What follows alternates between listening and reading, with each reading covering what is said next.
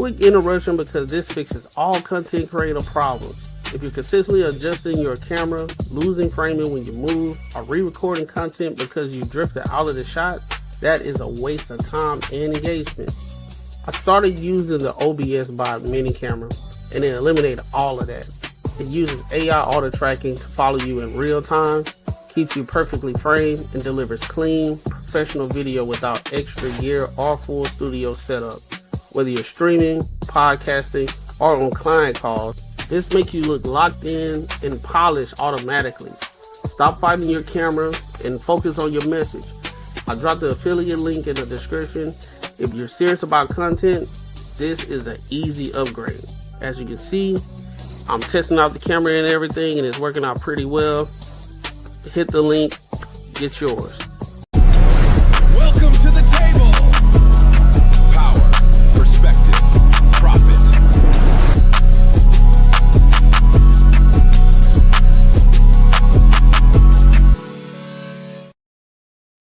What's the word? What's the word? Welcome to another show, one of the dopest shows on YouTube where we talk about everything under the sun as long as we get back to the money, real conversations, and real solutions. I'm your host, Courtney Editor, and I got my co-host with me, Macaroni, Tony, and Marcus. See what's good with y'all, dog? Oh, what's poppin', player? What's the word? What's the word? How y'all boys feeling, man? Doing good, man. Doing good, man. Doing good. I chill. That's him. Staying busy. As you should.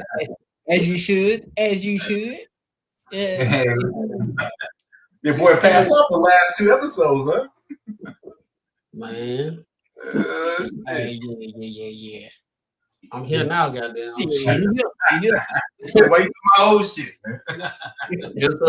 I got to dip a little earlier. Got some people coming in town. Yeah. Facts. I got a host. He already here? He already there? He about 12 minutes out. He okay. hit me up. He's supposed to be here a little earlier, so. All right.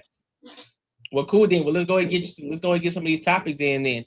So before we get there, make sure you like, comment, and subscribe for the algorithm, and make sure you hit the bell notification. Also, if you want to support the channel, be sure to do so. Snap. I said super chat goes $100, Cash App goes $50, and also if you want to call in, you already know what we do and how we do it. You gotta be subscribed. Minimum to get a call. Minimum for you to tap in. It's $10 minimum. Max 25, of course. Anything over $10, you'll get a little bit more time to get your thoughts off on the topic at hand. All right. So, with that being said, let's go ahead and get into it. Let me see who this. What's up, Puppet Dumb? What's good with you? All right, so let's go ahead and lock in with this first topic, man. So this was a topic that happened in Chicago. There was a girl who she did not receive her diploma because she was acting a whole ass on the stage. So we're gonna get into this topic and then we'll give our thoughts and our opinions on it. All right. So is it a small ass or a big ass? She ain't showed nothing. Well, she ain't showed nothing, but she about to get into it. Showed all that ass. No, I'm saying like you said, she showed her whole ass. I'm like, yeah. Oh, be like, was she an extra clown or a little clown? Look.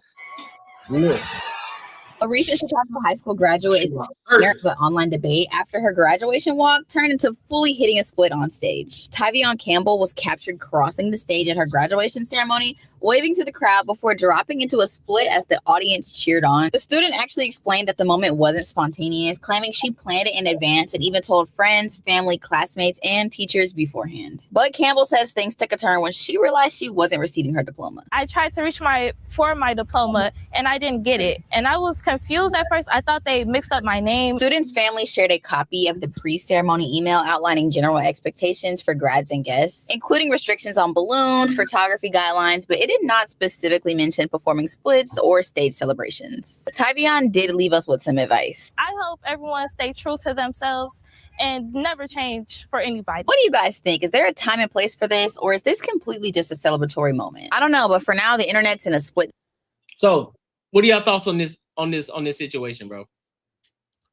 This this is the outcome that let's say about 5, 6 years ago, 7 years ago, when people say it ain't hurt nobody, seeing the outcome now. So it's a new norm now, right? This the new norm. A lot of people think ain't nothing wrong with this. They just celebrating. She got her degree. Is it a degree or is this a high school? It's a high school diploma. So, all right. Instead of doing the surface level talk, I would want to do a deep dive and see what the school literacy rate is. What's the average GPA? I think she got a 3.5, but even though you got a 3.5, people reading levels are real low these days. So you sitting here twerking and popping it, and it's like I don't even know if she like 18.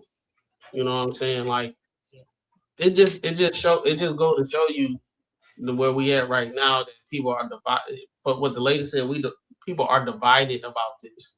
Like if I would have saw this when I graduated high school, I think my mom would have beat the frame out of my sister, bro.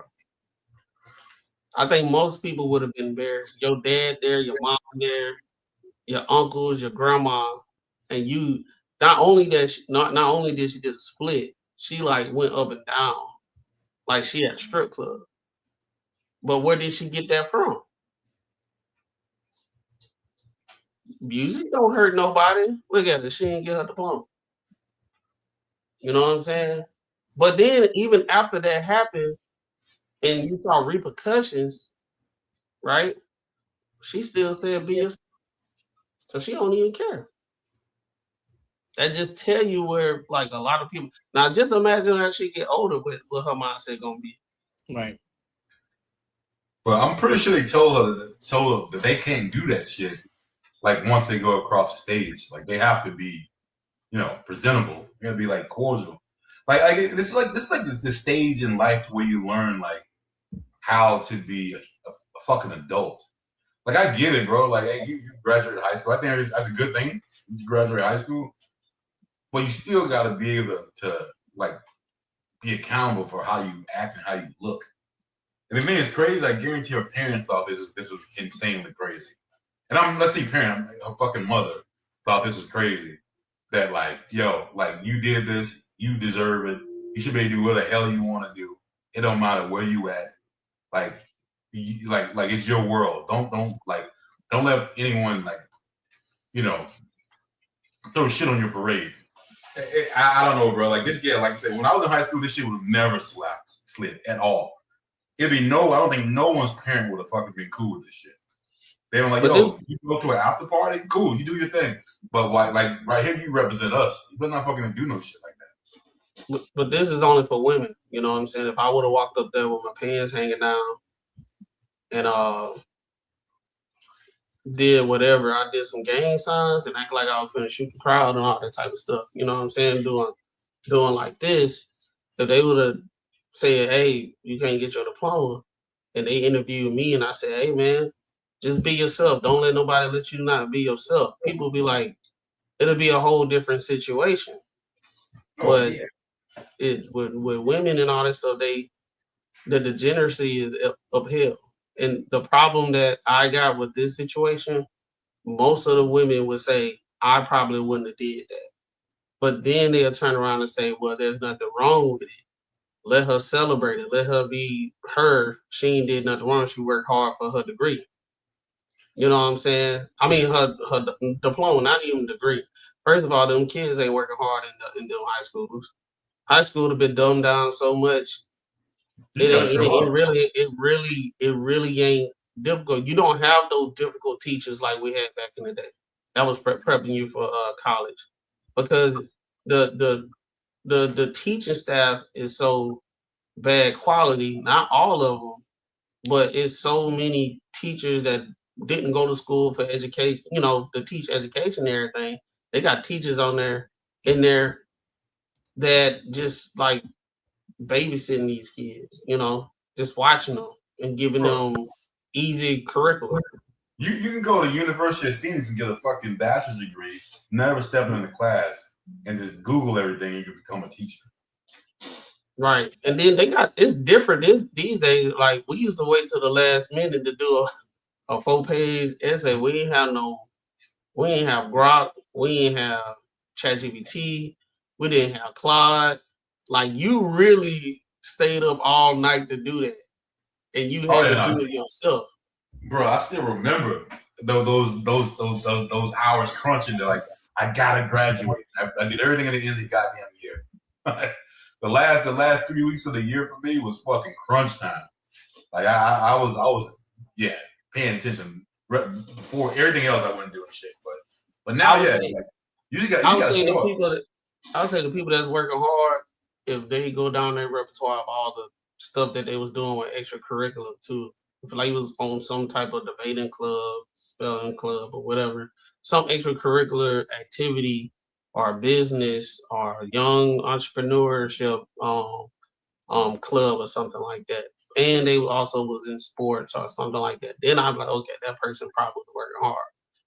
But just for my bad for cutting you off. So just for reference, so it's Chicago Tech Academy. So they have a graduation rate of 80 of it was 5-year 80% graduation. So they are 3.8% decrease from the previous year. So let everybody go through. Yeah. So well, like I said in previous thing, I blame what's his name? Shoot, Bush. For the No Kid Left Behind situation. Yeah. So I get it. Like the nuance is they graduation rate is 80%, right. But like what's like are they curving these test grades when they in class and stuff? You know what I'm saying? Like are they trying to hit a percentage so they don't look bad, so they don't get the government funding that they need? You know what I'm saying? It's a lot that goes into it. Yep. Yeah, but like what you said earlier, like most women would say that they wouldn't do this, but this is okay. This is the thing that like I see like in all these podcasts and everything we watch. Like women would never critique another girl. They can do no wrong, and they think when a man does it, it's because either you like it's in an ill way. But I think if you condone this shit, I think it's in an ill way. It's a I don't give a fuck what happens to you in life type of shit. It's like, hey, it's not me. I don't give a fuck. Go ahead and do whatever you want to do. Whatever makes you happy, cool. But when you say, yo, at the end of the day, you do stuff like this may affect you in the long term. It may not be for this specific reason, but me letting you know this is okay, you might do something else that you think is okay that you shouldn't do. But me telling you this is not okay, maybe it may bring some awareness to you to be like, hey, certain situations I probably shouldn't do this. But most women say, hey, dude, be you. Do what the fuck you want to do. Man, I would have done so much shit when I was young out of high school that made no sense. But thank God that fucking consequences come with being a man. And like, if it was just like, hey, gas, do what the fuck you want to do, bro. I don't even know what the fuck I'd do. Because dudes with men, like the equivalent of this would have been like, hey, if you keep on going the way you're going, you're gonna end up in dead and jail. We done heard that so many times, right? Oh yeah, fact. Right. You're gonna end up dead or you're gonna end up in jail. What's going on? Basically, what's going on with what you said, Marcus, is like the OGs was like, they saw what you're doing, and it's like, well, as long as he saying his truth. Yeah, he robbed, he steal. You know, he stole money from his grandma and everything. At least he told his truth. Why are y'all worried about it? Yeah. You know what I'm saying? It's the same thing because like when this type of stuff happen with women, they be saying the women would sit up there and say that she done did the most degenerate stuff and she still believe in it, but she ain't ashamed of it. I'm just telling my truth. Women be like, yeah, they just hating on you. You be like, did you just hear what she said? She drugged people. She was a stripper. She had 18 abortions, right? You know what I'm saying? They'll be sitting there saying all that, but at the end of the day, they say, by the grace of God, I got through it, and I'm still here, and I'm not ashamed about nothing. Period. And they'll say she had to do it. She had to make that money to feed them kids. Y'all just mad. Y'all don't understand the woman's struggle. Well, first of all, just like I told you, if men was to go down in the lane of degeneracy that they usually are acclimated to, they be like, you either be in dead or jail. It's not worse. Because men ain't finna be sitting here twerking and doing this and all that, blah, blah, blah. But if they start scamming, they start stealing, their mom, their grandma, they stealing from their mom, grandma, this, that, and third. They like, you know what you're gonna do? If you steal, you'll kill. You know, because they say you'll still kill because you heading in that direction, right?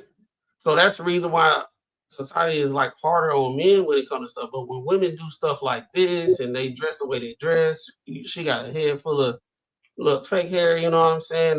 She trying to keep up with the aesthetics of, you know, people our age.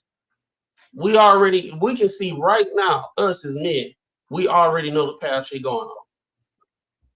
And on a personal situation, I don't know about like if she gonna be straight with, you know, finances and stuff like that. But we already know where her headspace gonna be in the future. You know what I'm saying?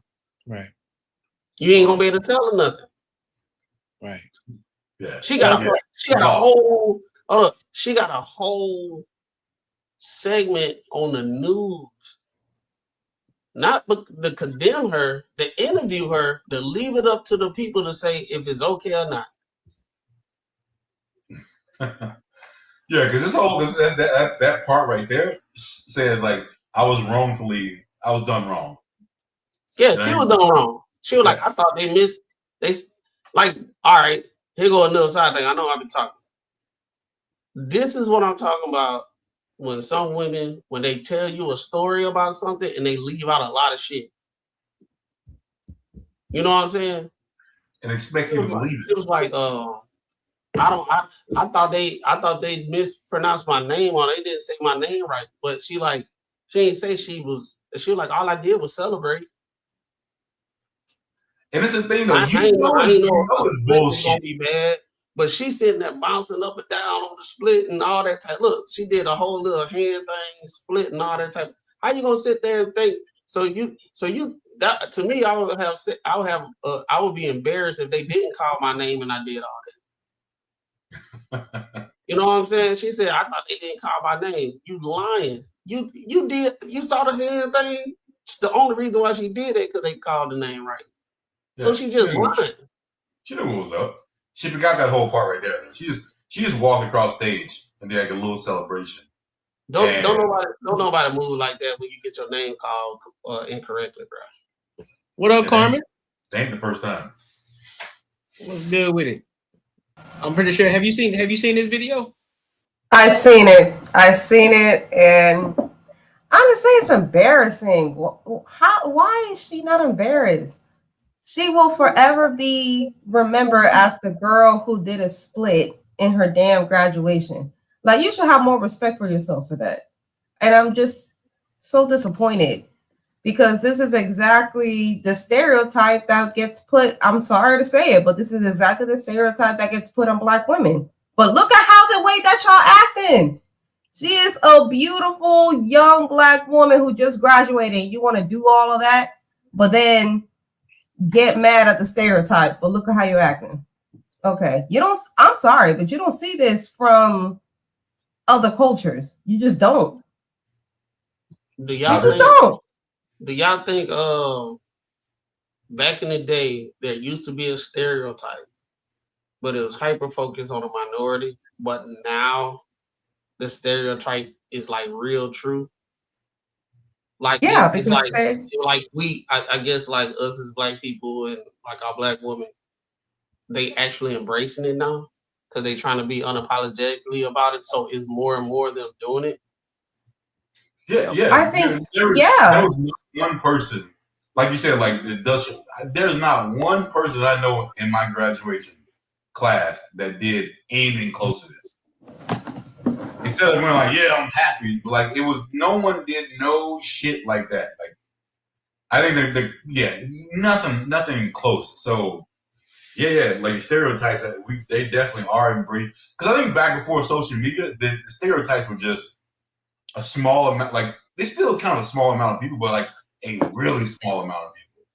But now, like, that small amount of people is getting bigger and bigger and bigger. These stereotypes are being Oh, my earned.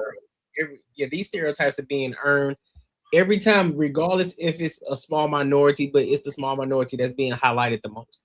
Every time that they see, now mind you, I know they always talk about, the white people say this, that, and the third, but the more that we see shit like this is what they see. This is the shit that come across their timeline. This is what they see from us. They don't see all the good shit that we talk about.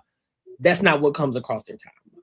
So when they see this, it's like, see, they always acting this way, but then they want to go and cry wolf when we call them a certain way or we look at them a certain way. It never I fails. think that exactly. They shouldn't even highlight that. Exactly. The news gonna play on it. Oh, well, this one girl, she decided, well, she didn't get her diploma. Now all of a sudden, oh, it's because of racism. No, it's because you acting a fucking fool. It's because you've been degenerate on the stage. It's a time and a place for everything. And this ain't the time nor the place for you to do any of this shit.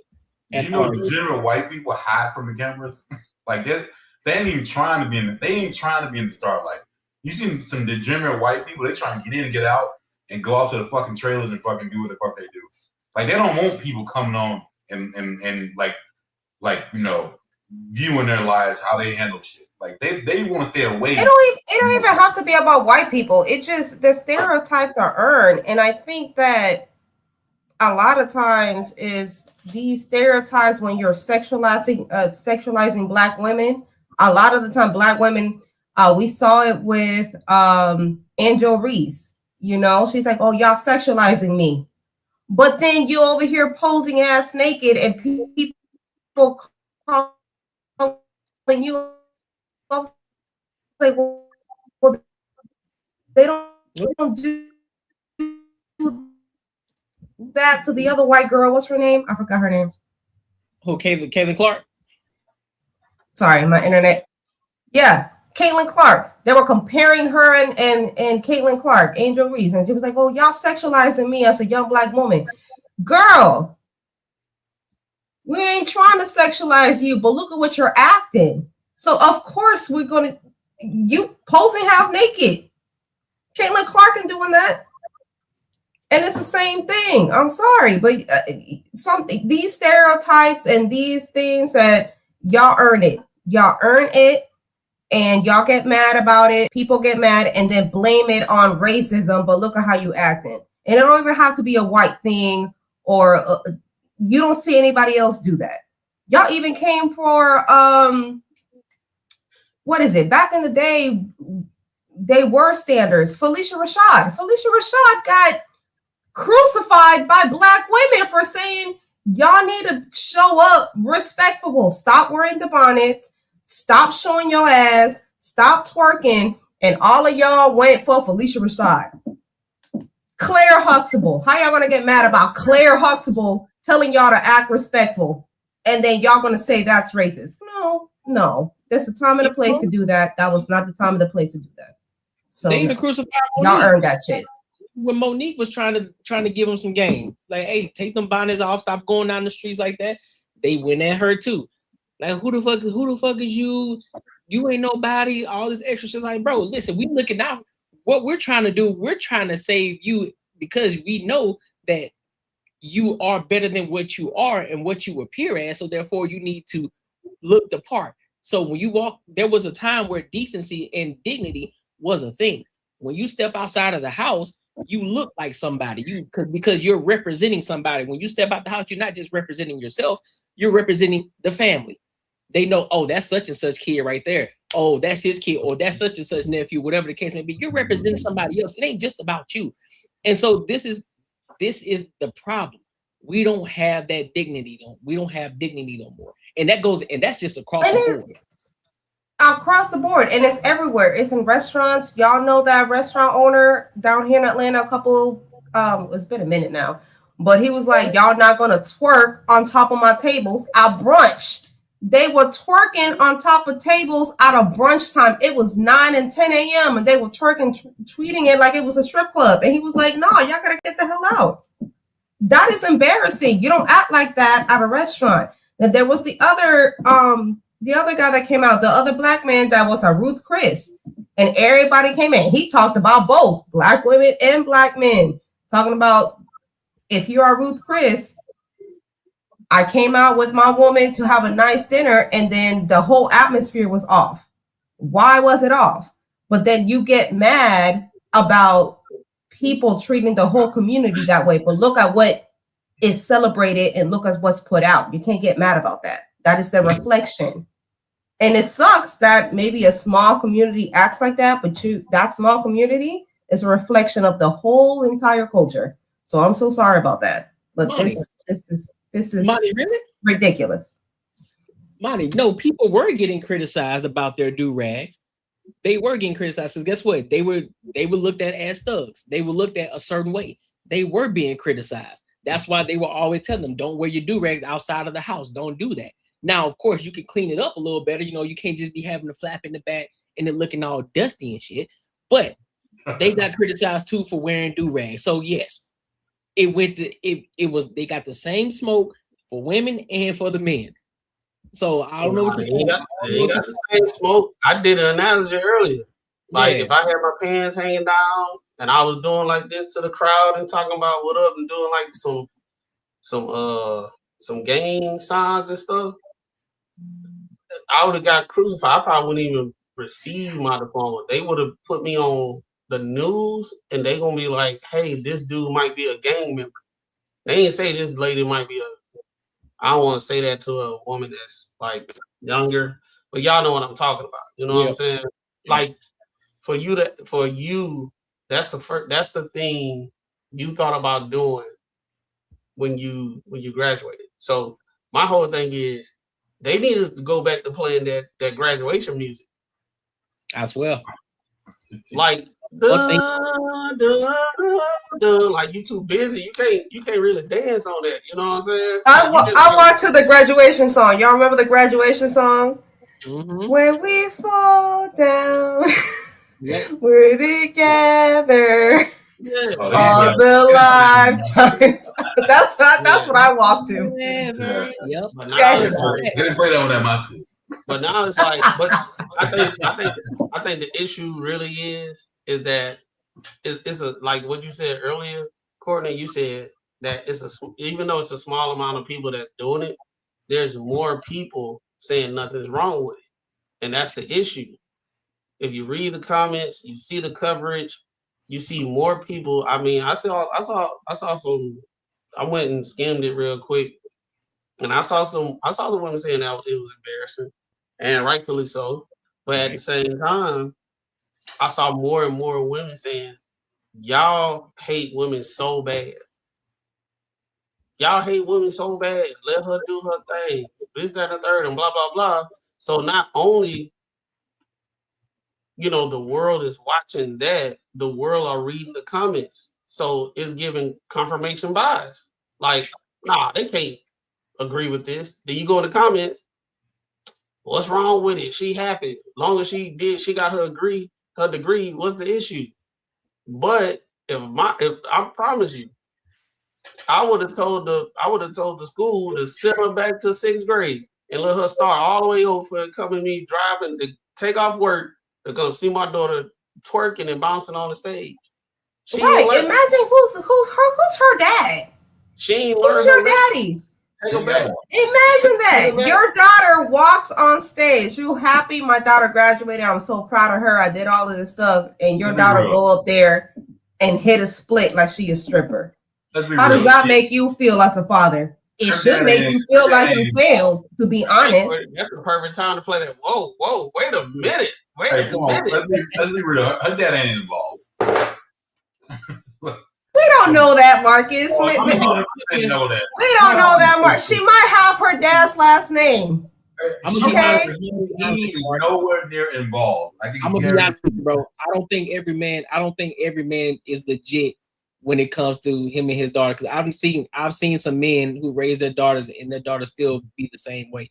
So I don't think I don't think every situation where the father is in the household that the daughter is always gonna come out, legit in the right way. Because there are some men who came from the hood, they came from a certain area, they came from a certain background, and they let their daughters do whatever it is that they want to do, and they behave the same exact way.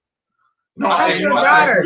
I agree with you. I agree. She carry your last name, so you think that's respectful? You think that's respectful for real, Courtney? So your daughter walk on stage and do that, and she has your last name? No, what I'm saying. Hell no. No, what I'm saying is there are still some men out here who have daughters who raise their daughters and their daughters still acting like that. I'm not saying that I agree. I don't know any of them. I don't know none of them because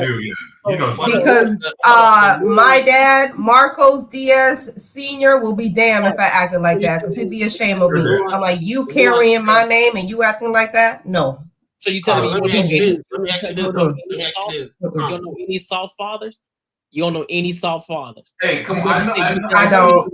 Have you been watching? I do not. To be honest, I do not. My own husband, if his stepdaughter, we just saw graduation for both his daughters. My both stepdaughters, they're both Miltons. He will be a damn shame. I'm like, what the hell are you doing? He will be pissed off. He will walk off. I'm like, why are you twerking on stage? And you are a reflection of me. Absolutely not. Public defender's wife or his daughters are offender. How do you think his daughters are? I was leading to that, Marcus. Mm-hmm. Huh? Hey, hold on. I was leading to Carmen. Do you think it's important that you can have a great dad that got good values and all that stuff and want to teach and all that stuff, but after you got that great dad, you still need that mom to reassure it? Because now is at the time where this kid is getting older. They thinking like, well, my mom is cool, my dad too strict. I'm gonna go in the way in how my mom was, or how my mom say everything is okay.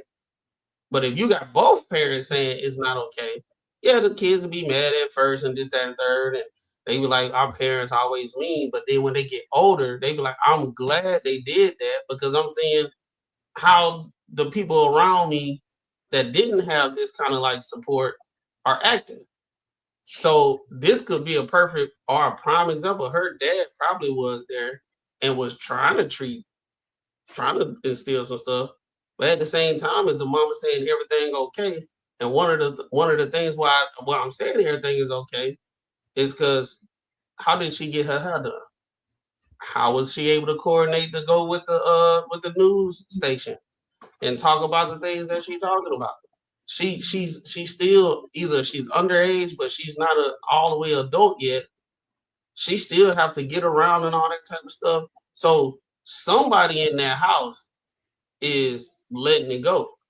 Because I know if I saw my daughter like that, she wouldn't be on no TV station talking about she don't know why she got the clone. Like you did what you did, TV station saying, hey, we want to know, they ain't interviewing nothing. She embarrassed enough. Somebody in that house gave the green light. So that's the thing. Somebody in that house gave the green light. You're right. And that's a shame because at that point, that's why every child needs both their parents in their household. But that's not somebody got to get behind one direction, but that's not always the case. I understand that. But Carmen, do you know any feminine men? Like maybe not person, but you've never like run across, seen him on TV or? I have. In my real life that I know them, that I surround myself with, no, I don't know any feminine men like that. But I know that they exist because I see it from the outside on social media, people that I don't really know like that on the internet? Yeah, I do. There are some feminine men. That's one reason I don't like the like absolutes. Like if there's a man in the house, this is gonna be great. Because it's not. If you got a feminine man in the house, then it's just like two women in the house. That's why they get along so well.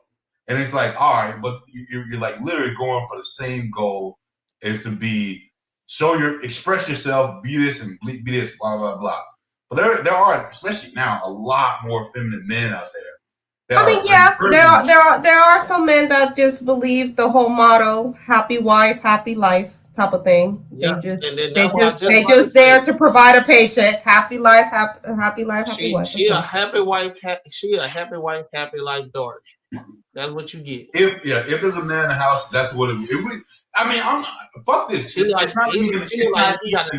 that bother y'all? It's not even happy saying life, a happy wife, happy life thing, and this is the product. And then y'all get blamed. Well, that's because the dad didn't do enough.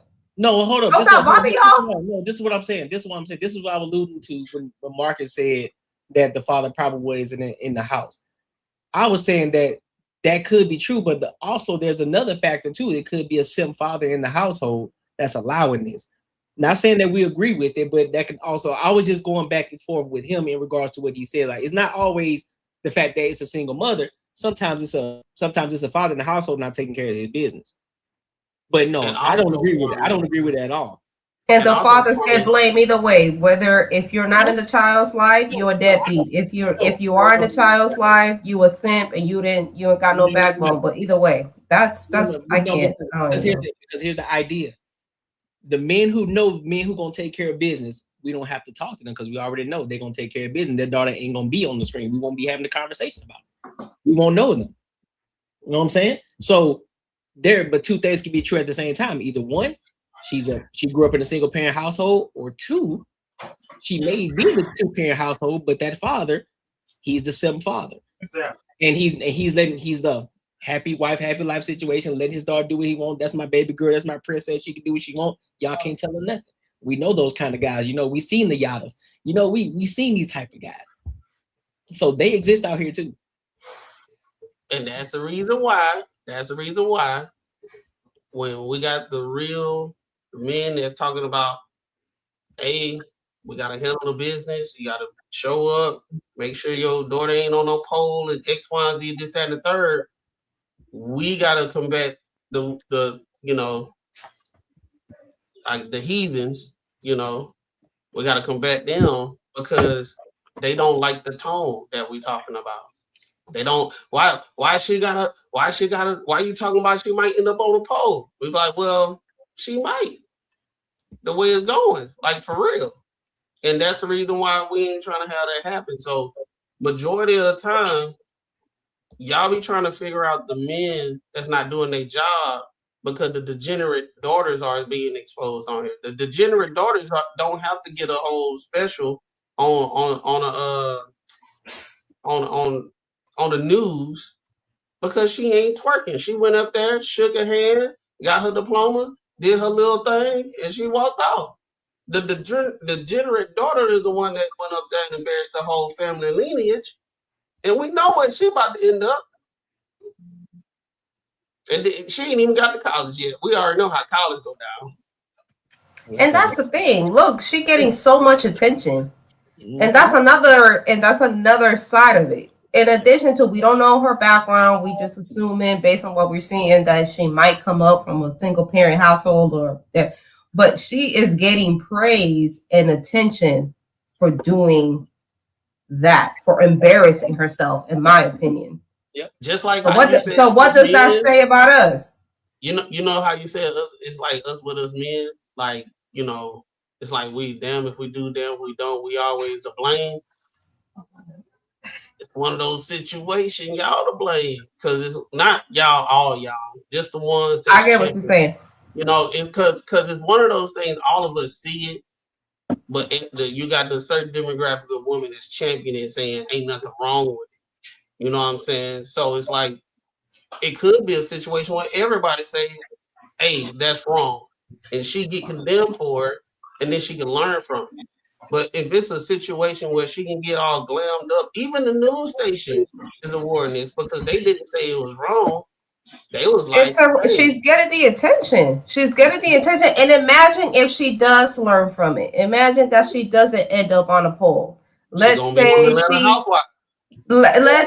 say that she grow up, she go to med school, she grow up to be a lawyer or a doctor or a respectful person and a business owner, however you want to put it. You will forever be known as the girl who twerked on her graduation. What kind of man? A man that want to take you seriously can go on the internet right now, this very moment, and be like, well, when you was 17, 18 years old, you did a split at your graduation. You think I want to be attached to that? Why you searching up a little girl twerking? What's wrong with you? That's what they're gonna say. I guess. That's what they gonna say. I just feel like, girl, what you do on camera nowadays is on the internet forever. So how the hell are you going to get a job? You just graduated from high school. Any job is going to go on the internet and be like, oh yeah, you the girl that twerk on stage. Who's going to hire you now? She can get a job at a strip club. Sure, go ahead. Come to Magic City. I'm sure they'll hire you.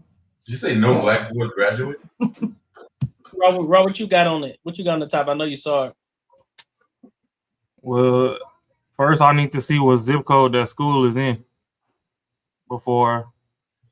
Well, Chicago, Michigan. Yeah, Chicago Tech Academy.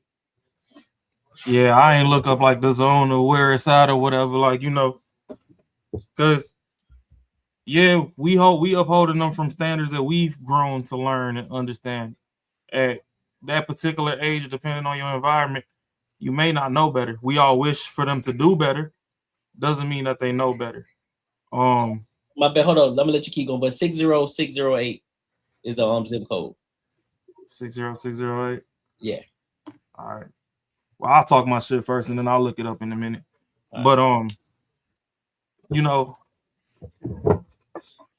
I know we trying to hold them to the standards that it needs to be held to, but if it's an inner city type ordeal, she may not know better, and depending on who's around, there may not be any guidance for her to learn better at the time. She can grow out of it. She's still young enough to.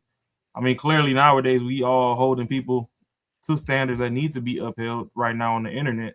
So just like Carmen was saying, she'll never be able to escape the past of this video. But now that she sees, oh, hey, you know, everybody on my block was hyping me up for doing this shit, but the greater world is like, oh, you full of shit, then she can tune it up. So that's where I'm not going to just throw her under the bus. Now, is it classy? Hell the fuck no. Was that the time and the place? Hell no. But like I said, you know, you got, yeah, we want to condemn the strippers and all this other stuff, but some of them great movies that y'all done grew up watching, motherfuckers have to go sell a titty to get a degree. But that's the thing, you should condemn it. So now you're saying make she not know better. All of this is making excuses for her behavior. We need to bring shame back. It's shameful. The news should not be praising her. People on the comments should not be praising her. People on the comments should tell her you are ashamed, you are a disgrace, and you are being disrespectful. Because when you tell her that, then maybe that would turn the switch back on and be like, you know what? That was some disrespectful ass shit that I did, and I should know better.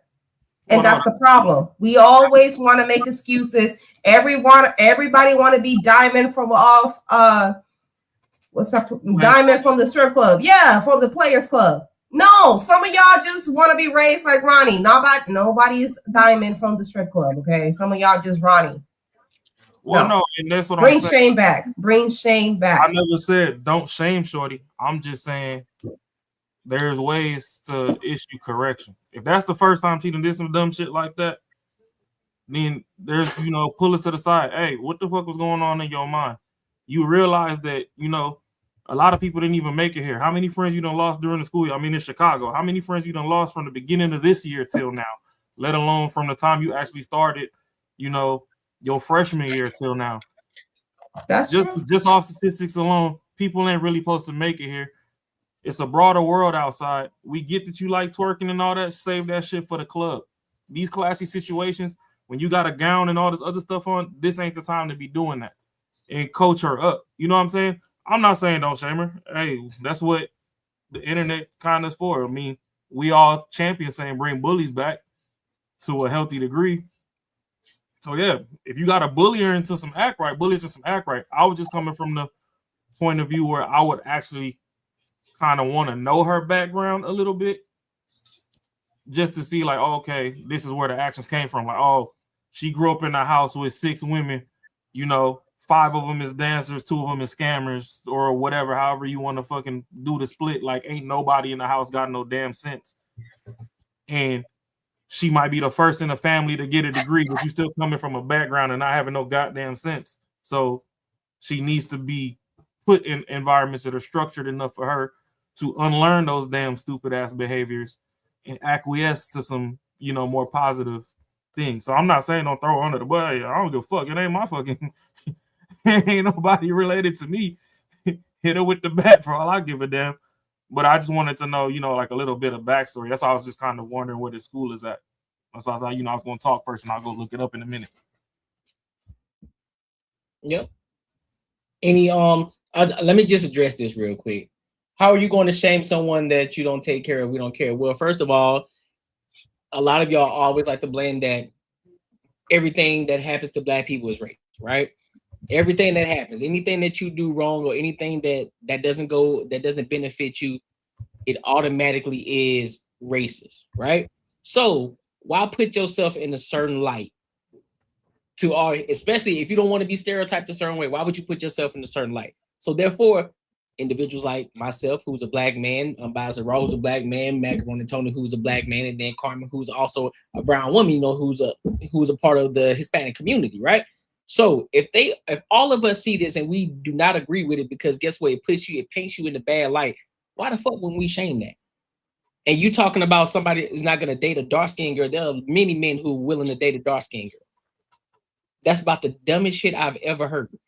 And this is it's also called who was it? Lady D Flow. It's also called having respect for your own community. So if you are proud to be called a Black woman, you should be able to be proud of having the best example of that. So when you represent yourself about that, that's psychological. You represent your family when you go out. You also represent your culture, and you're proud of your culture. And that's what you do. Yeah, it's a reflection of yourself. Lady D is the community. Lady D is the same person that went to Dr. Cheyenne Bryant for her knee. Yeah, with her fake degree, who's not a doctor, who she admitted that she wasn't a doctor. We celebrate that too. Anyway, you should be able to have pride on your community and represent yourself in the best light. Is my point. Go ahead, Lady D. She was the exact prime example in the beginning of what I said when it first came on. People are condemning it, but it's just as much people saying leave her alone, nothing wrong, blah blah blah, X, Y, and Z. Prime example. That's the reason why she did it, because people gonna hype it up. Yeah, but people gonna hype it up. Do you remember when community? Right now. Remember when community had solid pillars? Like you had solid leaders. I mean, it might have been, the retired drug dealer that got out of doing a 20-year bid that came back and was like he was keeping you out of trouble or whatever. He gave you some wisdom and some advice, or you had an actual big mama that she didn't give a fuck whose kids it was. If you was on the street and you was fucking up, you getting an ass whooping. And I dare your mama to come over here and say something about it because I whoop her ass too. We don't got that no more. We have community right now. Everybody just want to share dick, get nutted in, have the same baby daddy, and fucking fight the other baby mama. So damn, Raw. Not CUM community. Yeah, that's Raw. That's what's left now. So now these women running around like they the great splash players in the block, and everybody get a turn to splash on them. And nobody ain't got no damn sense. Shit. So that's where shit really went haywire. I just want to clarify, I didn't say that, Raw did, so don't come at me. Name Raw for no reason. God damn, already. But listen, man, make sure y'all like, comment, and subscribe for the algorithm, and make sure y'all hit the bell notification. Yeah, you right, man. Making money is me, man. 10 years, me and you gonna have matching Benzes. 10 years? Thinking more like 10 days, man. 10 days. It was like shit. They gonna ride and get some. Shout out to my dog, Head Coach Ralph, for the $5. He says, salute to the panel. Hey, salute to you, big homie. I appreciate you for the support, homie. Appreciate you. Y'all wish. And look, if y'all want to know about AI, if y'all want to know about anything technological, learning how to prompt anything, go tap into his Patreon and go watch his channel, his live stream, bro. He gives really good insight on a lot of different topics, on a lot of AI shit. I'm telling you. Matter of fact, I still got to tap in with you on Tech Coach Ralph outside of the live stream. I'll be hitting you up for sure. I ain't forgot about you, big dog. I have not forgot about you. So we're gonna have to do something. If you, but Tech definitely one of the ones.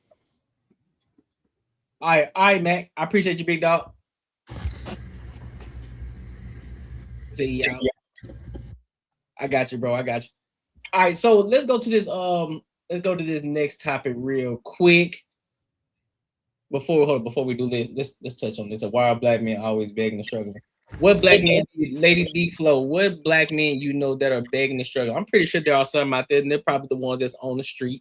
They're probably the ones out there on the corner begging for money. Yeah, I'm pretty sure.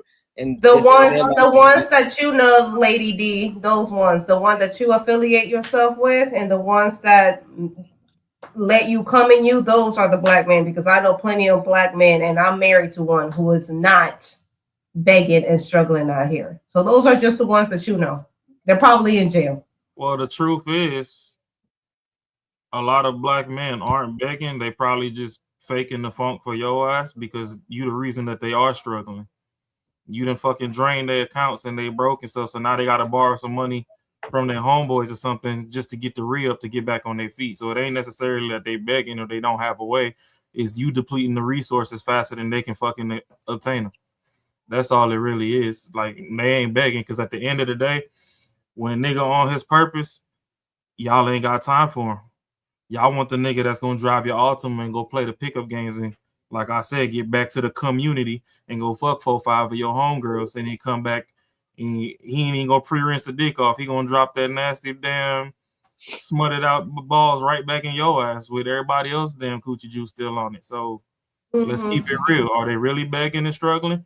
Or is it just that you paying attention to the ones that's begging and struggling? Because the nigga that got a Balenciaga shirt on with the Balenciaga shoes to match, that's the broke nigga. Exactly. You step out the house every day with a $3,000. That's the black man that you surround yourself with. That's all it is. But it look good to y'all. The nigga that buy a fucking 5-pack of t-shirts from Walmart and still wear Wrangler jeans, y'all ain't gonna look at him. But that's the motherfucker that's in that Cummins diesel truck out here putting in pain in these streets, getting to some work, getting to some motion. But y'all don't know how they get called lame and nerds. That's what it is. You want to pay attention to Tech Coach Ralph, even though we just praise he's gonna be a millionaire somehow, but you want to pay attention to him. You're not paying attention to him. Because Tech a nerd, right? Tech a nerd, he ain't worth shit. He a nerd. That's who it is. And you wouldn't even nowhere near. That's a 6-figure earner right there. You know what I'm saying? That's a 6-figure earner. He ain't begging for nothing. There you go. He ain't begging for shit. There you go. You're just not in the vicinity of men, of black men, since you want to put it, of black men who make 6 figures. That ain't your type of crowd, sweetheart. Matter of fact, drop a picture that actually looks like you, because that picture, it looked like it was you from 20 years ago. Somebody, yeah, it's probably grandmama. It be the wave check with the manicured beard. Them be the ones that be broke. Y'all be overlooking the ones with the BDBs in their beard. They ain't got time to brush that shit. They get to the money. Prime example, Kevin Durant. Shit, one of the greatest things to ever do it. You feel me? One of the greatest to ever do it. We don't care what you got. Okay, Lady D, since you got all that, blow a super chat then. You gonna spend it or you just gonna advertise? Because that's like telling me you got 2 titties, but then when it comes to Titty Tuesday, you refuse to flash them. I don't care about what you got on you. You gonna let me see it or not? Hey, that's a listen. Okay. Tech Coach Ralph said it best. The ones not struggling are already taken. Facts. Facts. They already out walking around talking about, oh, I got triple D's. Well, let me see something then. Oh no, it ain't. Then why are you telling me? Wow. Telling me your bank account, you ain't even drop a $2 super chat. You ain't buy a super man. Listen to that shit. Let's get to this next topic, bro. Motherfuckers always rich in the comments. Yeah, facts. I know. So let's get to this next topic. Lady says that men are afraid. She said the growing number of women weaponizing their sexuality is alarming. If this trend continues, you're going to see more Yeah, you're going to see some changes that will make this country look like it went back to 60 years ago. So we're gonna play it and then we're gonna give our thoughts and our opinions. I hope you at least brush your teeth. Don't spit on me without brushing your teeth. Time I was at a high school and there was a female student there with a tube top on and some shorts so short you can basically see her butt crack. I then looked at the male teacher, who happened to be an older black man, and said, "Do you guys not have a dress code? There's not enough administrators to really enforce it." I said, "Well, why don't the teachers enforce it?" He said, "Ma'am, let me tell you something." He goes on to say to me, "Ma'am, I'm a few years from retirement and I don't need no problems. And the last thing I need is a report coming my way from a student counselor after I tell a little girl to cover up and she tries to make it seem like I'm being a pervert. You know what? Why don't you call her mother?" And he says, "Ma'am, with all due respect, only thing that's going to happen if I call that girl's mother is a larger version of her is going to come up here, dressed the same, with the same level of maturity and the same disposition, yelling at me saying I'm looking at her daughter." Oh, and that's not all. I know a male driver trainer that ended up training a female driver. And when he did not give her the green light, she went in there and told them folks he failed her because she wouldn't sleep with him. She couldn't bag up. And then when they asked her to bag up, because, you know, it's like about 80% of the job, guess what the heifer couldn't do? That's not all. I know of a man that was in management, and there was an employee who had been written up several times due to altering her uniform to fit tighter, claimed that she hurt her arm. And she went to this said manager, as most employees do when they claim that they are hurt, and he looked at her arm and touched her arm. And he was then written up to HR for inappropriate touch by this said employee, who was almost out the door and being fired due to altering her uniform. One thing I can say, if women continue to weaponize their sexuality in this way in the West, you're going to see politicians and officials put forth policies to incentivize the removal of women in many sectors in the workforce. Yeah, Lady D needs to get her cousins. Little girl to cover up, but she I'm trying to look. I don't like that shit. after I tell I need is a represent. Okay. He said, What's your thoughts on it? Them Lady D cousins need to come get her people. I mean, there's a lot to say about that. Women have been weaponizing their sexuality, their femininity since the dawn of time. And it's funny, it's really kind of hypocritical because some women out here fought to the death by equality, but then they want to revert back. Well, I'm a woman, so I shouldn't be treated. I'm like, so you want to be treated as an equal, or do you want to be treated as a woman? I'm so confused. And to be honest, as a woman in the workforce myself, some of the best supervisors, the most and delightful people that I have ever worked for have been men. Some of the biggest hell, the worst manager that I ever had in my life or supervisor has been a woman. To be honest, in the workforce. I agree with you. And you know what? And they all work in human resources too, which is so fucked up. I'm like, what the hell? Anyway, I think that she's right in the video. I think women have been weaponizing their sexuality since the dawn of time. I think women are, even when we're talking about predators and things like that, since, you know, the male teacher and all of that, how many teachers have we seen when they're women being predators towards these teenagers? As a male student, they romanticize the attraction to it. They're like, oh, yeah, she fell in love with him. He looked, yeah, he's 15, but he looked like he was 25. Bitch, he was still 15, and you still try to go after him. And it's been proven that when teachers and students, when all of these cases come about, the women who are teachers that prey on young boy teenagers, they get a lesser sentence compared to the male counterparts. Of course. So that's just it. It just gets romanticized about it. And also, I think it has a little bit to do with the men too, because I feel like sometimes as a just a cultural thing, I think it's like kind of like a cool thing as a guy, as a teenager, to lose your virginity or to have a older woman lust over you. And in your teenage mind, you don't think that's predatory. You just think that's cool. I'm like, yeah, Mrs. Parker thinks I'm cool. Mrs. Parker want to fuck me. Mrs. Parker is an adult. She's a 45-year-old woman, and you're 16, dude. That's predatory. But you don't think that way. Yeah, we don't think that way at all because there's been plenty of time when you send to Miss Parker, we be like, hey, listen, Miss Parker. Miss Parker look good, right? Well, Miss Parker's a whole adult. Don't care. Right, I mean- If Miss Parker gave me the opportunity, guess what? I'm about to dive in. Well, you gotta. But the problem is they talk too much. Them other kids nowadays they talk too much. They run their mouth a little too much. That's their problem. That's why these chicks be getting in trouble. They talk too much. They want to go tell their homeboys. They screenshotting messages like, "Hey man, keep it G. You don't need to tell everybody what's going on, man. You supposed to be busting that down and keeping it G, dog." You know, It's still that's predatory, one thing. Courtney. It's still awful. That's They're a one whole thing. adult. That's predatory. Okay, That's take, one thing I don't want to change. lawfully, yes, it's predatory, right? But again, this is where this whole double standard thing comes in. Sometimes it benefits men, sometimes it benefits women. On the men's side, when you're a young man and you see this fine thing that's 35 years old, you don't care about none of that because 9 times out of 10, these 16-year-olds, they trying to shoot they shot at this older chick any fucking way. So it's like, hey man, listen, I'm trying to get out of it. We all seen Sandlot.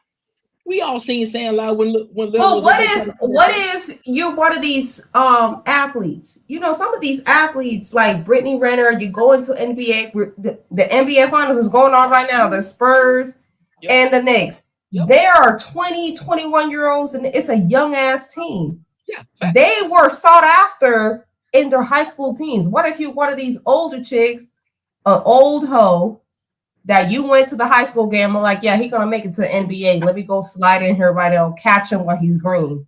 And they just spray on him. That's fucked up. Well, He's not that stupid. Brittany Renner did it. Brittany Renner did it with PJ Washington. So I mean, it happened. It happens. Exactly. But here's what I'm saying though. Outside of celebrities and having an actual real reason to actually be predatory towards somebody, because a lot of times when women are predatory towards men, it's a financial gain for them. It's more of a financial gain, typically speaking. A lot of times money's involved. But on the opposite side, if the boy is younger, it's typically because he finds shorty attractive and he want to get his dick wet. But I don't even. Yeah, I'm sorry. I don't even look at the PJ. I don't look at the PJ Washington and Brittany Renner thing as predatorial. Like he's a man. Like he understand. Like he may not understood, but he learned. I guarantee he won't do that shit again. Like he learned what it was. Like it's not like that's the thing. We shouldn't make certain people, especially men in certain situations, victims. You don't want to fucking start getting that mindset like women do. Like he wanted to do at that point. He learned his fucking lesson and hope he doesn't do it again. Like you can't be like, yo, you were preyed on and this is what happened. You're gonna get a different mindset about life. And I don't think that's fucking right. Men shouldn't be built that way. We did it and we fucking learned and you know it is what it is. We can't get that woman mindset of, yo, like I made this choice. It didn't work the fuck out. Guess what? I can fucking take it back. And now we don't want that shit. Women deal with that shit and that's what they do. Fuck that. I don't think men should have that mindset. No, fuck all of that. I think men should have the same mentality as women. The same. No, hell no. When we were growing up, everybody had that creepy ass uncle that be like, well, you know, when uncle so and so, when cousin so and so come over, you're not gonna stay alone with him. You gotta cover it up. Okay. It should be the same way. No, the auntie that be telling you, oh, when you grow up, you're gonna be so handsome. Okay. She goddamn predator. It's a difference from wrong and you choose to do it. It's different from wrong and you can't intertwine them both. Carmen. Like you can't that one that you're the next door neighbor who's trying to creep up on you and you didn't want that shit. That's different than fucking I'm a 16, 17-year-old and my teacher's hot and I want to fuck her. Even though it's not like what she should do. Yeah, no, I want to do that. That's what I was gonna do, and it's fine. I'm not saying she shouldn't get in trouble, but he should take whatever consequences that come with it. He shouldn't be labeled a victim at all. Like no, I agree with that. Close. I agree with that. Carmen, did you watch Discovery Channel or Animal Planet or anything growing up? Yes, I watch Shark Week every single time it comes on. What about it? So you know that if you watch a lot of animals in their natural habitat, there's certain things that they do at certain ages that if you compare it to our our same, like if you add the ages to our ages, as far as our growth chart goes or whatever, there's just certain things that you're naturally inclined to do. The thing is, society has set standards in place to where now it's frowned upon morally, or however you want to look at it, to do things at certain ages. Realistically, once that male child gets his first boner, he trying to stab something. And it could be as young as 9 years old that thing stand up. That's why you got hoes as young as 13. That's true, but we're not animals. We have thoughts, reasoning. No. Mammals kill their young too. There's the young lions that come into the pride, and there's a new lion in town. They kill all the young. You don't kill your sons. So we got to evolve because we're human. Depending on how much a dude like the shorty, he might get rid of the last baby daddy's kids. It's TV shows about that shit. That's true. Like, bitch, I like you and our kids. I ain't like this little nigga. We gonna keep it a buck. Ladies, you know the real word? No. It's women all the time drowning the other baby mama's kids in the bathtub. So at the end of the day, nature gonna nature. We just put laws in place to where we're like, oh, if you do this, we're gonna collectively, like you said, shame you into submission. So that's all it really is. So yeah, you do have the weird uncle that don't know how to control himself and shouldn't be released around people, and ain't nobody want to send him to jail because he family. The same way you got auntie, you know, once that Adam's apple start poking out, she start looking at your trousers more than your throat because she know if the Adam's apple poking, something else poking too. And that's I guess it's just that's one of those double standards, and it's a double standard because partly is yes comes from y'all because that's just an understanding, I guess, because that's just how y'all think. You a man, once you start getting your I guess your wood start getting hard. It don't matter if it comes from an older woman or a younger woman or somebody that's your age. I don't know. I just think it's wrong. I think it's predatory. But okay. You understand? Women. But even science, science told you what goes up must come down. People just give them a pass for fucking up. Rod, you know what I'm saying. Hey, Carmen, you understand? Women do the same shit. Girls do the same shit. Girls do the exact same shit. When they're younger, 16, whatever, they go out the dudes that are fucking like in their 20s or older. They do the same shit, but guess what? You guys give them a free pass to fuck up. Once they fuck up, then the other person is the one that should have been the one that shouldn't have let it happen. Even though those are 100% like what she wanted to do. Like then it's kind of like, all right, well, then you put it in the head like, yo, that's something that was that person's fault. I'm not gonna say how they should do women, but Jesus, like I don't know. I don't understand how you can learn consequences when someone just says, "Hey, you did the most heinous. You did some shit. You did some shit that can fuck up, but guess what? Hey, guess you're good." Like I don't understand like how you can learn from that. There's no way to learn from that. There's not one way you can tell me you can learn from that shit. Not one way. You're right, Marcus. You're right. Some we do as women also have a crush on the older guy. You're right. But in the video, to go back to the video, like he's a teacher, he is a member of staff, and he should be able to tell his female student to cover up, but he can't because he'll be blaming. I'm like, well, why are you looking at her like that anyway? Oh, okay. Why the hell is she dressed like that? We're talking about two different things, though. Okay, all right, yeah. But that's Carmen, though, you even got to look at Hollywood. You can see the evolution of society through Hollywood alone. In the 30s and 40s, they had movies where if the woman fucked up, the dude will put his woman across the lap and spank her. You can't beat bitches no more. So what do you expect? If I can't correct her, and I know you finna come up here, you finna act the fool, but I smack you, now that's a problem. Then hey, fuck it. Do it. Okay, no, I'm not gonna condone that. Raw, you're doing too much. I'm not gonna be like, oh, you should smack your woman. She not acting right. That's fucked up. Armin, the whole reason that y'all act so unruly now is because y'all don't fear consequence. Back in the day when women knew if they went to certain areas, them OGs would smack their head smooth off their shoulders like a Barbie doll toy got popped off. Women knew how to fuck the act, and they knew how to say things in ways so they can get their point across. Bro, I'm not gonna sit here and go back and forth with you. So you think some women out here deserve to get slapped or beat on based on how they act? I just think that's what you're saying. Some women, I just say some women get what comes to them. So what you're saying is, I deserve to smack Tina, right? If that's what was coming, that's what was coming. That's crazy. You know what? Okay. If I see Courtney, see, this is why men respect other men, because we know at the end of the day, there's a threat of violence at the end of the street.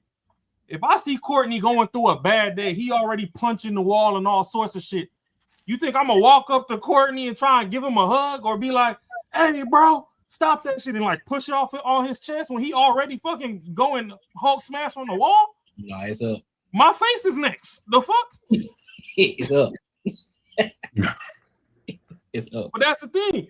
We look at y'all and y'all get to do this wild chihuahua shit in the middle of the street, and we just like, oh damn, look at this little fucking poodle acting wild again. We can't even call the pound. Animal control won't even pick it up. That is some pimp and hoe mentality right there. I don't even know how to respond to that. I really don't. Once like, once the pimps and hoes retired, y'all started calling all the niggas sassy. Pimps and hoes. What's up, Coco? What's good? Once they started beating y'all ass, they started painting their nails just like y'all. They put their hands to you somehow. So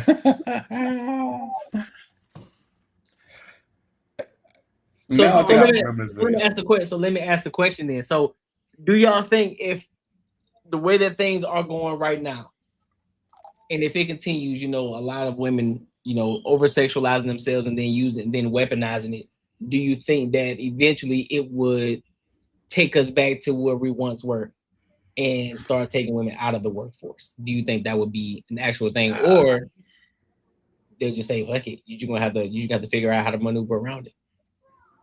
Definitely maneuvering around it. It won't go back to the way. It won't go back to the way that worked. It won't go back. The earth will be scorched first, and then we'll start back over. Like it's gonna be done, and then we'll start over again and fucking try to figure it out. But yeah, I don't see it going. It's not gonna go back. There's always some dude who's gonna save the person that's fucking it up, and that person that saves them, they're never gonna recognize that person saved them. They're not even trying to save them no more. It's just the one that's fucking up get the best head, so they go over there to borrow some neck. That's all it is. This nigga raw crazy as hell, man.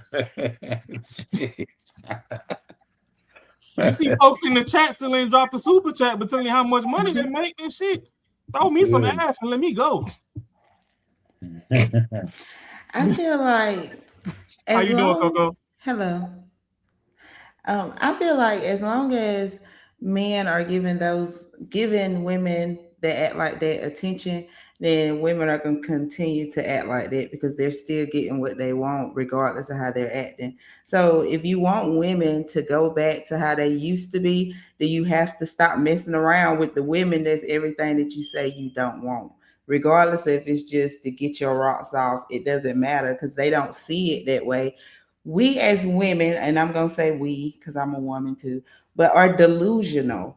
We don't see things the way men do. So if you're out here sleeping with them, in their mind, they can have you. Whether they can keep you or not, they don't care about that. They can have you, so they're going to continue to act the way they act. If men don't put their foot down and be like, if you're going to act like this, then none of us are going to mess with you. Women are going to continue to act like that. That's some truthful ass shit. That's some truthful. I think we should just all go back. I think we should all go back. I think whorehouses should come back. We should all go back to the Bible days. I don't want to work. Hold on. We all should. I'm a woman, and I would say, whoa, slow your roll. I'm the one that's wrong. What are you talking about, sister? No.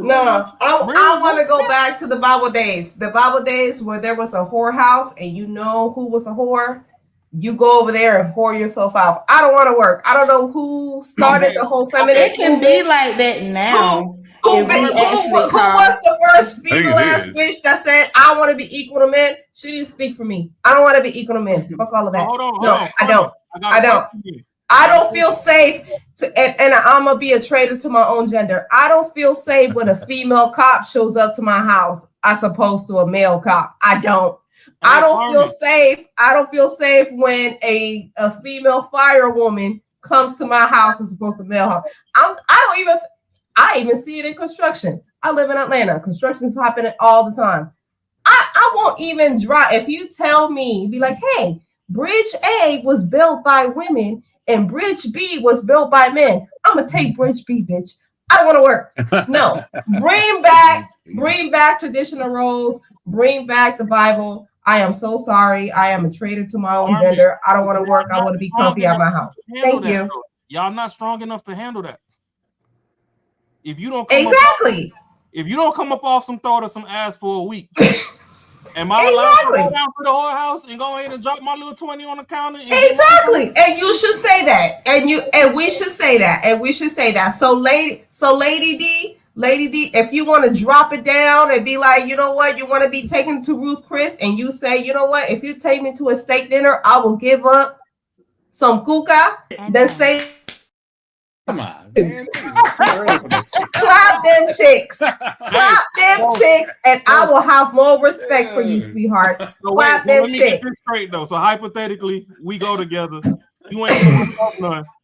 I go down there. As long as I come back with her clean my chart and the receipt, you good? Yeah. Ain't go ahead. Yes, go ahead. You're a hoe. Call it. See, this is our new age shit. This is our new age shit. People be like, oh, you gotta take me out. You gotta wine and dine me if you want some pussy. I'm like, girl, really? He gotta wine and dine you? But hold on. No. But hold on. Being a hoe, being a stripper and being a hoe is the oldest profession in the world. If you want to be a hoe, go ahead and say be a hoe. I'm like, if I will give it up if you give me this, great. I will have more respect for you when you say it up front. Do it. No, Mark, I was just gonna say before you say anything, you see how she said that if they want to be a hoe, go be a hoe. They want to go eat and stuff. That proves that Lady D was wrong, because that means it's the shorties that's begging. Because bitch, I gotta pay for the food. That's true. They can say it up front. You out, and you was looking at the gray sweatpants, so you asked me to drop the dick off. You already 2 on the begging. We didn't even get to the gas in my car to come pick you up and get you there, or the Uber. And it's not even equal. Even in modern times, it's not equal. Women fought for equality. I'm like, we don't really want to be equal, bitches. We really don't. But hold on. Hey, what Coco said earlier about like the delusional shit. Even though we know, like, hey, we just smashing, and it's like all, and then in her mind, she's like, I got this motherfucker. Like, it is what it is. And then when he starts slacking and saying, I'm not showing zero effort because I'm just fucking smashing. In her mind, she's like, I let this motherfucker go. Like, you know what? I had this dope ass shit. And he's like, well, Marcus, you know what's funny? You know what's funny? The funny part is, if y'all were on, because I'm doing both. If y'all were honest, Marcus, if you walked up to a woman and said, you know what? You're my Wednesday bitch. You my Wednesday hoe. Okay, you're Wednesday. I got a Monday hoe. I got a Tuesday hoe. I got a Thursday bottom hoe. But you're Wednesday. She would say no. She would thirst after you like no tomorrow. She won't. Hey, if you're just honest with it, y'all will get so much more shit. The one that would, we would not want to fuck with him. Like, I'm gonna tell you, like, if a girl said, "Yeah, I'm down for you," like, what? No, I'm out. Exactly, and that's the girl that you should chase. But if you were honest to me, if you stepped up to me and you tell me, I'm like, well, you're the Wednesday hoe. I got a bottom hoe about Thursday. I got Monday and Tuesday. But what you I'm gonna be like, oh, okay, you're on that type of time. Well, thank you for being honest. Okay. I'm not on that type of time. I'm gonna go exit left. What you don't understand, even if you're trying to fuck with a girl, she still got an opportunity to be your girl. A lot of times they just fuck it up, and then now you get put in that zone of I'm just fucking you. That's it. Like, that's it. Like, you gotta understand. Like, when most dudes like holler at you, they try to, especially if they take you somewhere, they want something to happen. but they see your actions and whatever. I'm not gonna lose some free ass I can get. Why not? Fuck it. I'm gonna still do it, and I'm cool. But I'll put you in the zone. That's where you at. But in the beginning, you control all that shit. How you act, you control it all. But then you think like, yo, like, you know what? I want to be hard. I'm gonna be this and this and like, yeah, big ass turn off. But I'm still gonna keep you around. I'm not gonna just leave you. Nah, we're still gonna hang out. But all of that only lasts for a temporary time, because even if you tell her that she's gonna be your Wednesday hoe, once she catch feelings, she don't care what you talking about. You her man, and she want to be with you, regardless of what you told her. And if you don't be with her, then you trash and you wrong, and you're a player. Like it doesn't matter. Like if you ain't trying to take her serious, don't fuck her, because the woman is crazy. She is crazy. She will no matter what she'll eventually leave. You'll eventually piss her off so much she'll take off, and it's like, cool, I didn't have to do it. But that's fine. I'm willing to admit to her that, you know, she's living in her delusion. I told you that you my Wednesday hoe.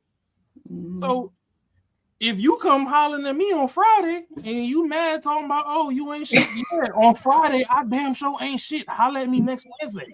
And she gonna do everything she can to fuck up your Monday hoe, your Wednesday hoe, your Friday hoe, and your Saturday hoe. You can tell if you want to tell. We can't change you, bro. No, because that's how women feel. Be like, I know he got a Tuesday and a Monday hoe and a bottom hoe on Thursday, but I can change him. Yeah, I'm gonna be Monday, Tuesday, and Thursday. How about that, bro? I hate to be the toxic one, but I'm a New York nigga first, and I'm a player 2 times retired, baby. You not fucking over here. Life is a game of chess. Play your part. Okay, so I don't want to be your Wednesday hoe. So you gotta choose, Raw. You gotta choose. Either I'm your Monday, Tuesday, and Thursday, and Friday and Saturday hoe. You gotta let all the other hoes go. I'm it. Then you better start doing what these other hoes are doing. That's a fact. You know what I mean? See, there you go. I can change you, and that's how women feel. Just because you tell them that, now be like, oh, okay, yeah, I can learn what the Monday and Tuesday and Thursday, Friday hoe be doing. But you can't. You can't. Because men have made society so easy, and y'all still complaining. Y'all used to have to wash the clothes by hand and wash the dishes by hand. We gave y'all a washing machine, a dishwasher. Y'all still lay on the couch and say that y'all tired. Oh, no, not with these nails, honey. I'm sorry. So not with the these Friday nails. hoe in charge of the meal prep.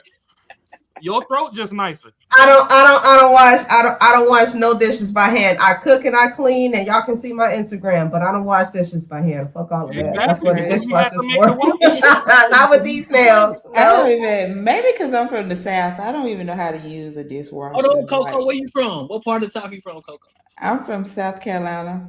South Carolina. Shit, I'm from Alabama. You know what I'm we do everything by hand. Cook with my hands, everything. I cook from scratch, and I will cook you everything, but I will not. I grew up washing dishes by hand. By the time I turned 20, I'm like, what I'm saying, though, Carmen? See, that's what happens when you get with a black man. I don't want you get with a black man. Hey, but no, Courtney, hold on, though. Courtney, hold on. Hold on. I'm not throwing no thot jacket on y'all. I'm just using an example. You see how you said you not washing no dishes? But Coco says she still busts them down by hand with the bleach and ammonia, making all that damn chemicals in the house that she should pass out from. But we've been doing this since we was 6, so she don't give a damn no more. So when I say that my back hurt, you can't rub the knots out my back the way that Coco can. She got extra muscles in her joints that you just don't have. You tickling my back, she actually getting to the deep tissue. So how you gonna fire Coco? So now y'all just both gotta just be friends. Sensational. I'm just saying. That's facts. That's don't be trying to fire my hoes when they're helping you too. Coco, in a hypothetical world, me and you will be sister wives, and we just all want to share raw. As long as he treat us the same, you're right. I cook for him, and you clean for him, Coco. You good. You're good. The world will be so peaceful if y'all stop fighting. and like 5 of y'all gang up on one dude, I can't lie. Y'all gonna have y'all way. You feel me? I don't want nobody in my household. I am selfish. My man is my man. He don't belong to nobody. I don't want nobody touching him, looking at him, sniffing on him. He mine. Nope. I am too. I'm Latina. Don't look at my man. I am a Latina. I will fuck your ass up. I'm like, first of all, I will cuss you out. I will cuss you out twice. Do you the first time in English, the second time in Spanish. Do you have siblings? Yes, I do. Oh. An older brother. So y'all have siblings. So at what point in life did y'all learn this greed that y'all don't know how to share no more? That's my sibling. I didn't have to share. I'm an only girl, so I got 4 brothers. That's true too. I'm the baby girl, so I got preference. You still have to share attention? Nah. When this brothers and the sisters, yeah, you got shit. Well, I mean, I can only speak for myself. I have an older brother. We are 7 years apart, and I was always baby girl. So, I'll take that. And I'm still baby girl, and I'm 33 years old, and I'm still baby girl. So listen, that don't apply to me. Take that. I'm gonna take what I just said back because we're gonna come up with I'm gonna pull up a topic that kind of goes against what I was just about to say. Nah, you're right, wrong. No. See, and this is what I'm talking about. Rod is the type of man, and I'm glad I said this. Rod is the type of man that he needs multiple women. Marcus, no. Guess what? I'm gonna call it. Rod, you need multiple women. I don't think Marcus need multiple women. I think Marcus can be faithful to one. He is a one-woman faithful ass man. If he can find a good one woman, he'll be there. Your ass, you need a Monday and Tuesday and a Thursday bottom hoe. Yes, you would. Carmen, so here goes the thing. I don't need. I'm not saying I'm against it, but I don't need. I understand what you're saying about Marcus, and the only reason Marcus is like that is out of fear. He ain't trying to get cut in his sleep. I'm too valuable for a bitch to cut me in my sleep. What's funny? You know what's funny? Y'all talk all this big game that y'all want multiple women. What if y'all ain't got the big enough dick to satisfy all these women that y'all want? Oh, yes, the gorilla. Y'all ain't got enough dick to satisfy all these women. You want to know the You want to know the beautiful or the money to satisfy all of y'all want to be these Arabs, these Indian people who got multiple women. Yeah, they got multiple women, but the other side of that, y'all gotta treat all those multiple women that you want the damn same. Money, dick, and all resources, and none of y'all can goddamn headache. I don't believe in sharing none of that. I need some aspirin right now. Hold on. Y'all can't even get I don't share longer than 3 minutes. So why I'm you not worried about sharing. y'all gotta I'm drop sorry. off? If we physically, it's your right, Rob. I'm sorry. I'm just cutting you off. Go ahead, Rob. They can't have a man because they won't have mine. What happened? I said it's just gonna be some women in the world that can't have a man because they won't have mine. Swallowed up. Have you ever been swallowed up? Okay, can I be real? That's the only thing that like I'm logical, man. Like most women in the world are the most jealous if you fuck with somebody else. So like for me, like how can I change that? Or she be like, that's cool. Like, nah, I don't, they just don't fucking work out. They just don't work that way. Like I told you, and I've said this a million times, if I was gonna get out, I'd rather cheat. Fuck it. Like I'd rather cheat. Hope she don't find out, so I'm still coming home. We good. Damn it, Marcus, and I liked you. Now you just ruined it. Never mind. I'm just throwing a true statement out. If that's what it was, there's no. I'm still coming home to you. That's it. Like, hey, there ain't gonna be no other nothing else over there. I'm just saying that's a worst case scenario. To me, I love my peace. I'm not even fucking doing that. But either way, I'm the type of female that will smell your dick before you come home. Oh, where you God been? damn. Let me smell your dick. Like, hey, first of all, don't smell it if you ain't gonna throw it. You wasting exposure time. If it don't smell like me, you need to get the fuck out of my house. I don't share dick. I don't. Motherfucking dick was put up, and you done disturbed just the don't. peace and brought it out into these elements, and then you gonna tell me, nah, if it ain't finna go down your throat, don't even look at it. Hey, I'll be You laughing can't too. share today Hey. anyway. People are doing any and everything. It's a safety thing. It's a safety thing. It's my health involved, sir. It is my health involved. Like you don't know. This ain't like the old Make days. you want to work out and come Exactly. home. I would want to work out and come home and not take a shower at the gym. Just roll. And that's why men should go get their favorite three and introduce them to each other and say we go together. You just like Future, aren't you, bro? No, not Future. Nick Cannon. Nick Cannon, just like Jock. All your baby mamas just friends. He's got a. I don't know about Jock.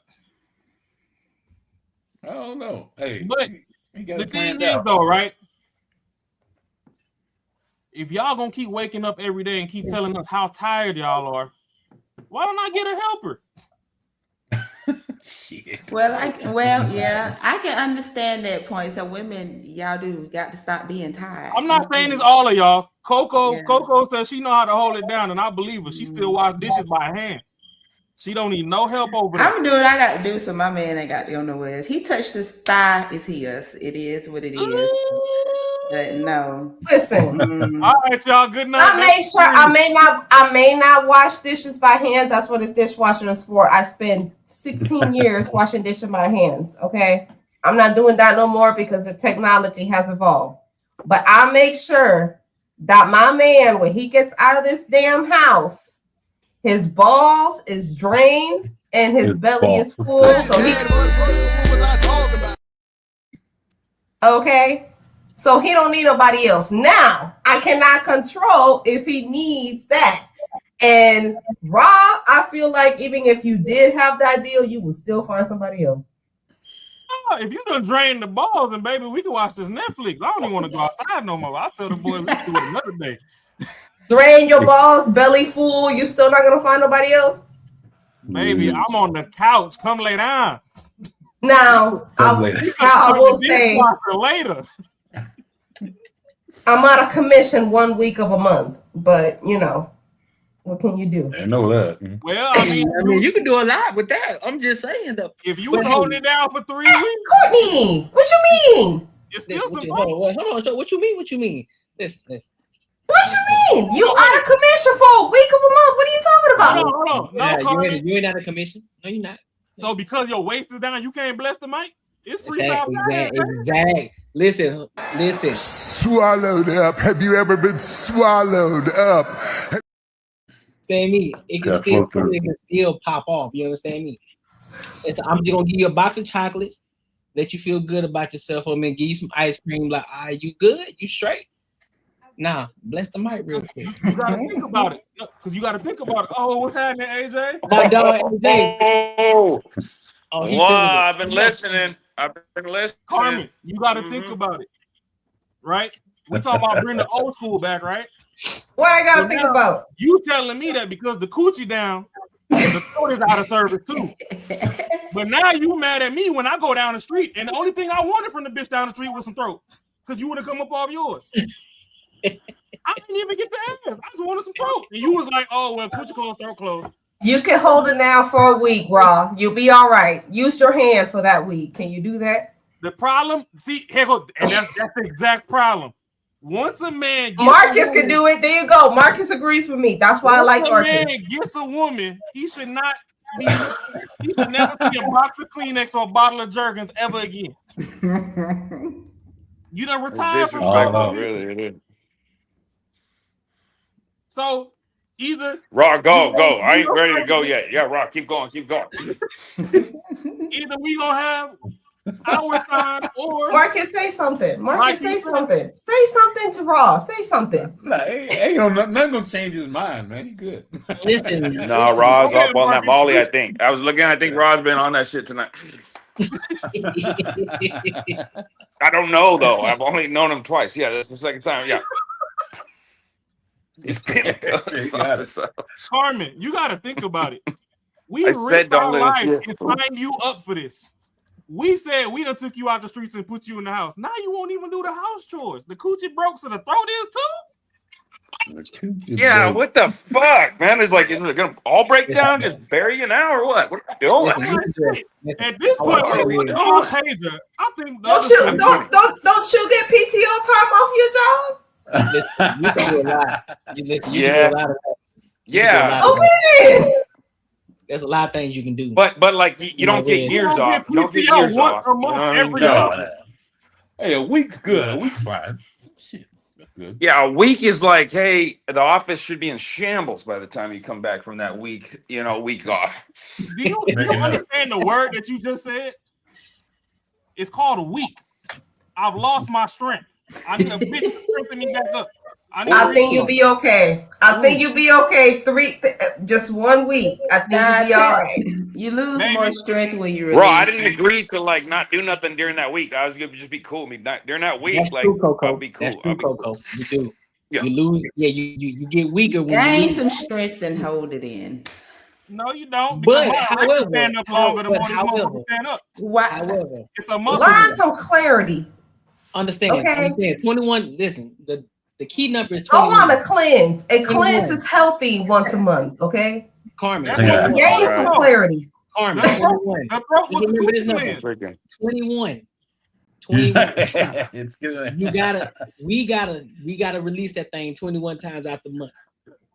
So outside of that red week, listen, you got hands and you got other things that you can use to really Head, shoulders, knees, and toes. Show me something.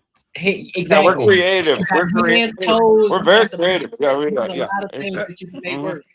You got a lot of things you can make it work with. I mean, anything really. Like look around the house, like a pillow you could figure it out. Like look around, like I'm looking at like stuff in the fridge. Hey, we could probably figure it out. Yeah, do whatever it takes. Yeah, there you go. You can use the hand, not our hands. Hey. No, yeah. Then you got a problem, though. Hey, yeah. If you got someone using certain things around the house, then like you lost them. Yeah. Not my personal hand, her hand. It's a difference. Yeah. Okay. So I got a Her question hand, her then. hand. Before we get into the next topic, I got a question for the ladies. So, since y'all want this hypothetical week off, even though we know y'all don't even bleed the whole week, can my wallet take the same days off? The coochie take days off? Yeah, I would say why not? I can go without. Yeah, why not? Rent is Save paid up the once a period month. week. So what you talking No, about? save Rent up and the mortgage period is week. paid once a month. So you good? No Starbucks, no running to the store, nothing. Leave my wallet the fuck alone. We ain't spending a dime. Don't even look at Amazon Prime. That's fine because I cook my home. I cook my home meals at home and make my own coffee. Coco cooks and cleans and all of that stuff on her own pocket for once a week. So yeah, that's fine. Okay, so I guess we just play Sudoku for a week. Be all right. Yeah. Yeah, hey, if you're bleeding, you're leaving. Pay for mine too while you're at it. You know what I mean? You're bleeding. Give me something. You bleed, you leave. You're bleeding, you're leaving that week. You got it. Yeah. If you hurt, my pockets hurt. Watch Love Island. Do something. Watch a series. Love There you go. That's cool. Love Island. You said watch Love Island. They on TV Yeah. beating ass and I ain't getting none. You finna frustrate me. Yeah, that's yeah. Raw. Don't get him going Watch right the now. Don't get series. Raw going right now. All right, so look.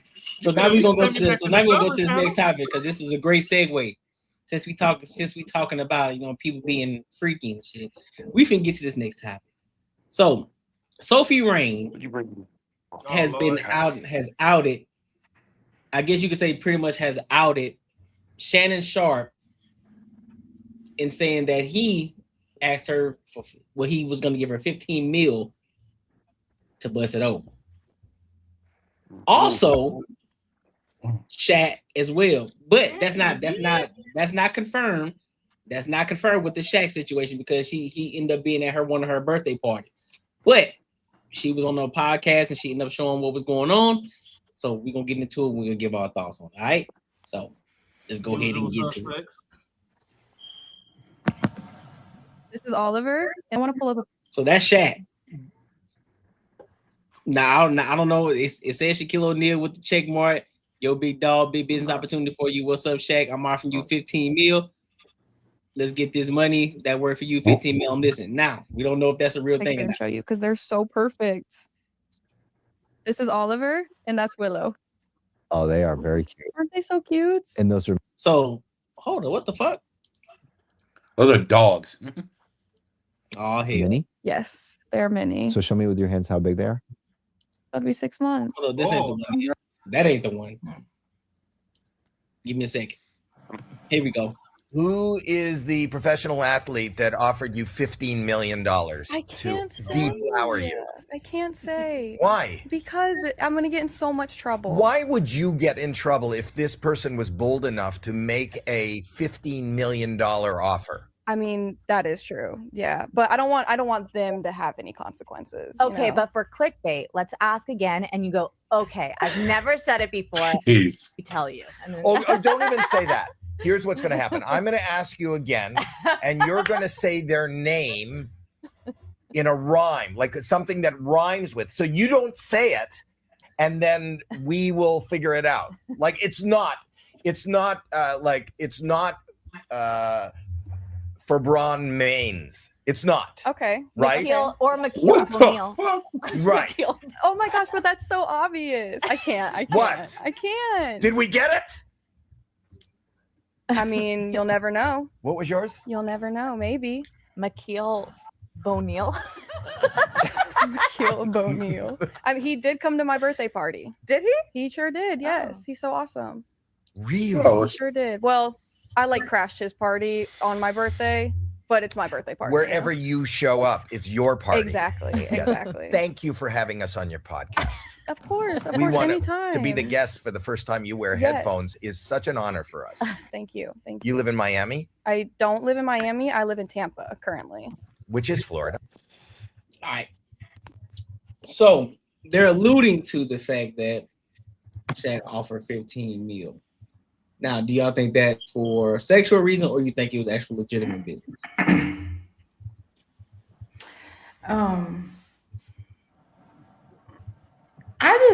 For some reason, I just don't believe her. So I just don't think anything happened with her at all.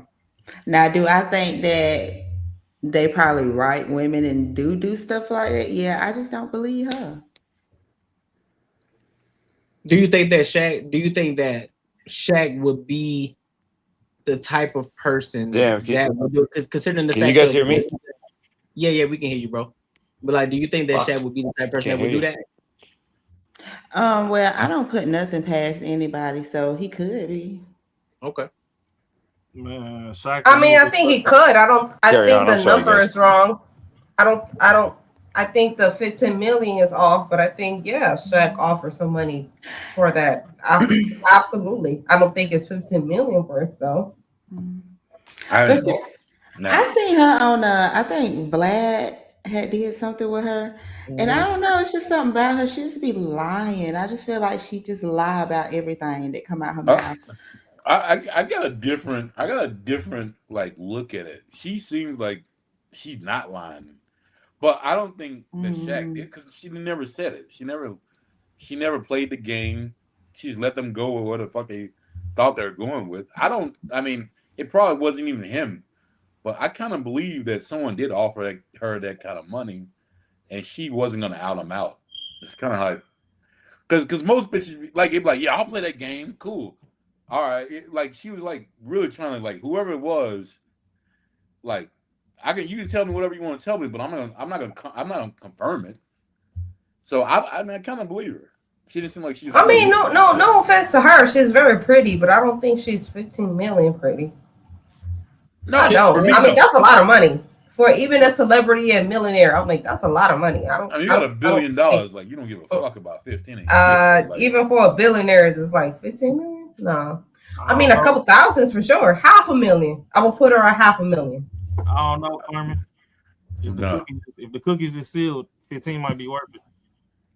But you don't think they would have to write it off like 15 million just to give away 15 million? I mean, honestly, she don't seem like a girl that's gonna tell shit. So that 15 would be like secure. She telling everything. She telling now. What are you talking about? No, y'all assuming. When nobody even know that What even did happened if she what wasn't did she actually telling it. say? She actually didn't say shit.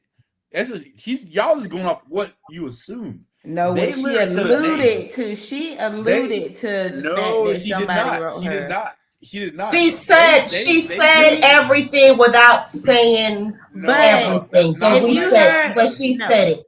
If you heard Howie said, "Who did you say?" and he asking her a question about something that she already has said, so she put all of this out there. So she is the type to tell her business because they asking her questions about what she said. I don't know. She didn't say it though. She said, "Who's the white girl? Who's the white girl that Shannon Sharpe was messing with? What's her name?" Oh, no one knows the name, but the one that fucked him over. I forgot her name. Like Anyway, 19 or something. I don't know. She was the white girl that Shannon Sharpe fucked him over. Right. Do you see her doing interviews? No, she shut the fuck up after she got her money. But this bitch is out here podcast. She did not shut the fuck up. She didn't. That's the opposite. We know about it because of the lawsuit. She ain't out here doing podcasts. It's the fact she said his name, and then he actually hadn't talked about being in relationships with her. So her story actually matched up in some type of way. Now, whether it was for what she said it was for, if he did what she said he did, I didn't see her on no podcast talking about it. I saw the court. I saw people comment on the court records, but I didn't see her on no podcast talking about it. The girl said Shannon's name, so that's how we all knew that it was Shannon. So she didn't just put information out there, allude to something. She let you know exactly who it was him. Yeah. Yeah. Listen. Yeah, she set him up. It was set up. Yeah. Now I'm not saying whether she set him up or not, but he actually was dealing with that girl. Now her right there, she just keeps saying a whole lot of shit, but ain't putting no names to it because she's out here lying. All I can say she's is not putting no names to it. She's not ratting nobody out. The old girl wanted money from Shannon Sharpe. She fucked him over. This girl want clout, so she gonna say whatever the fuck she can. Yeah, but old girl from Shannon Sharpe wanted money from Shannon Sharpe. And the only reason why we know about it was because of legal goddamn records. But the girl ain't going on a tour after she got the money for Shannon Sharpe. She not talking about it. That's my point. She not talking about it. She could. She already got what she wanted. Yeah, but she could get more money in all these people's podcasts, but she don't. She shut the fuck up. Oh, so now she's a good girl though? No, she's not a good girl.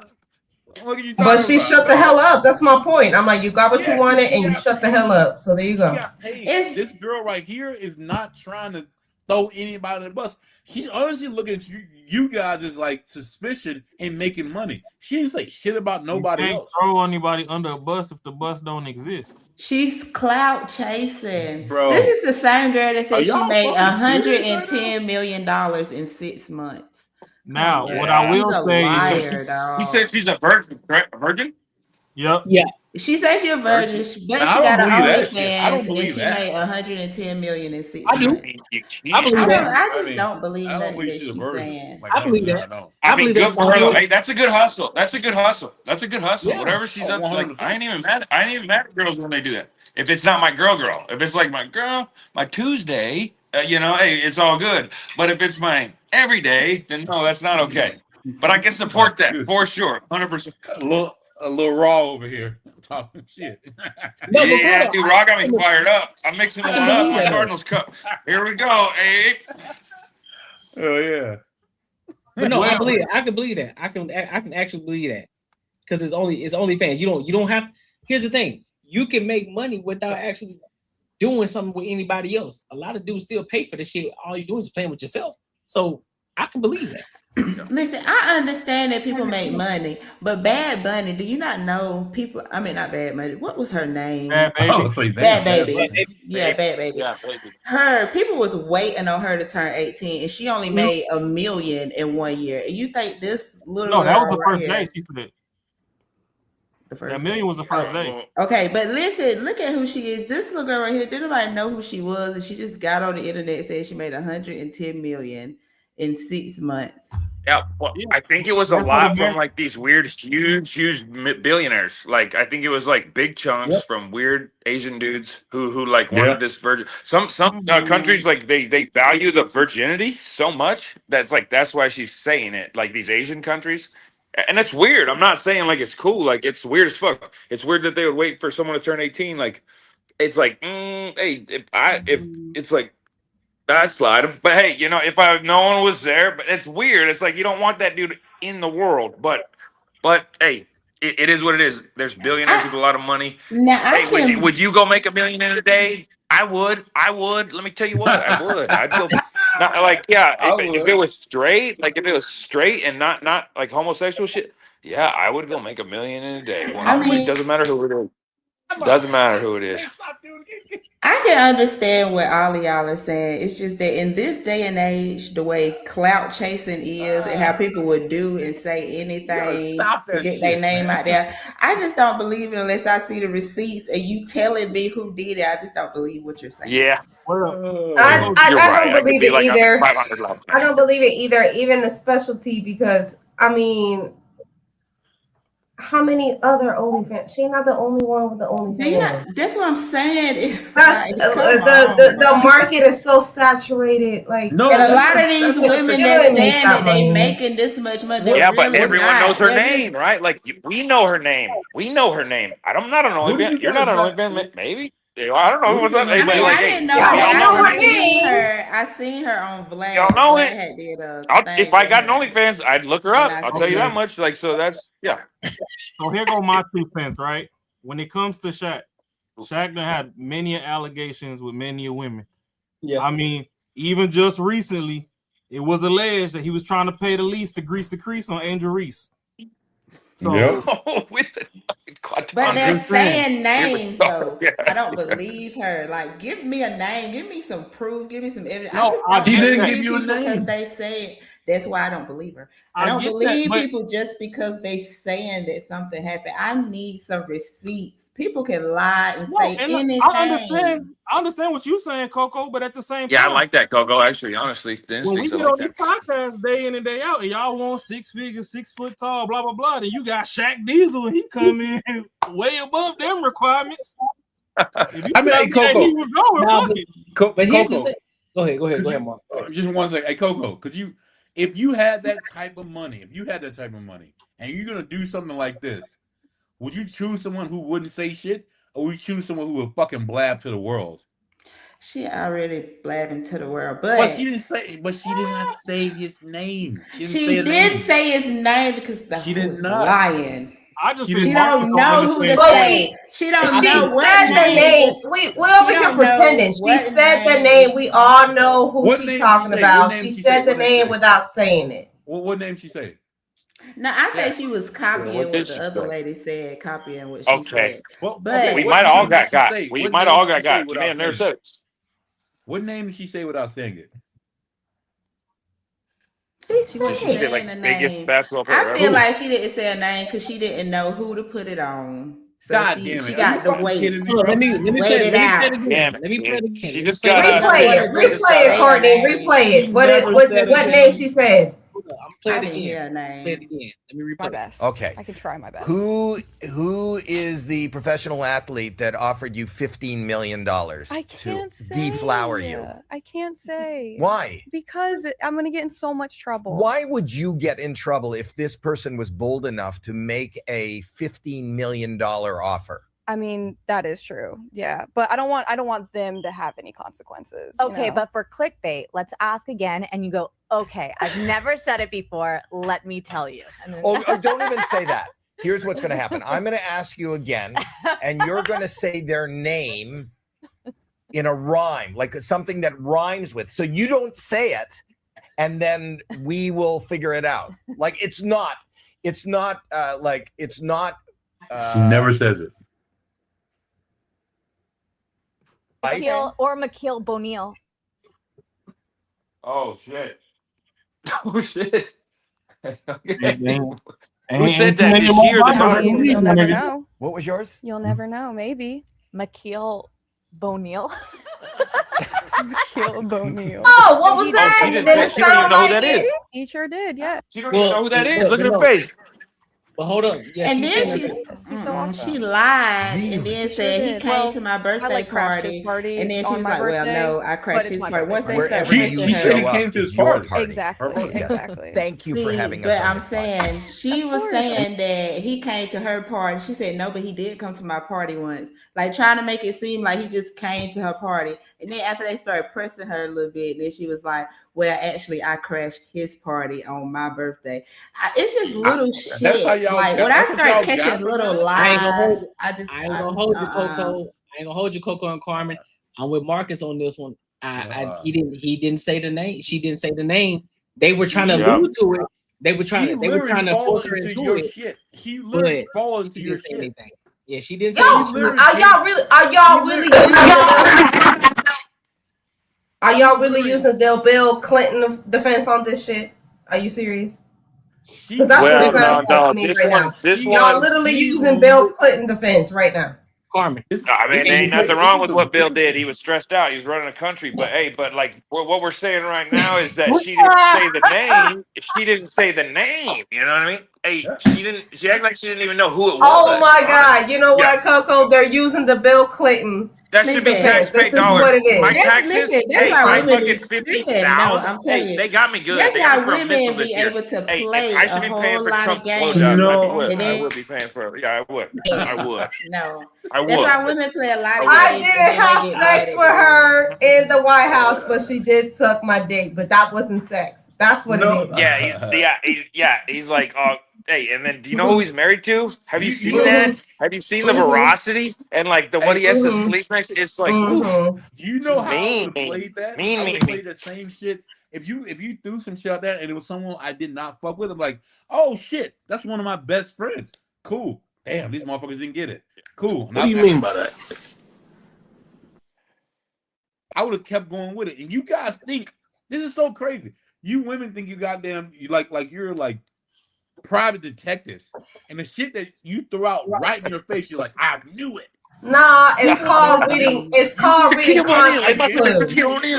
Listen, It's a called woman- reading context clues. A woman that is If they had the really right name, she would have been like, oh shit, let me change the subject. Let me change it. She would have not been like, oh, I went to a party with him. No, she would have been like, let me change the subject. Let me change it to something else. She's trying to get clout off She would of have got them. flustered. Yeah, that's all she's worth right now. With it, bro. She's went trying to wrong get with it. clout She off worth of it. them.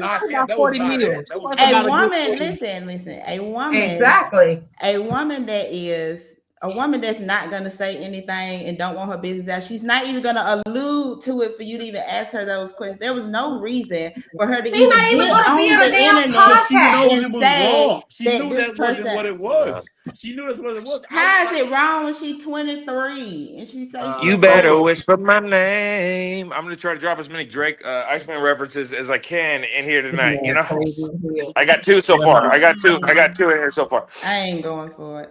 Coco cooking with grease. I'm sorry, because if you did watch the Vlad interview, his whole interview was just literally him calling her out on her bullshit. She was lying about to everything. the point where she even Yes. admitted. She even admitted when he was asking about her age. She even admitted, like, "Oh yeah, well, I just do this shit to throw people off because then you just never know what's real and what's not." She's smart about it. And Shaq was cool for not suing her. Shaq was cool. Shaq was cool for not suing her because that he could have gone for like libel and like Shaq's in a lot of different companies. He could have easily sued her, and he was like, you know what? Nah, I won't. So he was cool for that. He knew. He's probably like, well, it's nothing I did, so it's like not even fucking Right. tripping on that. People are going to talk about me. They're not going to prove it. 10 million is a whole Papa John's franchise. What the fuck? What? Yeah, So he gave her a whole John's was trying to get franchise. checks. Yeah. But there's nothing that can prove he did it. He probably wouldn't give a fuck because he didn't do it.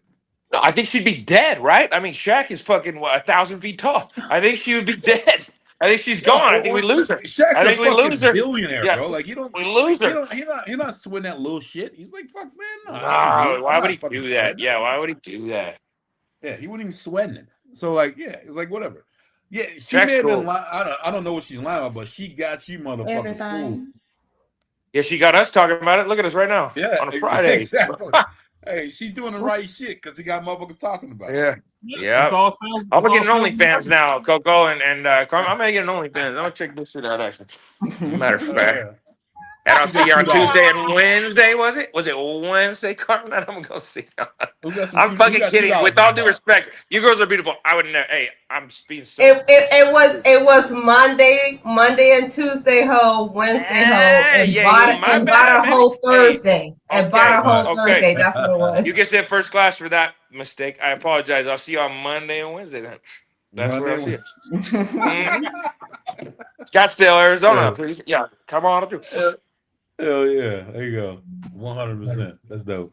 But yeah, nah, she's just good at marketing. That's all it is. Cause yeah, she's just trying to get the click rate up. She knows she only got about 7 more years left on that face before it go to waste. So it is what you it is. think so? What about Bonnie Blue? Like, is that done?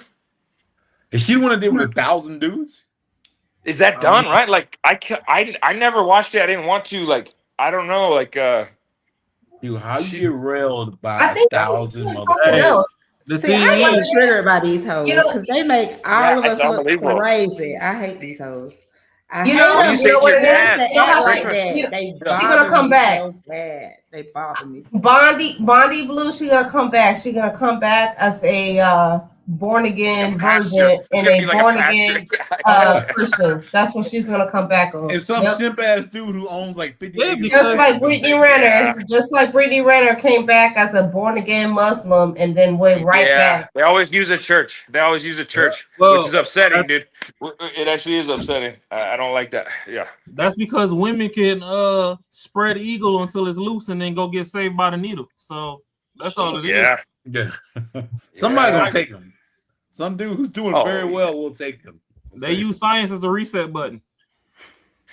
Yeah. I can't with you today. I just can't. Hey, Raw's on a. Hey, I watched this. I've been on there. Raw's like in it. He's flow state. Like when I was watching it, I was like, Raw's in flow state. He's dropping 82. Yeah, that's kind of what I was thinking. No, Raw is just on a different level today. He is. That's what I said. I told y'all it is Men's Mental Health Month. I ain't letting nobody breathe this month. Go Knicks. I didn't know that. I'm with See, you that's with why the I'm Knicks. fucked up. I went to the lake I'm with today. you with I'm the fucked Knicks. up. Yeah. Okay, here we go. I didn't mind Mental Health Month. All right. Fuck. Well, you know what? Can everybody be saved? We all Christian, right? We all can be saved. The Yeah, blood of and Christ. even if you aren't, they're all the same like principles. Most of like they're all. I'm Christian, yeah, but like we should all just be nice to each other. That's it. That's what it's all about. It's like I mean, be salvation kind depends. to each other. Like, that's it. I was about to say no, it's not. Wait a minute. No. Salvation We depends on the day of the kind week. Let's stop playing with religion, y'all. Let's stop playing with religion. I'd love it. I'm I just know. saying. Please, Courtney, let me go there. Please let me go to religion right now. The no. Yeah. We could play with it, but salvation just depends on the day of the week. Yeah, so okay, I would love to go there. I'm gonna like. I'm good. I'm just saying. Like, I can't get canceled. I don't think I can get canceled. I'm just saying, in the Bible, even Jesus flipped tables where y'all had them fucked up at. You gotta be like a certain status in order to get canceled. But I can't be canceled. I'm not fucking nobody did 5 years in prison. Just got out a couple years ago. You know, hey, we got cancel me back to prison. Yeah, he's canceled back. So you don't want to go back there. No, but I can't. First Amendment right says I cannot go back there for this. Hey, you know, it's like. Oh, okay. Yeah. That is a. What is it like? Double jeopardy? Is it like double jeopardy, AJ? Is it like double jeopardy? Yeah, it'd be double jeopardy. Yes. Like OJ can't go back to jail because it would be double jeopardy. Is it an OJ situation? It's over 7 years. Like no matter what, you can ask me anything, I'd tell you the truth. But like a different time, I think. But salvation to me is that you took Christ into your life. I'm drunk. I'm drunk right now, right? And I can still talk about this because what? Who did Jesus walk with? Who? Where was he? Right? Who needed him? Who was going to listen to him? Like so, it was the people that I was with. Oh, the internet tripping out on him. At a hotel on a Tuesday. That's the Lord. The people that really And getting to the good part, you break it up. Hey, AJ, you're breaking up. Coco. I think God said you shouldn't be talking about this. I just text. Ain't nobody but the Lord. Yeah, I just you texted. said, you know what, man? I'm gonna save you. Real Here go my thing though. So with this right here, if He you was belong clear the to whole God, time. God damn. if you belong to God, you follow him every day, not when you feel like it. You are very right. But in that same very Bible that we all can read on our own, if you realize, even Jesus flipped shit when y'all had him fucked up where you had him fucked up at. When I was in there gambling in the Lord's house and all that, he was in there flipping shit. And the problem is, a lot of y'all that talk about y'all following God and shit, y'all act like y'all holier than thou, because y'all act like y'all can't fucking go around the hoes and talk to them and see what they need and try and bring them to the Lord. See, Ra It's is not the about Old not Testament going people. around the hoes. So It's that's what he talked because Ra is reading the Old Testament. There's a New Testament. So Ra is that old guy. That's what he's talking about. It's still reigns supreme. That's still. But in the Old It's not about. That's the Old Testament. Okay. Hold on. No, Carmen, because what we're not gonna do is this. In which part of the Bible was Sky Daddy sent his son down to walk the earth? I don't know. You told me. I'm Catholic, so I don't know. Why are you disrespecting? So Catholic don't know about Jesus? I know that's just so disrespectful. I'm just saying, my Jesus is all forgiving, but you know, from Catholic school. My Jesus is all forgiving. So he's not. I got some anointed throat from Catholic school. So what are we talking about? Hold up. Before you say anything, when is he all forgiving? When you do what? When you sin, it's all forgiven, and if you repent, thank you, Coco, you repent. Thank you, Coco. When you repent, however, that does not mean God loves you unconditionally. Sure does not. He loves you conditionally as well. Why do you think Sodom and Gomorrah happened? He does not love you conditionally. That's why everybody gets it mixed up at. No, he does not. Just because God is a God, God is a loving God. He is omnipresent. Everything. Guess what? It's still conditional at the end of the day. Because if you reject God, guess what He's gonna do? He's gonna reject you. Mm-hmm. So it's not conditioned. It's not unconditional. That's in both testaments. Yeah, but that's just like playing in the Lord's face, thinking that I can sin today because the Lord gonna forgive me. He know those things. He know that your heart when you are repenting is not in the right place. Confession is a difference. When you go to confession, you go in the true spirit of being forgiven, and you're not gonna sin again. That is the essence. That's why you receive the body. It's about not trying to, but it's a difference from you saying that. But we're human, and God made us. But that's the point. That's the point. We know we're gonna sin, but your main objective is to try your best not to. Saying that, I sinned, and now I can repent, and the Lord just gonna keep forgiving me. You're not sorry for your sin because you only repenting because you think you're gonna be forgiven just for because that will be you. It's about your heart also. It's about your heart also. Well, no, but God also gave you a free will to sin because we are human. He gave you free will. It doesn't mean that I get to kill somebody. It doesn't kill somebody tomorrow, and then I get to repent on Sunday and be like, I'm sorry that I killed that person on Friday, but I won't do it again. Only if your heart is pure. Only if you really can repent on Sunday. If you really are sorry for what you did and you are trying to live a life of difference, you can. God is a just God, Carmen. They might have earned it. He might have been like, you know what? I didn't mean to send you that soldier, but you are my strongest soldier. Come on back. We don't have the right to end no life regardless. The Lord, we don't have the right to end no life because we didn't create. Yeah, you do. It still said eye for an eye. No, you don't. No, you don't. All this manipulations. Hey, before religion, nature states that self-preservation is the first law of man. God created that, bro. So you can't even use that. God can forgive me for fucking saving my life for another day. Dang, I missed it. All right. Here's one situation. That's why did y'all while we're on the subject, did y'all see that video about that dude who killed the guy because he was protecting his family? He was trying to hijack the car while the family was in the car and he shot him to death. I think it was in Texas. Every day. Every time. Yeah, of course. Y'all know what I'm talking about? Yeah, and it was in self-defense. He was like, "Get the kids out the car," and he shot him dead. Exactly. So in that instance, I feel like God would. Okay, that was. Well, this is America. I mean, well, okay, so there's war. Like God knows there was war. Look at the Old Testament. It's just war. It's just chaos, right? Like it's the same God. So Jesus came to like, and this part confuses me honestly a little bit. And I think it's good to question these things, to always be active in your faith. Like, be like, why would, if God knew, why would he let all that happen and then send Jesus to like clean it up? Like he's like, oh, this is my fix it. Jesus is gonna fix it, because it ain't working. It's like he knew, but all the proof, Jesus came, wiped it out for everybody from in the past But hold and up, in the future.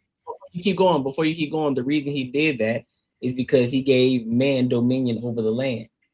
Correct. That's why he gave man dominion over the land. So therefore, when he realized shit was going into chaos, that's what he then said. But he never realized it, right? He never realized it. No, there was never a realization for God.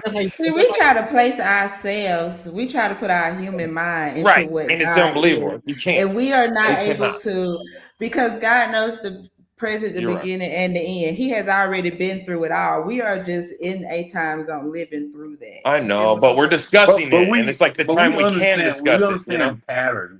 Like people understand pattern. Like Not you gotta today. understand pattern. I mean, I just place see. it on our human ability and not on what the Lord Almighty. We're not. I we are understand limited. So exactly. We can't do what the Lord Almighty. So we Comprehend. can't say, well, how can God do this? No. You are not God, so you can't comprehend how He can do this. No, we can't comprehend it like 100%, but we can take a little smidget of it and then put it in our day-to-day lives. We can 100% do that. Like it it doesn't can have to be certain things, but as far as him and what he is capable of, you cannot understand it because you are not of that. Not at all. But like if I'm not big into religion or the Bible. I'm from Mississippi. So like when I moved here, when I was like fucking 19, I remember being in the car. I'm Southern Baptist. Being in the car with my buddy, and he was like, he asked me, I don't know how the fuck we started talking about it. He was like, are you like religious? I'm like, I'm Baptist. And he was like, so what makes your God better than anyone else's God? And I was like, hey, good question. God's the best one. You really can never answer the shit. And then when they tell it's the same God. It's the same God. God. My God is the only God that died and rose there's again. So many religions out there. It's the same God, though. Like there's so many religions out there. What makes your God better than anyone else's God? Like you like, and these are questions you can't even answer. You're like, but tell me this: isn't this? Hey, can I say something real quick? So let's just say devil's advocate. No pun intended. Honestly, it was so. If God was not real, but God was created by somebody, all these different cultures, to make people treat each other better, for the most part, right? Like it's always been corrupted by man. Yes, so it's always been corrupted by man, right? Like the suicide bombers, and then the Catholic raiders, and then like it's always war. The Jews and Muslims, and they both believe in the Old Testament. They just see it different. Like they're talking about the same people here, and they read it differently. And so it's like, it's so much, but we're just here for a short blip, and I believe, hey, if you're open. I just want to live my life and experience everything I can. And I do believe there's something I cannot say like in front of a bunch of people. I know. And I think if anyone does, I think they're lying. I think they are lying to everyone. I think they could be like, I'm almost certain of it. Like the way like things have gone and what I've asked, and be like, I'm almost 100%. But no one can be 100. Nobody will 100% know everything because you can't lean on your own understanding. So. Yeah. At the end of the day, it's all even exactly. It's just one of those. You gotta live to the best you can. Live life to the best you can, and what you do. You're supposed to live by the Bible in itself, and it gives you the instructions to. A lot of us, we. Courtney, are you a Christian? Courtney, are you like an active Christian? I'm working on it. But I've been, Well, but I'm, yes, then yes, yeah, that was a great me, answer. Actually, okay, yeah, but look, same, me being from same, Alabama, brother. Yeah. but look, for me being from Alabama, though, I grew up in the church, right? So I understand, you know, but and I understand that we're supposed to live our life based off of the instructions of the Bible, right? Of course, a lot of us flee from that, but a lot of times when things start to go wrong in our lives, we know where to revert back to. We know where to go back to. Like, all right, I know exactly where to go back to. So, and I think that's I think that's the issue with from now until back then. Now, I will say this. What's happening now in the world is nothing different than what happened in the Bible. Everybody said, oh, we're in the end of times. No, we're not. It's the same thing that's been happening in the Bible that they've been talking about entirely. We just are in it right now. We're experiencing it. The same shit happens over and over again. Just like the fashion. Once the 80s fashion is now resurfacing again. Everything is just happening full circle again. And we're just going through the wars, the ABC community and all that extra shit that's going on. That shit's been happening. This ain't nothing. Sodom and Gomorrah. Yeah, exactly. This is nothing. None of this shit is new, dog. But the way I look at it, bro, like, because it comes down to the Father, like looking up to the Father, which would be Jesus. Like, my dad would never want me to praise him. Like, as far as like, like, do what's right. You're gonna mess up and learn what like how you do it, like how you did it. As long as you don't hurt anyone and you don't do it like maliciously, definitely don't hurt anyone, but be knowledgeable. That's literally like a simple as fuck to me, and that's what I live by. Like, I don't. If we're talking about religion, that's just fine. And I'm just gonna give my 2 cents in. Everybody has mysteries, okay? I'm Catholic, and there are the divine 20 mysteries. The Holy Trinity is one of them: the Son, the God, and the Holy Spirit. However you want to interpret that is your doing. I don't think good cannot exist without evil. That is why the devil exists. The God, that's how you know. That's how you know. Depending on how you believe, I believe God gave the devil, Lucifer, however you want to call him, his power. Lucifer was his Michael, Lucifer, the devil, however you want to call him, depending on your religion. He was an angel of God, the most devoted angel of God, and he became a fallen angel, which is why he's devil. And that's what's an internal battle of us humans, because we have free will. God gave us free will, which angels did not get. And that is why the battle for our soul is eternal. And it's just one of those things. We can never comprehend it. It's not something that is within our spirit. Just like Coco said, we can't comprehend it. It's just something that you have to believe. Just do the right and that's thing. why, and that's why it's faith. And that's why faith. So depending on your faith, you can believe in the Old Testament or the New Testament.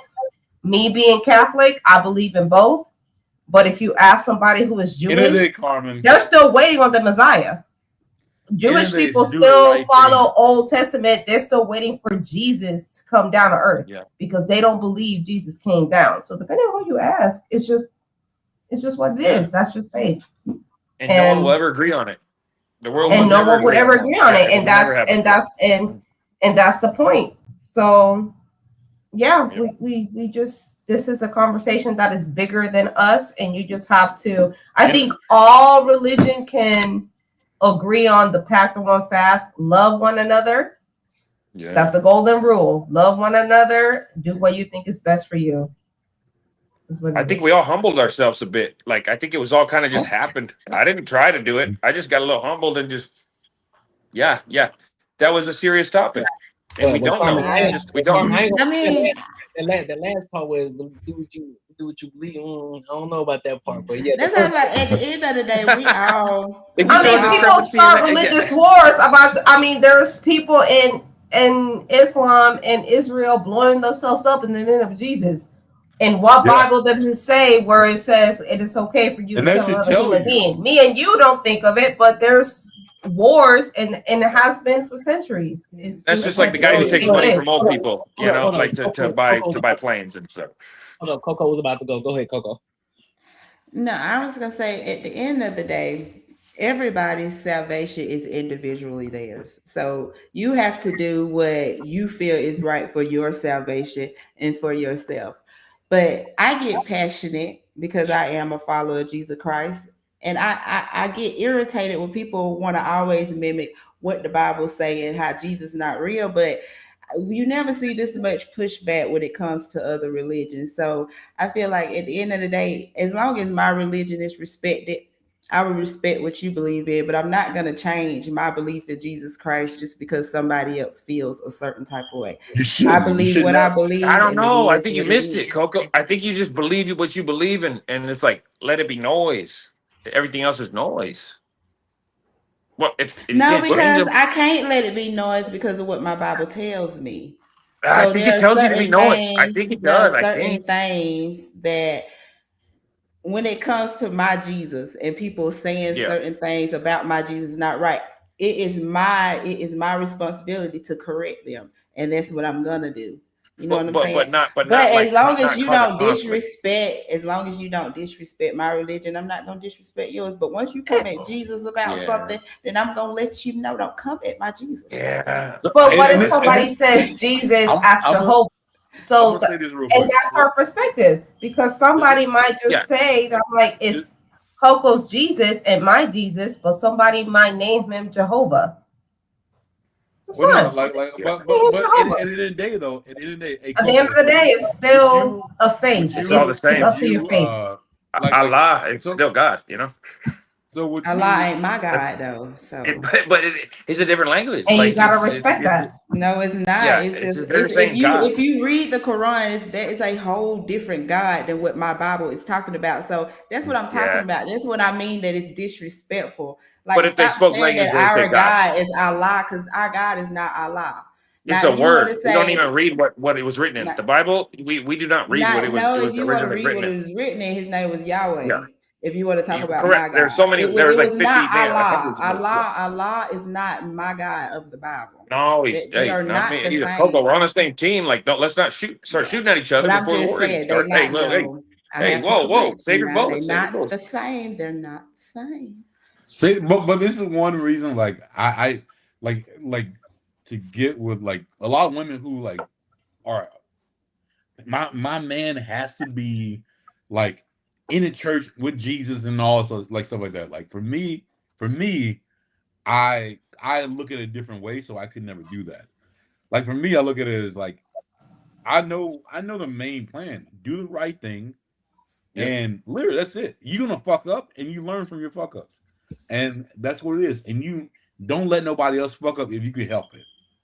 And Yeah, 100%, Marcus, that's I literally what it agree is. with that. I do agree with that. But the thing is, if you're going to build something, a marriage, a family with somebody, that is one of the things that you have to be equally yoked For me, with. no. But You for me, do though, have to I'm be. the leader. I mean, I'm for gonna me be- personally, If you don't for me want to personally, be, I have to be with the same Yeah. religion as the person I'm building with, because that affects a lot of people things. do. A lot of people do. That's very common. A lot of people do. And even when it comes to your children being baptized, not everybody agrees of your children being baptized based on your religion. That is a very important conversation for you to have with the person that you choose to marry, with the person that you want to build a life with. That is a very real, and I'm not trying to get so deep, but that's just something that has to come with being equally yoked with the person that you choose to be your partner with for the rest of their life. That has to be a conversation. That's like and y'all have to be choose. That's the key. You get to choose it. You know, we all get to. But the thing you do exactly. You have to have like a stance. Like my girl now, she has like 18 crosses like in her house. And for me, I'm 100% not like that. Like I'm totally different. And see, that is something that I cannot be with, because you either I cannot be with a person who is spiritual, whatever that may be, whatever that may mean for you. spiritual or atheist. No, we gotta. No, I think that Marcus is one is thing like that's Marcus is not closer to that's Jesus just than most not Christians are. negotiable. Honest. We either believe in it or we're not. So that's just. And if you don't believe it, then I'm not just the person for And you. I'm not the fine. person Like, for you. You're not the person for me. So that's fine. I don't need to follow someone else's word to understand what's right and what's wrong. Like I said, like I look at the same shit. Like how I look at it is a father. My father would never want me to praise him. He would never want me to like. He wants me to learn from my mistakes and do the right thing and not look for an excuse. Because a lot of times people look at excuses for Jesus. Like, hey, Your dad saw it as a crutch. Your dad saw it as a crutch, like a weakness. So how you, I'm trying to think of how you what your dad would say to you. Oh, my dad, like, hey, I can turn this into Bible study. You did it, and you need to know what you did, and then hey, that is what it is. What people I'm do not gonna sit that here claim Christ is not what Jesus is about. So a lot of people that claim Christ, and then people say, "Well, I don't believe in Jesus." But then there's or, "I people don't like respect Marcus who Jesus." are all about what Jesus is about, But and he's that's not what I'm even claiming it. saying. But that's what I'm saying. You can't go off humans and what they do, and then try to put that with who Jesus is, because Yeah, no, a lot we of can't. humans do things that they might say that they in the church. They might be in the church, but Satan can walk in the church. Yeah. Satan Oh, knows they're nasty. scripture. Courtney, You know what I'm Courtney, saying? you might need to So move this you on. can't Dude. go We might off lose of it. We might get what lost.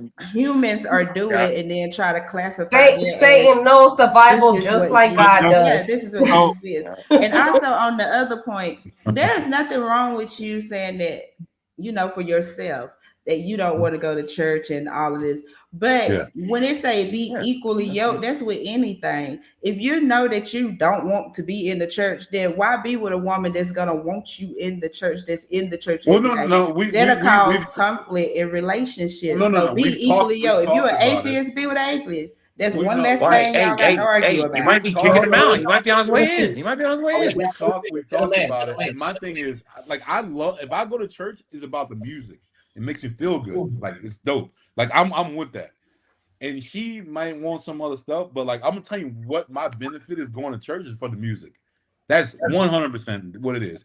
I don't need to hear a preacher talking about whatever it is. I know what's right and I know what's wrong. I don't need someone telling me. Yeah. I already know what it is. So like, if I did go, it's only for that. That 100%. That's it. And for me, like, it's told. I don't need someone to lead me in a path of doing what I know is right or wrong. I already know. So let me ask you a question, Marcus. Did you honor your father and your mother? Yeah. Okay. I mean, as far as like, what I mean, yes, Marcus, and I was with you this whole time, but I do at this point I do have to disagree with you.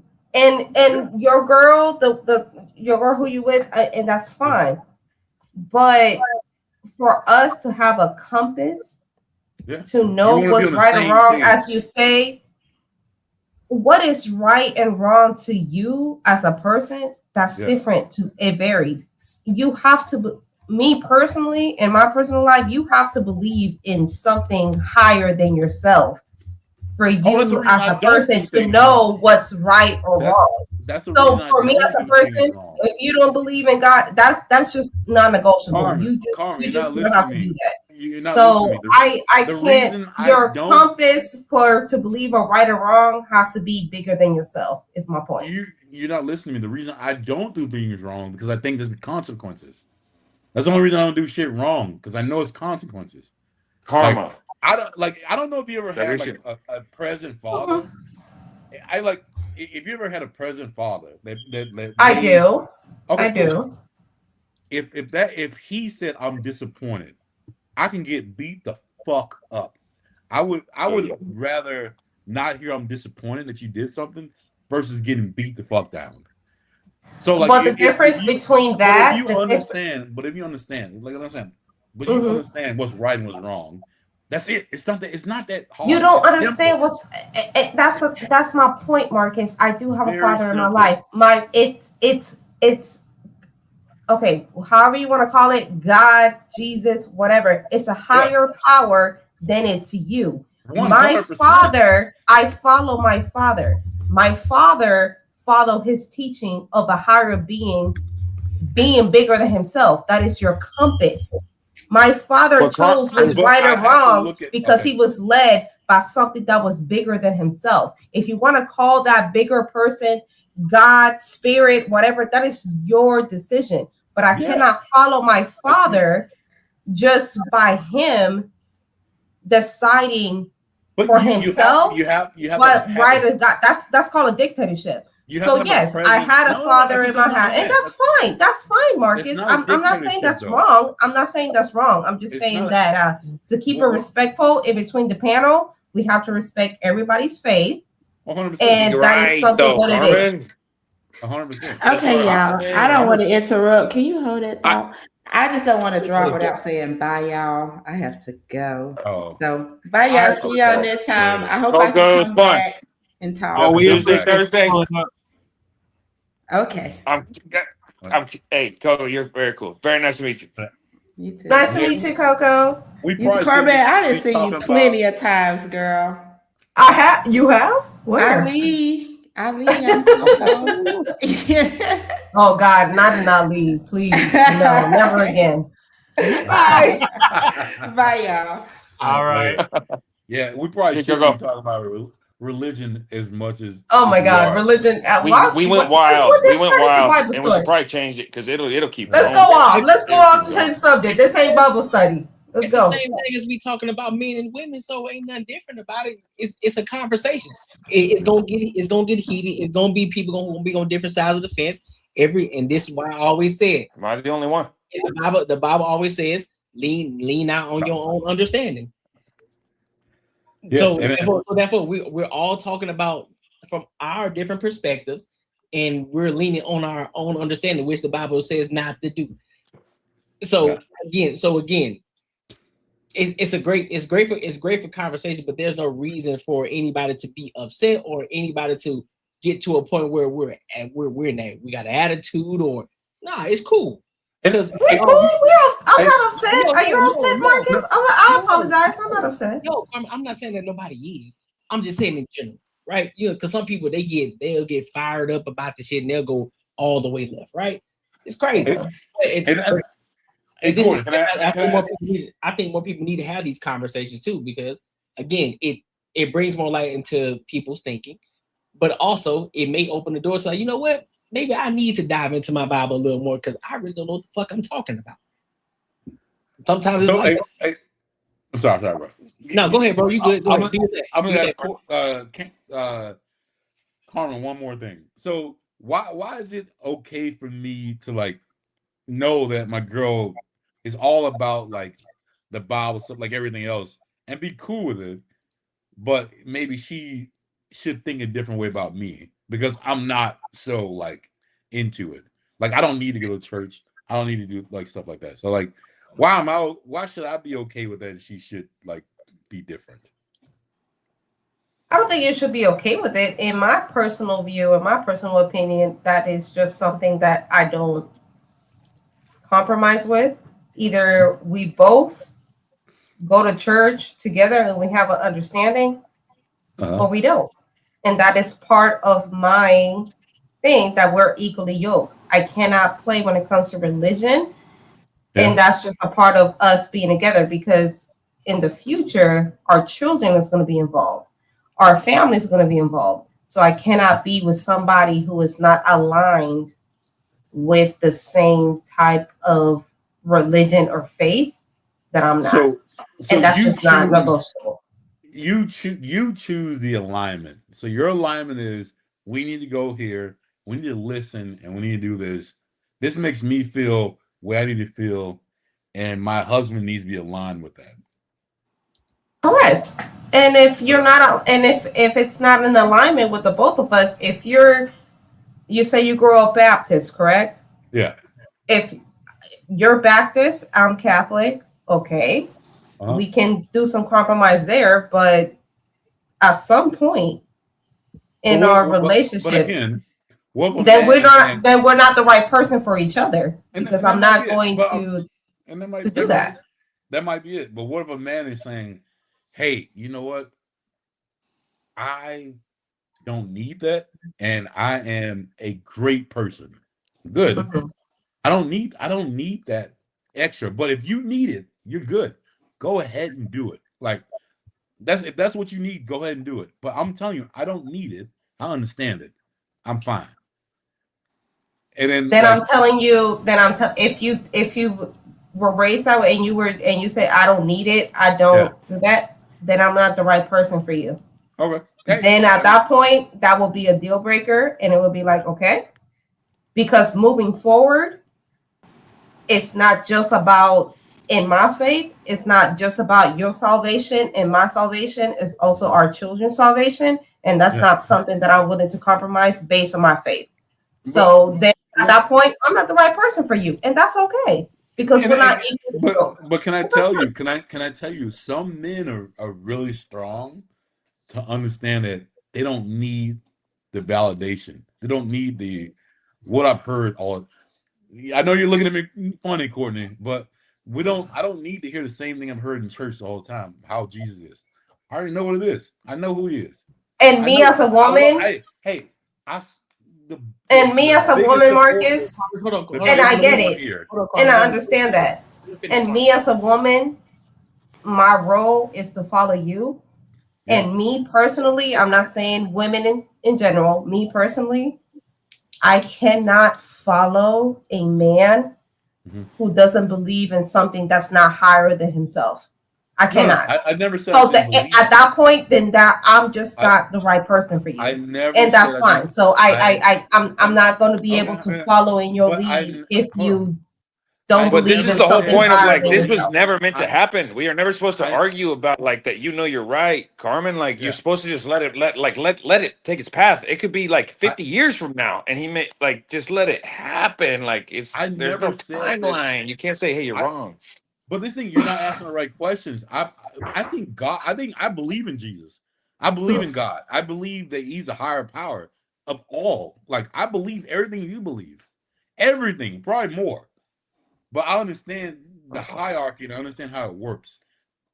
In my mind, I don't need to go to someone who I guess is the church, the interpreter of what Jesus says to understand what He means. You say you don't need to go to the church, basically. Yeah, I don't need to go because I understand what it is. Like I don't need to keep going. I'm good. And like I said, if my girl needs to go, I would never stop her from going. Like, go ahead, do what you gotta do. And I would never down it. I would never do anything like that. So, like, no, I understand what I need. And I said, like, a lot of men are the same way. A lot of men are like, hey, I got it. Like, I know, I understand. We all understand that Jesus is the highest power. There has to be. Like, for me, that makes no sense. There's no one higher than that made all this shit. Like, it is what it is. But then again, like, if you have to look at, like, your father. If you had a loving father, he's like, I don't want you to praise me. I made mistakes. I'm happy that you're doing what you're doing. Like, I think I see what. I understand what you're saying. I get it. It comes from. Hold up. I'm gonna let you rock out. But I think I see where the disconnect is right here. So what you're saying, Marcus, and I get it. You know what I'm saying. Sometimes you may not articulate how you want to, right? So I'm gonna give you that grace. But I do think that in the sense that where Carmen is coming from and her aspect of, if she's going to follow you, you need to be a follower of God, right? Yeah. So even if, say, she doesn't have a husband, right, and she's following her father needs to believe in something greater than himself, which means her as the daughter, she needs to honor her father, because guess what? Her father honors God. And so he's going to be a natural follower of that. And so naturally how it goes, once the father passes off the husband, once the father passes off the daughter to the husband, she then follows that husband, because that husband is a follower of God. And therefore, he is the leader. She's going to follow him. And that's where she's coming from in that aspect. She's not disagreeing with you in the fact of how you're going to do your thing, but how she's raised and where she's coming from is that if she's going to follow you, you need to be a follower of God. She don't want you to be like, cool, yeah, you may believe in him, but I need you to actively be believing in him. Not just saying that you believe. I need you actively believing in him. And actively is going to church. It's more than just going to church. Because people because people go to church.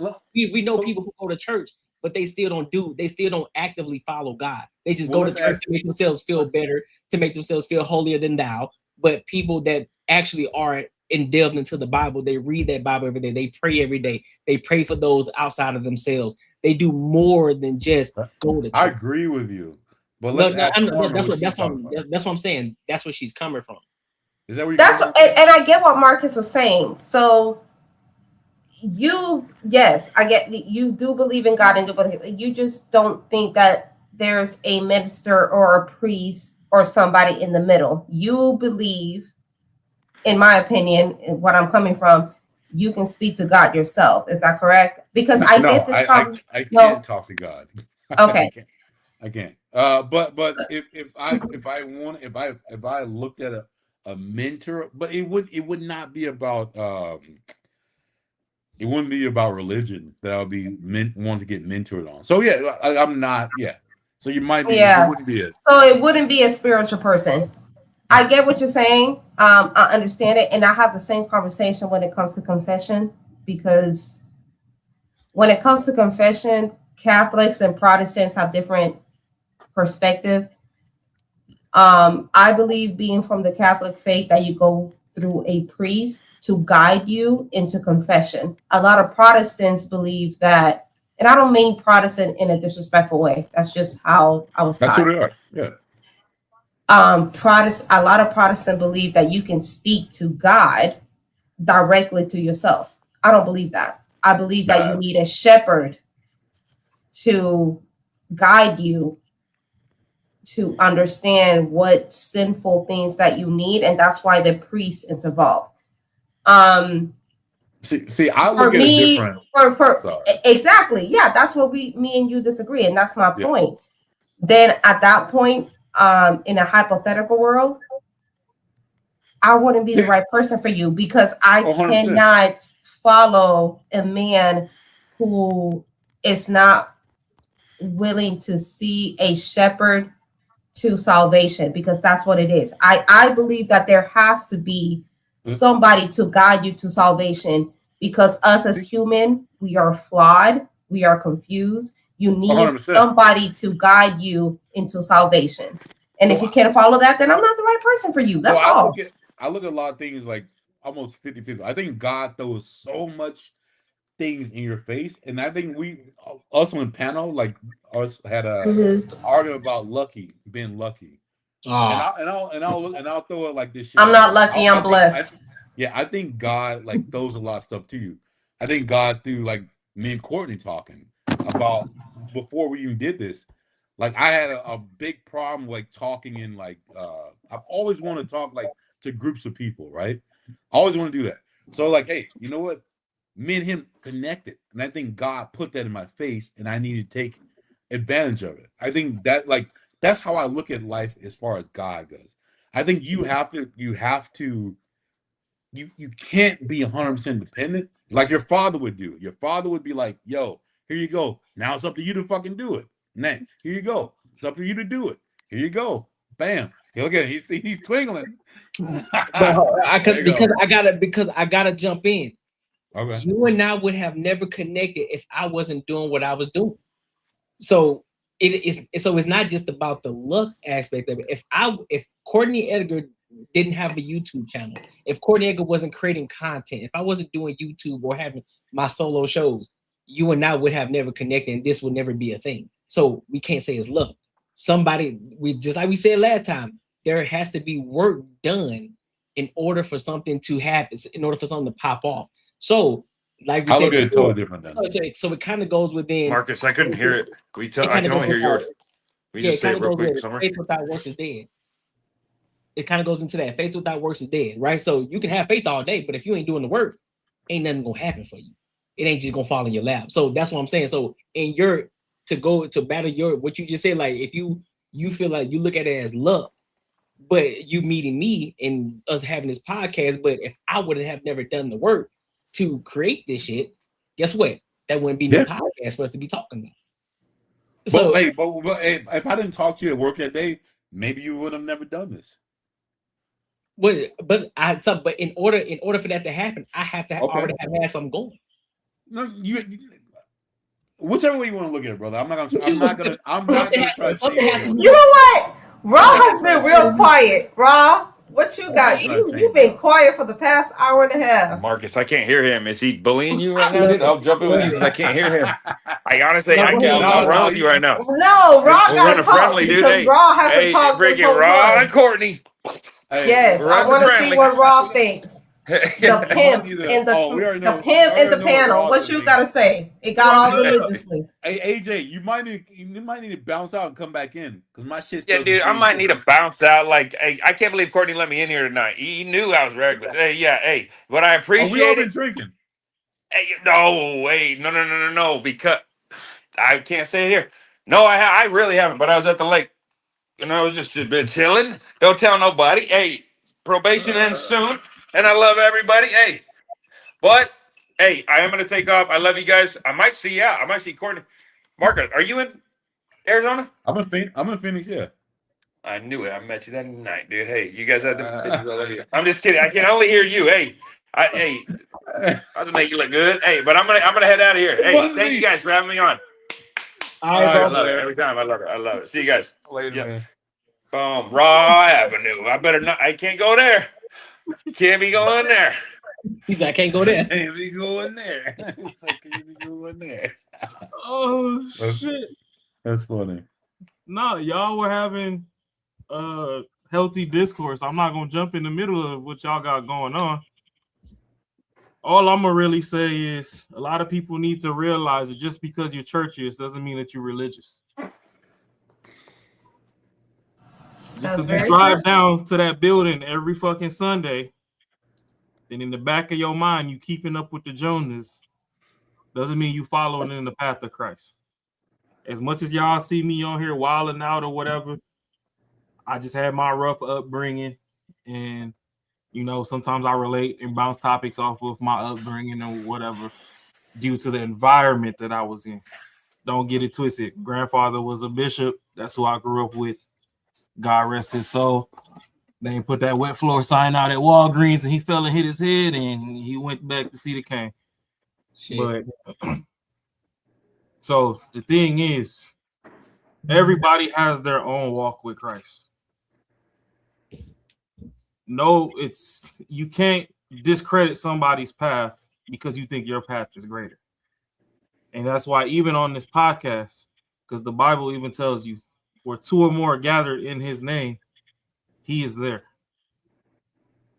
God is about accountability and all those other things. So even when we having these discussions about men and women dynamics or whatever, hey, now this is where you get me back into my sin. An unruly bitch is an unruly bitch. Ain't no three ways about it. Here we go. If I can't hold you accountable, then you the sinner right now.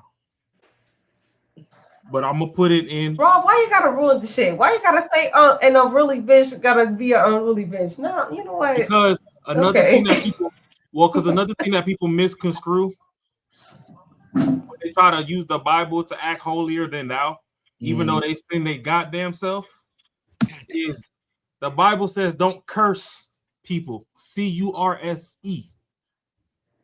It ain't say don't cuss. C-U-S-S.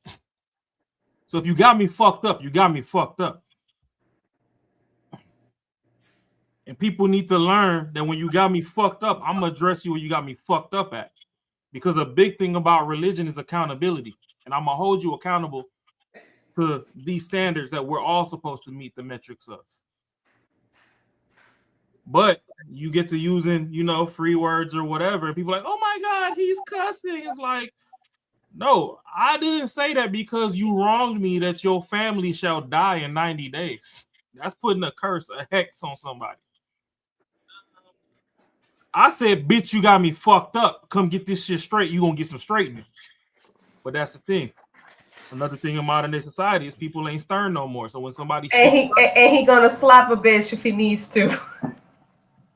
Slapping bees. I mean, sometimes when you go to church, you get the olive oil put in the hand and it's supposed to be pressed against your forehead. Even the Lord knows sometimes you gotta bless a bitch. But we're gonna leave that alone. You were supposed to say no to that, Rob. You were supposed to say no to slap of the bitch, but I guess He's like, what? And that's why every day when we walk the path, there's growth. There's room for growth. I'm not supporting violence, but I understand not everybody's on the same point in the path as other people. If you just beginning your journey and the pimp hand strong, hey, call for the anointing before you swing it. Yes, sir. When you grow and you learn to do better, stop hitting that woman. If you really love her, why are you putting hands on her? That's growth. But at the same time, y'all, nobody really wants to dive into the word. If it says come as you are, the pimp ain't gonna start pimping the first day of church. It might take him 30, 60, 90 days, but he gonna get there. But you have to give him grace. Shorty not gonna stop working for her degree the first time. She might go get her associate's degree and go twerk on the stage again. She still needs some training. I'm gonna make this money for you. I'm gonna make this money for you, Rob. Marcus, he gonna slap me, be like, bitch, go through your corner. And if you don't make my money tonight, I'm gonna slap you into making my money tonight. How about that? Y'all both be in church the next day. Yeah. And we both be in church on Sunday. You right. Yeah. But check this out. Check this out though, Carmen, because like I said, it's all walks of life. Christianity is supposed to encompass all walks of life, and you're supposed to come as you are, then you're supposed to grow from there. A lot of people go to church and they don't grow. Facts. That's them churchiest niggas. And the slap makes me grow.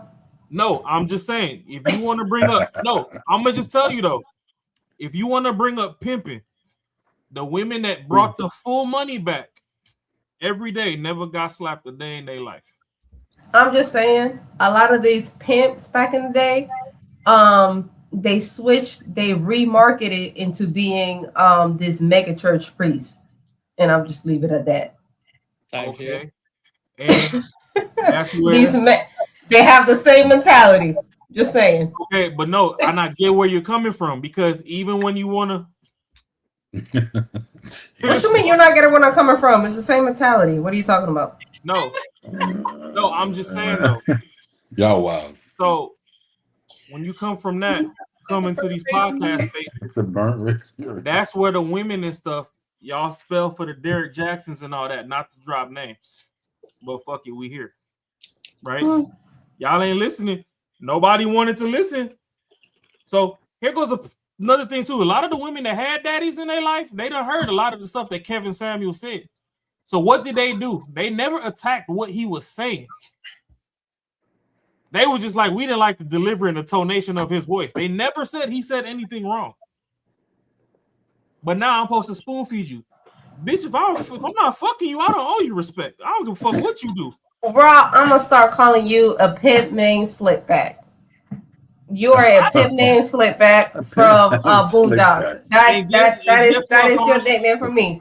Because a lot of these mega pastors, the mega church pastors, they have the exact same mentality, a pimp mentality, just like you. A pimp named Slickback. That is my new nickname for you.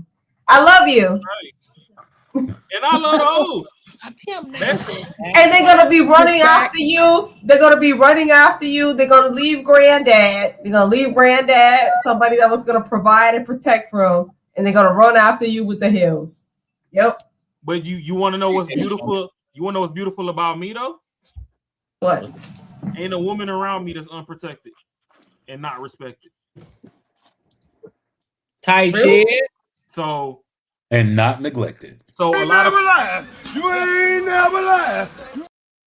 I wish you start playing that more than that fucking ass shaking shit. Damn. Now why would you speak that up? Courtney, play a pimp named Slickback. Play that. Oh, I gotta get you. Oh, I gotta. He ain't download that yet. But he didn't download that yet. We know what I'm talking about, right? Yeah, no.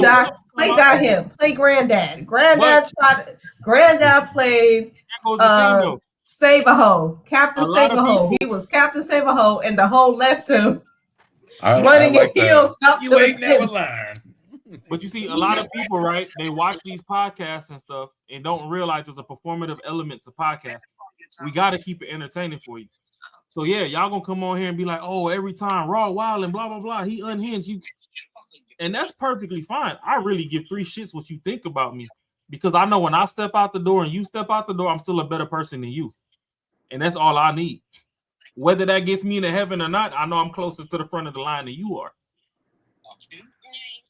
And Carmen, that's all I need. So it's just like when we talking about this religion and Christianity and all that. Okay, it's a lot of people going to church, but you going to church to show off that you just bought some red bottom shoes, knowing that your neighbor next to you that you got to hold your hand with to pray is barefooted, and they've been barefooted the last 6 months.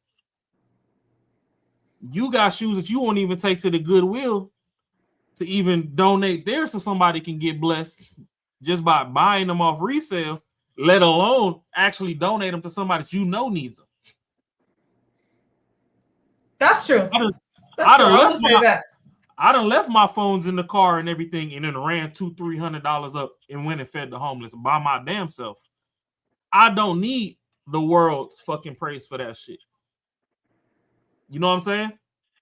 I done had homegirls and homeboys that was short on fucking rent and all this other stuff, and I just fronted them the money, never asked them for it back.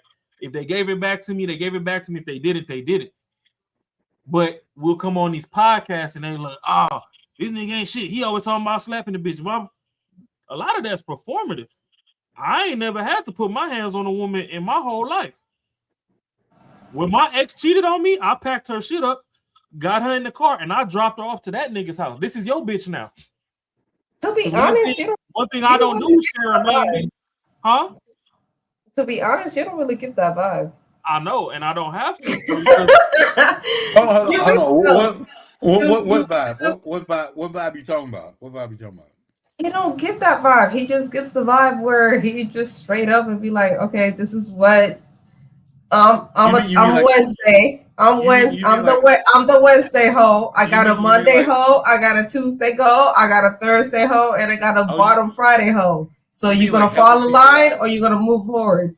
That's what it really feels like with Raw. I feel like Raw is too honest. Hey, Carmen, you mean like helping people out?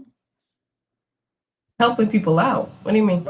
What he was just talking about, like what he does. No, I think the vibe that I was trying to explain was Raw is just honest. Yeah, and I think that I think he's just too honest. And I think that some women will feel like, well, maybe I can change him. I'll be the one to change him, and he might not want the Monday and the Tuesday hoe. No. And you're not that girl. And I feel like he tells you that out front. That's why I think that you need so many different people in the world. I know, like he would definitely help people out. Like he would definitely go out and help some motherfuckers out. For me, I'm not doing that shit. Like I'm looking out for number one. You know what I mean? Like that is me. Like one, and I'll be real with it.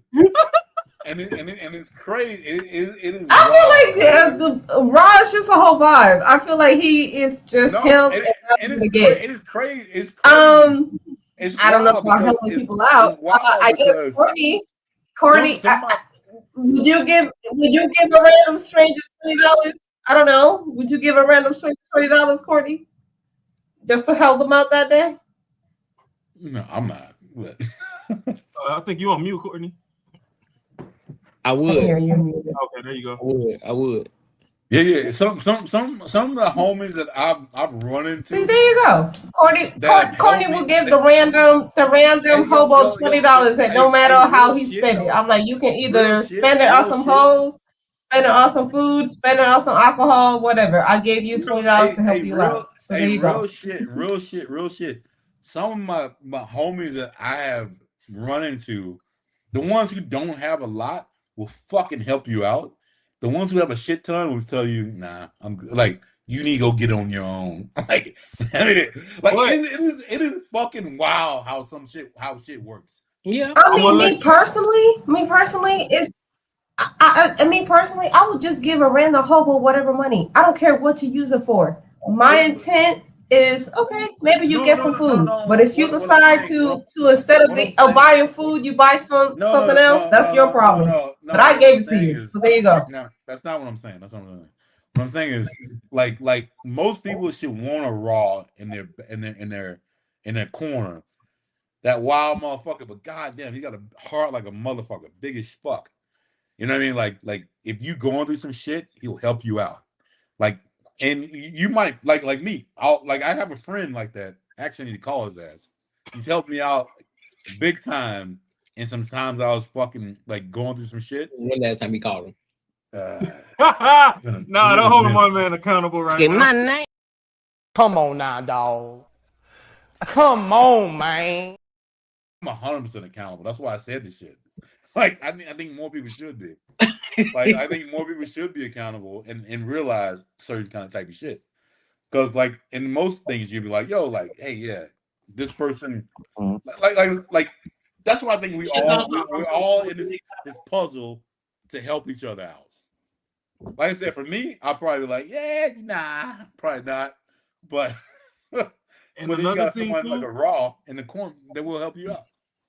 And another thing too, that people need to realize when they out in public, when they friends group circles or whatever, words mean things. There's a loan and there's giving. Yeah. Make sure that y'all know the difference. Don't ask me to borrow 200. No, you're not finna pay me back 200. Ask me to just give you 200. If I got the 200, you're gonna get the 200 regardless. But just know kindness has a cutoff. If you ask to borrow 200 and you ain't pay it back, don't ask me for shit else in your life. It's almost like a blessing. Yeah, hey, I know you ain't gonna pay it back, but that's it, player. Done. Now, if you need it and you know you can't give it back, just ask. Hey, bro, I'm down bad. Let me get 200. And if I got it, hey, boom, charge it to the game. You know why? But only thing I'm saying is we all should respect each other. How different we are. How different all of us are, and then we all could like help each other. Like at some point, like you know what I mean. Like we all got a different story. All got all kind of shit. But like at some point, they definitely shouldn't be judge a book by a cover, what you think the cover is. Because usually the cover is not what you think the cover is. Like I said, like most people think I would give them money, and probably not you. And I'm like, all right, yeah, like you know what I mean. Like most people, like, yeah, he seems like he's the one, and you 100% be the one can realize a real problem and say, you know what, dude, I'm gonna help you out. No, I give some people some bread, bro. No. This ain't about that. I'm just saying it's like more like just like you know what I mean. Like, don't just judge of what it is. Like, there's no reason to judge what it is. But it's also not a problem for me not doing. Time 18 188. Who hurt you, honey? Who hurt you? Time 18 188. What female hurt you? Not the who hurt you. No, hey, listen, I ain't gonna hold you. There are someone there. Hey, listen, that's true. Listen, if you wanted to hire a hoe, you can just hire a hoe. Who hurt you? There's women out here, there's women out here that is perfectly fine with a picnic date. I just had a fabulous picnic date with my husband, and it was awesome. Carmen, what are you talking about? Carmen, I ain't gonna hold you. There are more men that will give than women. Oh yeah, 100%. That's y'all fault. Y'all set that standard. You give your husband a lot because I agree with that too. I agree. You give your husband a lot because he is, yeah. Who cares the most, you or him? You think? No, both of us. It depends on the day. So with our marriage, is 100. Sometimes I'm 100. Sometimes it's 100. So it's just depends on the day. If we ask him, do you think it'd be the same thing?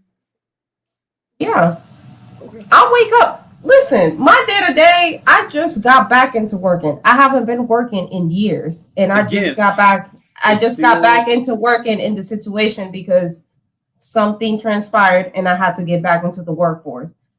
I wake up at 5:30 a.m. to make sure that he is great, good to go.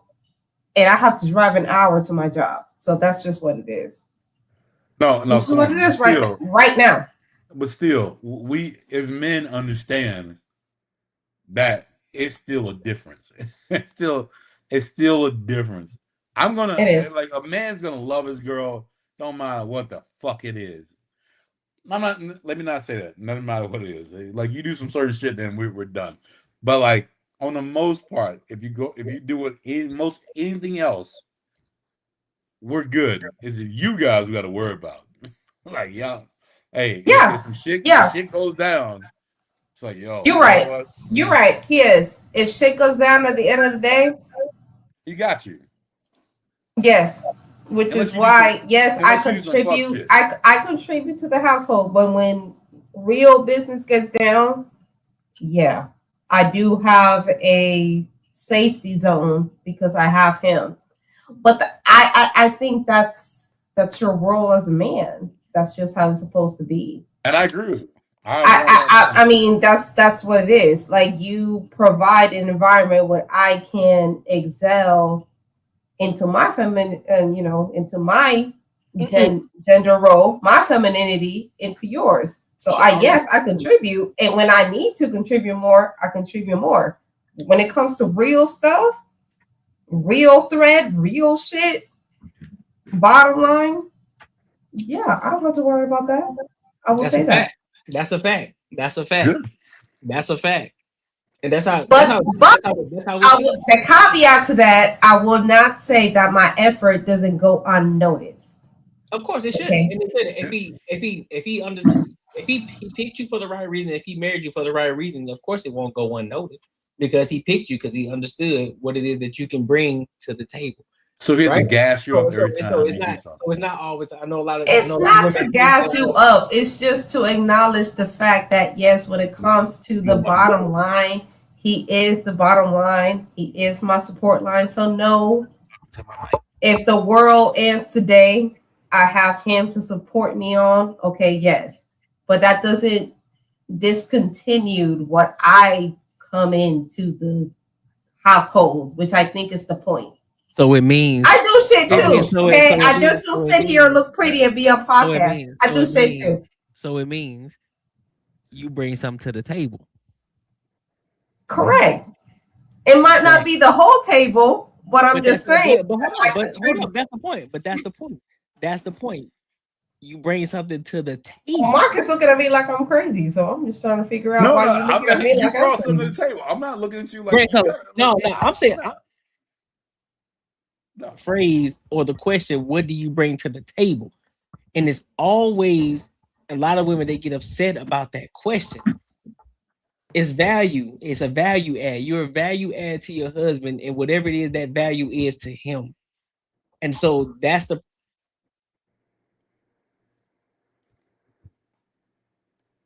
Courtney, you're muted. Can't hear you. That's why y'all can fucking hear me. Never mind. You know what? Fuck it. Don't even. You know what? Fuck it. Let's go to the next topic. We hear you now. Let's go to the next topic. No, we agree. We agree. We agree. We agree 100%. When it comes to survival skills, if I'm going to answer the question, when it comes to survival skills, yes, my husband can survive without me.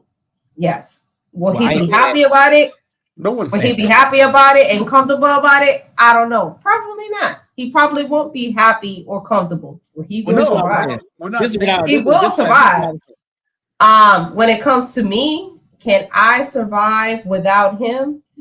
No, I cannot. See, I like that. And that's just real. That's just real. That's just real talk. I like that. He can't survive without me, whether that be happy or comfortable. He probably won't be happy or comfortable, but he will survive. Turning around on me, no, I cannot survive without him. And this is what I was saying earlier. You know, I will die. I was disrespectfully muted. You know what I'm saying?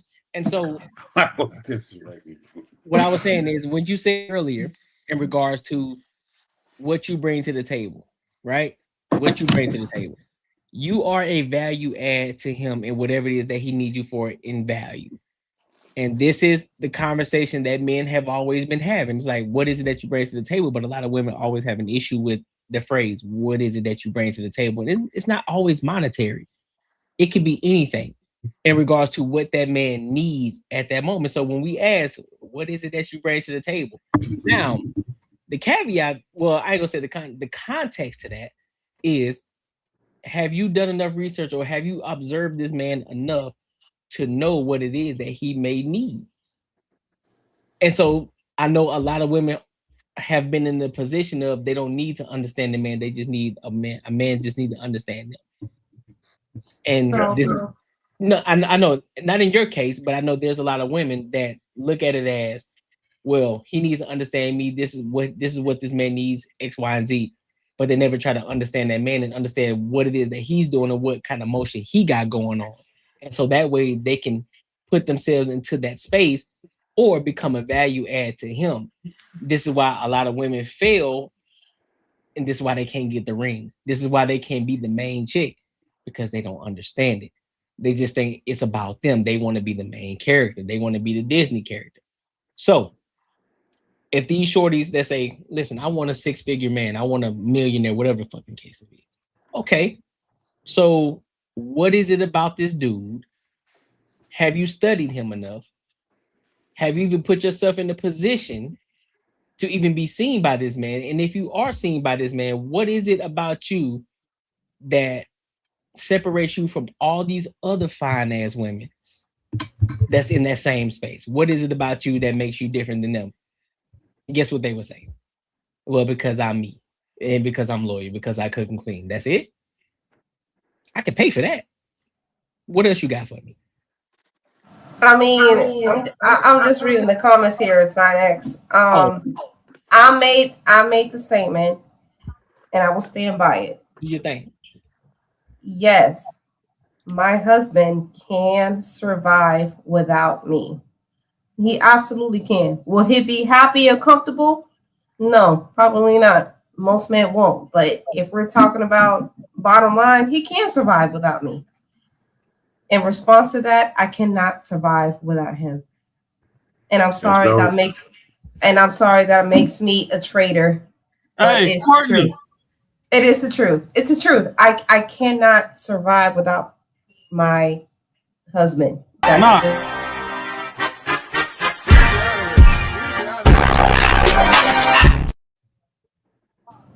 If I'm being honest right now, it is 1:17 a.m. 1 in the morning. If somebody come bust open my door right now, you think I'm gonna be in the way? No, he better be in the way. So yes, the person who I married, maybe somebody that you don't know, the person who I married will gladly stand in front of somebody who is trying to break in here and die for me. That's why I can't survive without my husband. Hey, so, Courtney, honey, I don't know. What you got some sexy salt, some freaky dust? What you done sprinkled on the pie tonight? Hey, listen, bro. What you mean, bro? What you mean? Boy, these women in their femininity tonight between her and Coco, Hey, I'm listen. like, shit. Hey, listen, bro, because bro, it's me, bro. It's me, bro. They trying to pop my zipper. I guess it's me. No, that is the lie. That's what gets. Oh my God, this is a loaded question. That is the lie that y'all been told. Fuck the Disney bullshit. Fuck all of that. No, that is the lie that y'all been fed. There is a reason why we drive down the construction road and all the women are holding the damn sign and the men are building the goddamn roads. Listen, I went to work all the way from Atlanta to Alpharetta. That's an hour drive. And in every single construction site, I drove through 4. Fuck. And every single construction site, the woman was putting the sign say drive slow. And who did I see do the work? The men. Sorry. I mean, I'm afraid to my own female. I would rather do that. I don't want to do all of that. I sure don't. Hey, did they twerk a little bit while they was holding the sign? Yeah, nah. Hell no, that's a distraction. Y'all ain't even motivated to work hard. Look at this freaky ass nigga, man. Ron, Come on now. Ron, look- dog. Come on, man. Come on, man. Come on, Rob, man. let me tell you. You really want to be real? You want me to tell you, Rob? You want me to tell you the real Rob? Come on. Talk your talk. The women that were holding the sign were big. goddamn studs. Oh yeah, they big girls. Hey. They were the bull daggers. They were the studs. Nigga, that's a man. What? No, this is my ex. Your ex-girlfriend a man. Why you think she in jail with the men? She'd be on the other side. Nigga, you gay. Yeah. Yeah. So the studs and the bulldaggers, excuse me, that's not a alphabet friendly term. But yeah, that pretend men were the ones with the sign. I'm not holding no goddamn sign. Ain't no female that look like me holding the goddamn sign. No. You right, Carmen. Because I say the same shit. I call them diet niggas because y'all got nigga attitudes with no dick. What you call them? Diet niggas. Hold on, man. Hold on, bro. They diet niggas. They trying to have the attributes and attitudes of a motherfucking man, and they ain't got no dick on them. Like. When you drop your pants, it's still a cave in there. They're not like that. They're not like that, Rod. That's not their name. Stop it. They diet niggas. But no. See, and the funny thing is, even Anton alluded to this morning on the morning show. Don't nobody take these dykes and studs and stuff serious. You still got that critter boot on you. That's true. You can get hit like your mama did. Bad. Oh no. And this is what I'm talking about, Rod. You're not politically correct. Stop it. Yeah. I'm a hood nigga first. We didn't have politics in the hood. God damn. All right. Can you be neutral? We had dice games and drugs. It was survival of the fittest, not the politics. You got to be politically correct and be all inclusive. The health. You know what? I don't know where you work at in real life, Raw. I really don't. But I work at a doctor's office in real life. I work at a doctor's office, and there is a person who we have to address as they and them in all emails. Nah. Okay. The problem is you're under the illusion that you have to. You don't got to do shit. And this person if I want to get paid, yeah. Probably less money. And I'm gonna address you how the fuck I see. And this is my problem though. So not to derail. This is my last shit that I'm gonna say before we get into the next topic. But this is my motherfucking problem. Everybody comes after men and tell us we need therapy and rehab and treatment and all this other bullshit. But y'all let these delusional unicorn Skittles ass motherfuckers do whatever the fuck they want, and they don't need jack shit. They supposed to just bully us, but us that know what the real is, and we gotta sacrifice our lives just so your titties can bounce 10 years longer. We the ones that fucking. Well, I'm just saying, if you look like a Robert and I have to address you as Maria, I'm gonna address you as Maria because at the end of the day, I need to get paid. I work at a doctor's office that offers alternative care to certain individuals. And I will say, and I'm not gonna say anything. Yeah. So if you walk in there as a Robert and come as a Maria, I'm going to call you Maria. What? Yeah. Man, look at hell no. Comment know what's up. Yes, I will. On that and note, I will wish you a great day. On that note, welcome to the Banter and Barter Show. You can like, comment, subscribe, drop a super chat. We're on to the next topic. Let's get it. Ain't no way, Sway. So in other words, what Raw just said. Fuck you, and fuck you. Who's next? Who's next? I stand on that. Who's next? Go to Thailand, Raw. Go to Thailand. You might fall in love with the female. Go to Thailand. Oh hell no! Here go the problem. That's another misconception. My boy was a school teacher in Thailand. It's more she niggas in Atlanta than Thailand. You ain't gotta leave the country if that's what you like. Yeah. They're not she N-word. They're she males. Stop it. Why they try to put all that bass in their voice? Rags. That's my dog, man. That's my dog, Zyrax. She be popping in. I appreciate you. Stop it. So listen. There are she males. We are going to be politically correct. No, we not. Not on this show. She miserable. It ain't my show. You're right. You're right, Courtney. It ain't my show. So whatever. No. And then they act unruly. I ain't saying that ain't your show, but I'm saying now on this show we ain't gonna be we gonna be politically correct, but at the same time we ain't. We're letting it loose. All right, what's his last topic? Yeah, it's Carmelo. We're gonna talk about Carmelo. All right, let's get it.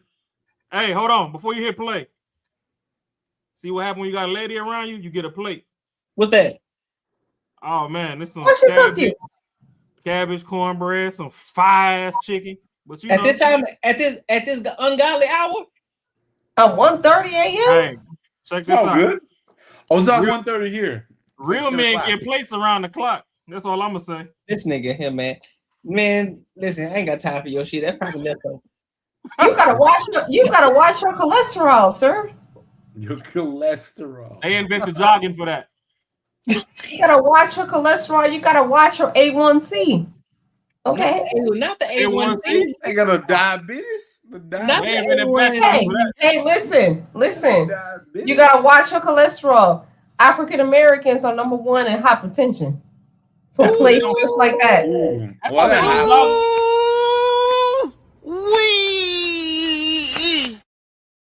And that is a fact. You can double check that. High cholesterol for places just like that. Carmen, you want to know why that's not a fact?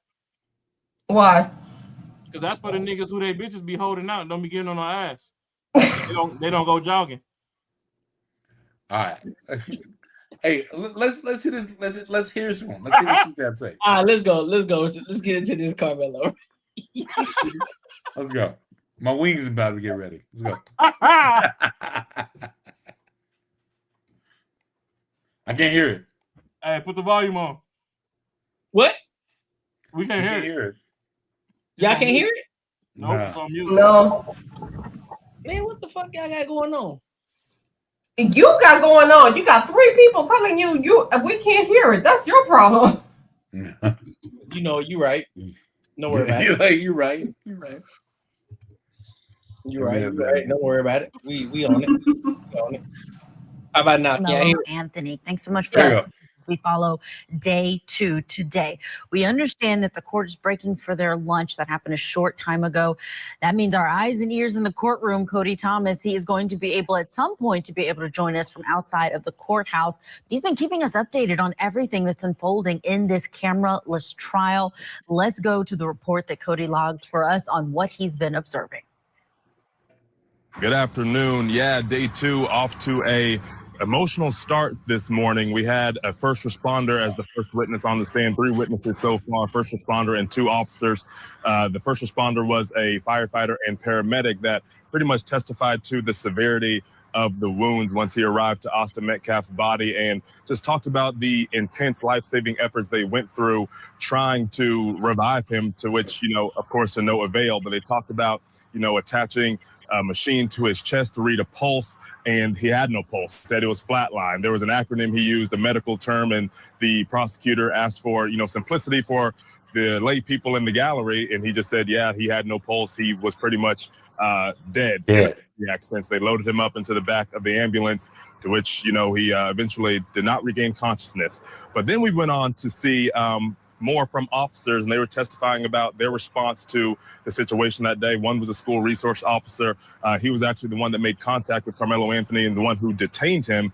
But he talked about the commotion when he ran out there to the scene, all the kids running to him saying, someone's been stabbed, and they pointed towards Carmelo's direction. And so you see on the body cam when he finally approaches Carmelo, and Carmelo seemed to cooperate. He was being very cooperative. He was being compliant. He didn't try to run away. But the key thing about this testimony here on the body cam, you hear Carmelo say to the officer, he put his hands on me. I told him not to. And when he says that phrase, he clearly he's crying hysterically. You can hear him sobbing in a very emotional state. But the prosecution's harping on that last half of that statement, the I told him not to part, because the prosecution says that's simply a lie. We've heard that phrasing, he told him not to put his hands on me, or put your hands on me and see what happens. That's the narrative that the prosecution's running with, and that eventually led Carmelo to stab Austin Metcalf. But there was another officer whose body cam was played during this officer's testimony, where you heard the officer say, "We have the alleged suspect," and then you clearly hear Carmelo say out loud, "I'm not alleged, I did it." So kind of damaging to the defense's case here. But then we just heard from an officer who arrived who did not partake in any life-saving efforts for Austin Metcalf's body, more of scene patrol, scene security is what he was saying, and evidence control. He was the one securing off the scene there, and he actually showed, or we saw pictures of the knife. It was a 5-inch blade. The first time the jury actually saw that knife in person, they did a demonstrative effort in front of this jury where they showed that the blade could be swung out really quick with just the stroke of a thumb. You could open it really quickly with one hand. But the impactful part of that testimony is that we saw the body cam from this officer where you actually see Austin Metcalf's pretty much lifeless body, everyone trying to give him chest compressions, but you see the body on screen, and that obviously brought out a visceral, emotional reaction from the Metcalf family. Plenty of tears and sobbing and consoling. And I looked towards Carmelo Anthony's side, and it was pretty stoic. There was a pretty, a lack of emotion there, not necessarily in a negative sense, but just really take evidence here, all the facts of this case as the prosecution presents it thus far. That's the latest right now. I'll send it back to you. All right. So, what are y'all thoughts on this? What are y'all thoughts on this whole trial situation? Well, I want to go real quick. So, I think he, Carmelo. They're like the reason he wanted a knife. I guarantee he was getting fucked with at school by people that are our color. And he was like, "Yo, you know what? Like, next motherfucker fucks with me, I'm gonna fuck him up. You know what? Like, I'm gonna fuck him up like big time." Oh, so you saying they were putting a battery in his back? I'm not gonna say because I don't want to blame nobody. It's his shit. Like, even if that did happen, I don't want to blame. I don't want to say that there was any sort of blame. He just didn't deal with it right. But like at the end of the day, he did what he did. It was what should have never fucking happened. He should. You got a knife. You can stab someone. Like I don't know. He got to go to jail, man. Like I'm like Charleston White. He got to go to jail. Like because for me, I have no sympathy for it. But I have sympathy because I don't think that he meant to do it. That's the only big thing. But someone died. And it's so fucking unfortunate that happened to him. Bro, my big ass got bullied in high school and middle school. I'm telling you, one time I got this lock. This fucking lock that I had I said, the next motherfucker that fucks with me, I'm going to hit him in the head with his lock. Thank God. That's right. There's a reason I think a certain way that I did not do that. Because I could be in prison or whatever if I kill someone because some other shit someone else did to me. And the next person that rolls up, you know what I mean? Like it did happen. So it's unfortunate what's happening to him, man, but like we cannot discard this dude's body, the white dude's body, or like what life he could have had just because he said, "Hey man, get out of this tent," and what you're feeling. We can't discard that, bro. I'm gonna be honest with you, bro. I think it's more to that, bro. I think it's more because I don't think in this situation it's at the track and meet. I don't think that it was just that situation. I think it was a build-up. Give me the worst case scenario, and I want you to prove it's cool for him to stab him. Okay, so there's a point where you continuously keep fucking with this one individual, this one guy, and I'm pretty sure. Hold on, you gotta let me finish. Let me finish. There's a situation because it wasn't just him that was bullying Carmelo. It was him and his brother as well. Brother, yeah. Okay.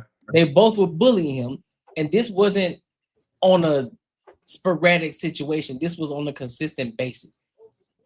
And so I'm pretty sure for any reason, think about this for a second.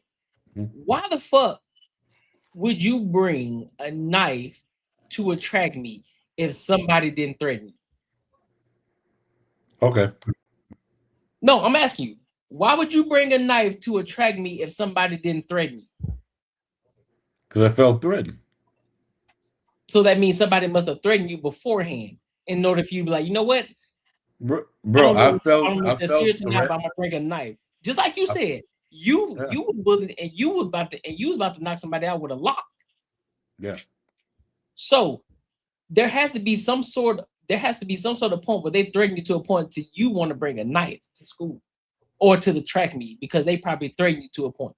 Bro, I brought a lock to school, and the only motherfuckers are doing is really pushing me.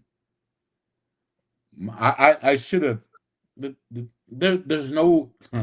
You can't convince me that there's any reason, any logical reason for this to happen. Like, there's no way. You already proved the point. You brought a lock, and you were ready to knock somebody out with a lock. And I am 100% not right. That could kill somebody. 100%, and I wasn't right. What do you mean? I was not right at all. You're defending yourself. Am I defending myself? Yes. No, I'm defending myself. Okay, hold on. Let me ask the question. Did they threaten you? Yeah. You defending yourself, so therefore it'll hold up. I don't want it to hold up. I want to be right. What do you mean want to hold up? So you don't want to defend your life? What are you talking about? If somebody do I think the dudes are gonna beat me up, gonna kill me? Even if a terrorist threatens the United States, we gotta react to it. So therefore, what do you mean? Courtney, that's different. No, it's not. It's a threat. A threat is a threat. So if somebody threatens a school, if somebody threatens to bomb a school, guess what? You got to be reactive. Do you think a 16-year-old threatening to beat your ass is the same thing as threatening a fucking school? If like blow it up?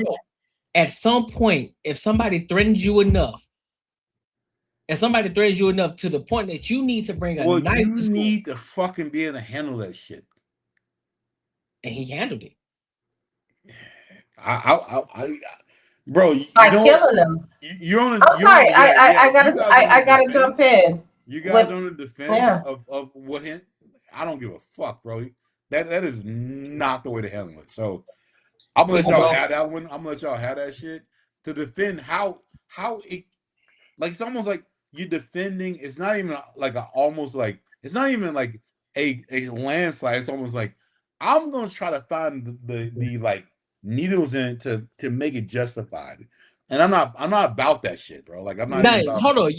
You know how objective I am when I come to these topics. No, I don't hold. I'm not pro-black when it comes to these topics, but when it comes to a situation, you got to look at it from a deeper standpoint. Yeah. Oh, why would I bring a knife to a track? Hold up. If my nephew was fucking with someone, hold on to a track meet. Out of all the places, not to school, not to put one in my locker, to a track meet. You trying to kill somebody. So exactly, you're trying to kill somebody. However, no, hold up. Let's refrain. You're not trying to kill somebody, you're trying to protect yourself. So why would you be trying? Don't go to a fucking track meet then. Jesus. Oh no, because you are in a track meet. So therefore, these individuals. He's not running, bro. Come on, man. Are we gonna be real? No, you're trying to bypass it. Somebody, Courtney, hold up. Is he running? Hold up. Courtney, is he running? Courtney, is he running? Marcus, you gotta hold on. Okay. Why would you missing the point? Why would I bring a knife to a track meet? Because I'm trying to fucking square a deal up and I'm gonna fuck somebody up. Why would I be doing that? Because someone maybe fucked with me. Not just fuck with you, somebody probably threatened me. But I'm gonna walk myself into the threat and stab him. Okay. Okay, hold on. So you telling me before y'all continue, just for clarification, Marcus, Carmelo was the captain of the track team and he was a captain of the football team. Was he running? So he was an athlete, yeah. Just I'm gonna say, but I'm gonna let y'all have the rest. No. So he was a runner in someone else's tent. So I played sports. I have to. Usually, yeah, obviously you did. And usually, guess where you at? Under your fucking tent. You ran track? Oh, okay. So, are track players in everybody else's tent? No. Okay, cool. So I'm going somewhere else's tent. Guess what I'm trying to do? Fuck some shit up. Why? Because someone threatened me. Okay, so therefore, why? At what level of a threat would it need for somebody to bring it They're out? gonna kill my mom and they'll kill everybody in my fucking family. They said it. I'm gonna kill everybody. You know. What if they just? I'm No, gonna kill everybody you know. What if they threatened you personally? Uh-huh. What if they me threatened and you everybody personally? else. No. Fuck everybody else. I'm number one. I'm number one. They threaten you personally. Yeah, number one. Me number one. Threaten you personally. Yeah, I'm gonna walk my ass over that tent. I'm gonna stab him. And guess what? I'm gonna get off. So that's what happened. He walked over there and he stabbed him. Is that what happened? No. Okay. So he walked over and they said, "Hey man, get your black ass out of my tent, you Negro." And he's like, "Nah, man, fuck all this shit. I'm gonna stab you, bro." I did not expect this. Can we just have an objective conversation? That's what I'm trying to do. So what?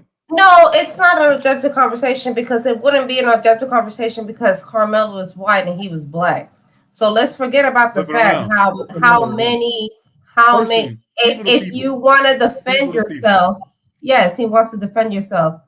Will we be having the same argument if these two students were black? Yep. Yeah. No, we would not. No, we would not. Because if it's a black on black crime or anything, it gets excused because of whatever it is. So the reason why it's such a big deal is because the young man was black and the one that was killed was white. I don't give a fuck if it was.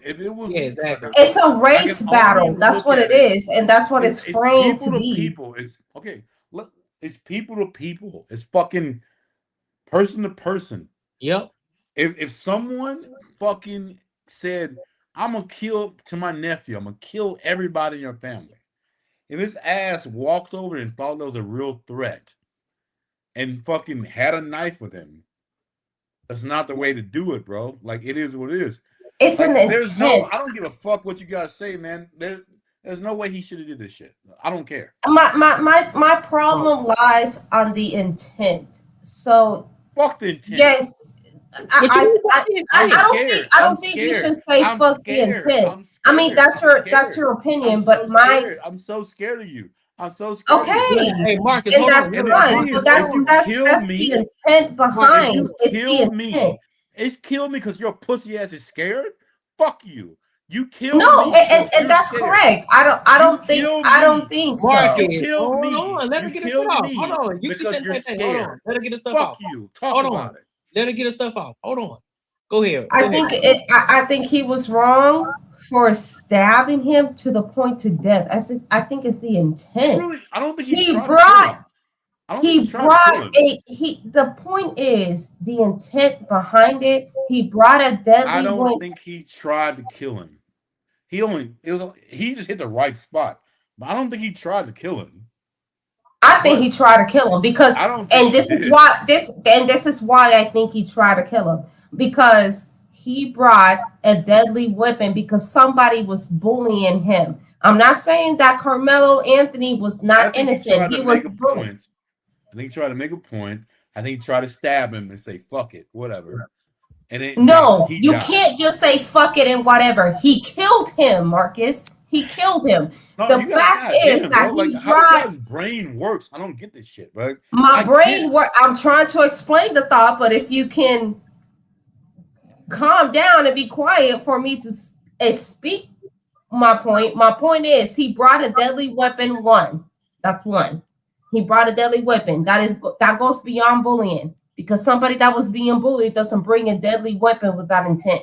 Yeah. Second, you brought a deadly weapon and you stab somebody to the point that you kill them. That doesn't magically happen to the point where you just happen to hit the right.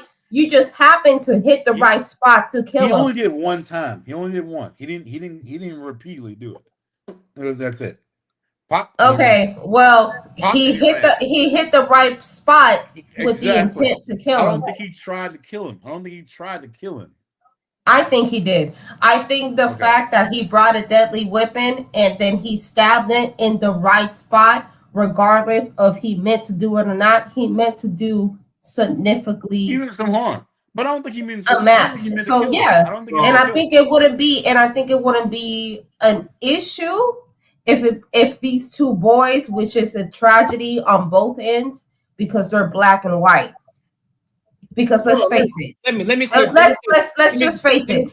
Black on black crime is a real thing. Hold on. Let me clear this right now. This entire trial is not about black and white. The media is making it black and white. What this is about is a bullying situation, regardless if it's black and black, white or white. So we taking race out of the bullshit. We taking race out of it. So I'm not gonna mention, oh, this because he was a white kid or this was a black kid. I'm not talking about that. I'm talking about the intent. I'm talking about the reasoning, all that. Because if it was a black guy who died, I would say the same shit. What was the fucking reasoning as to why he would bring a knife to the track meet? What was the threat overall? Because if you taking race out of it, I feel like the intent was already there. So my point still stands. If you're threatening me, to a point where I need to bring a knife to attract me, I don't feel safe. That's a problem. And so why did it have to get there?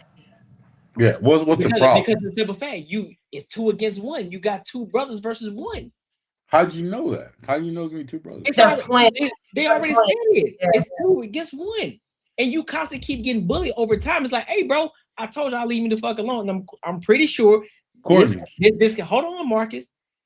I'm pretty sure that this kid who passed away, which again, I don't condone it at all, but I'm pretty sure he's not as innocent as we making the scene just because he passed away.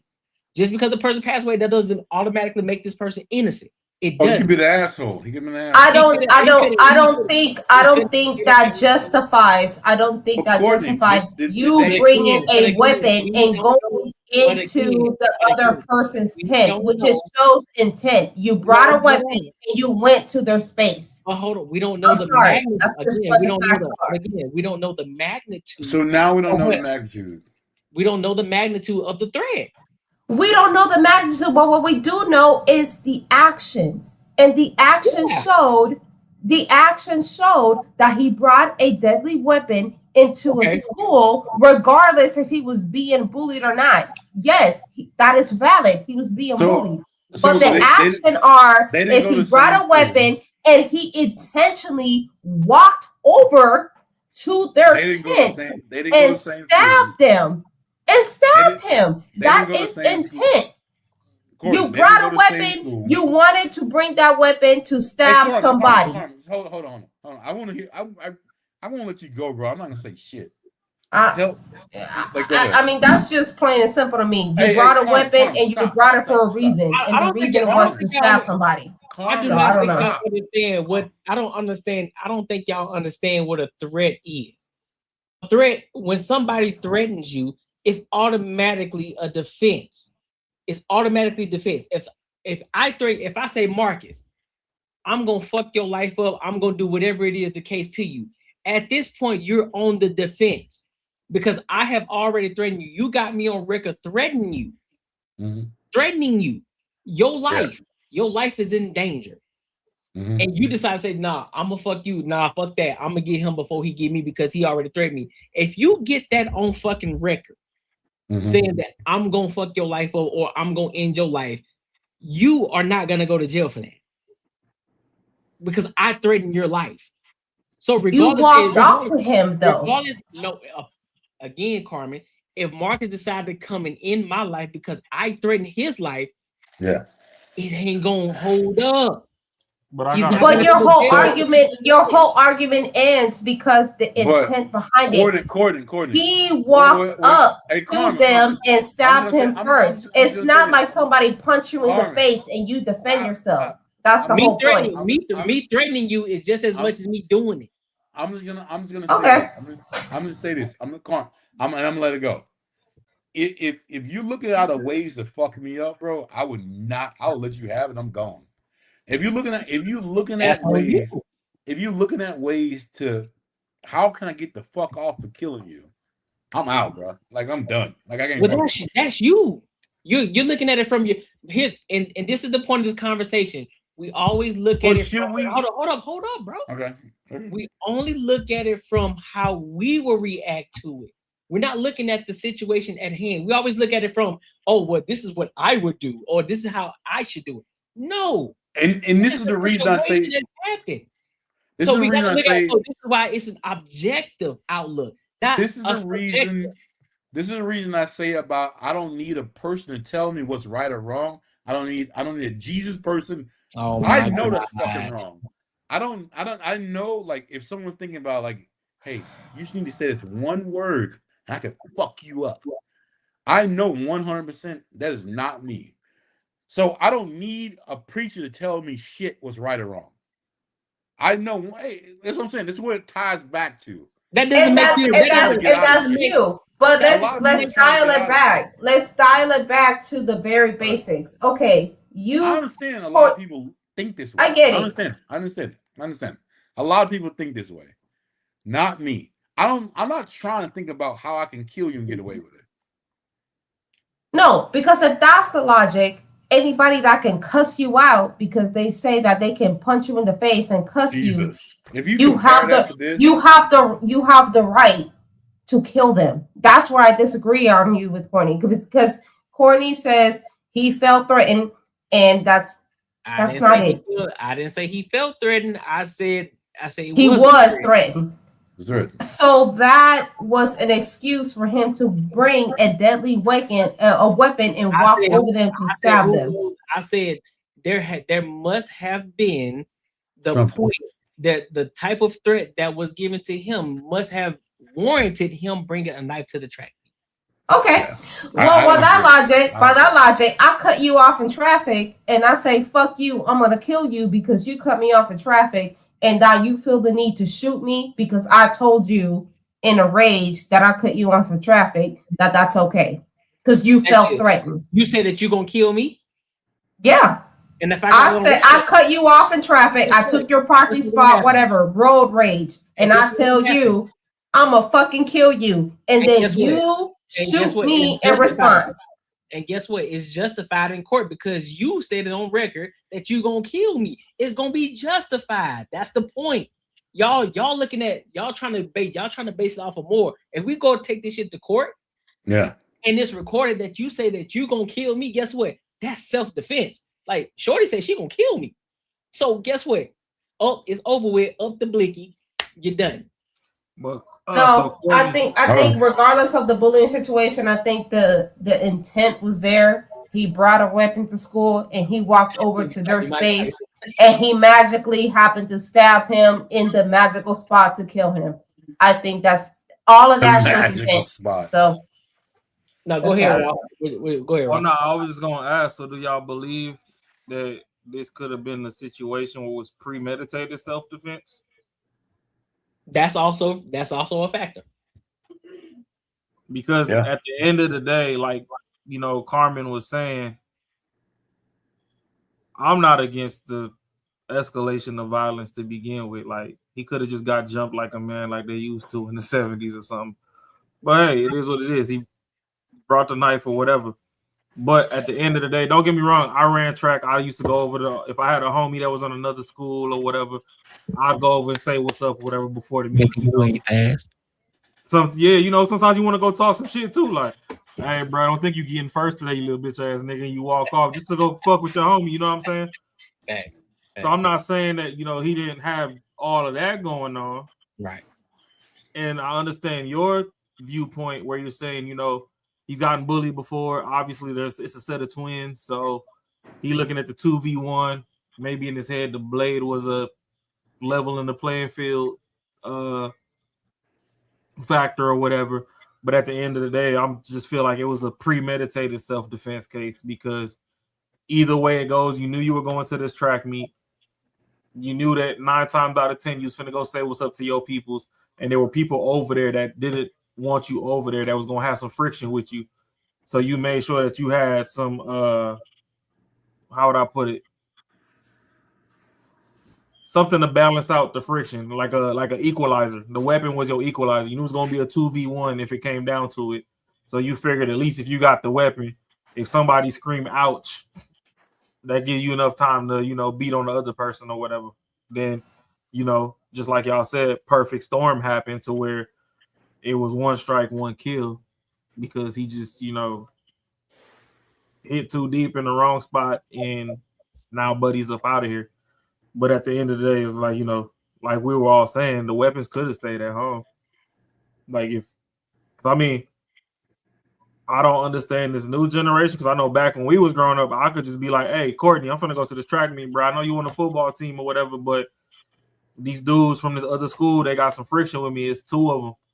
I don't know if I could take both of them. You might come into this meet if anything happened to jump in with this fight with me.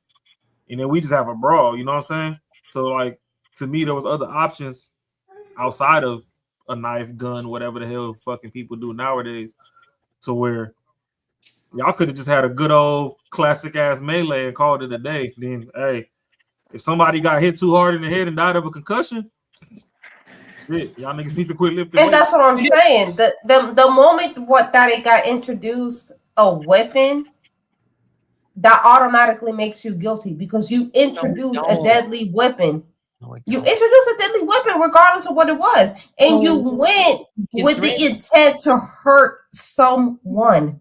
Regardless, if it's a threat, if you already have been threatened, regardless of what you do next, the threat in itself was already the intent. If somebody threatened you already, it's already that's already threatening you with what? And that grants you free, and that grants you free because you feel threatened. That grants you right to take somebody's life or to intent to take somebody's life. No, it does not. That's my point. That's my point.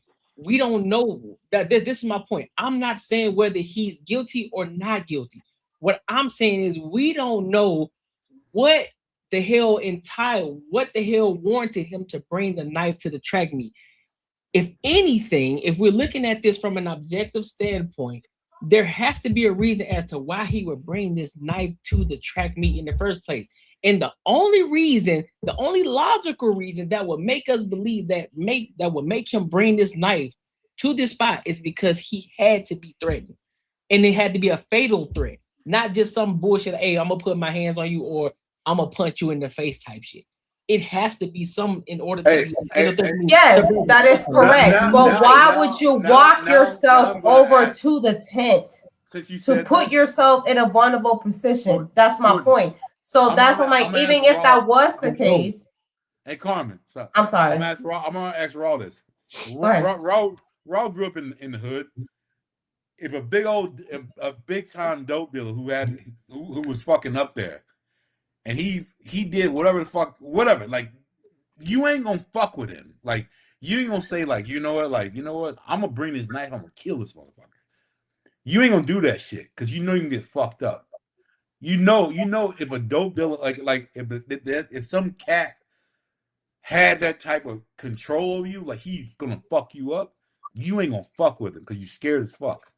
Well, this shit ain't happening, bro. Like, this is honestly, bullshit. Marcus, to be honest, for me, it's not even that it's that you be scared. My thing is, I would want my case to be beyond a reasonable doubt. So for me, personally, I'm not putting myself in the situation that he did. I'm not going to their tent. Exactly. That's my point. But we're not going to their tent. We're thinking about getting away with doing something. Okay, so that's the thing though. Even if you wanted to get away, boom, I'm gonna show up. You know, for lack of better words, I'm that nigga at my school. You don't like me.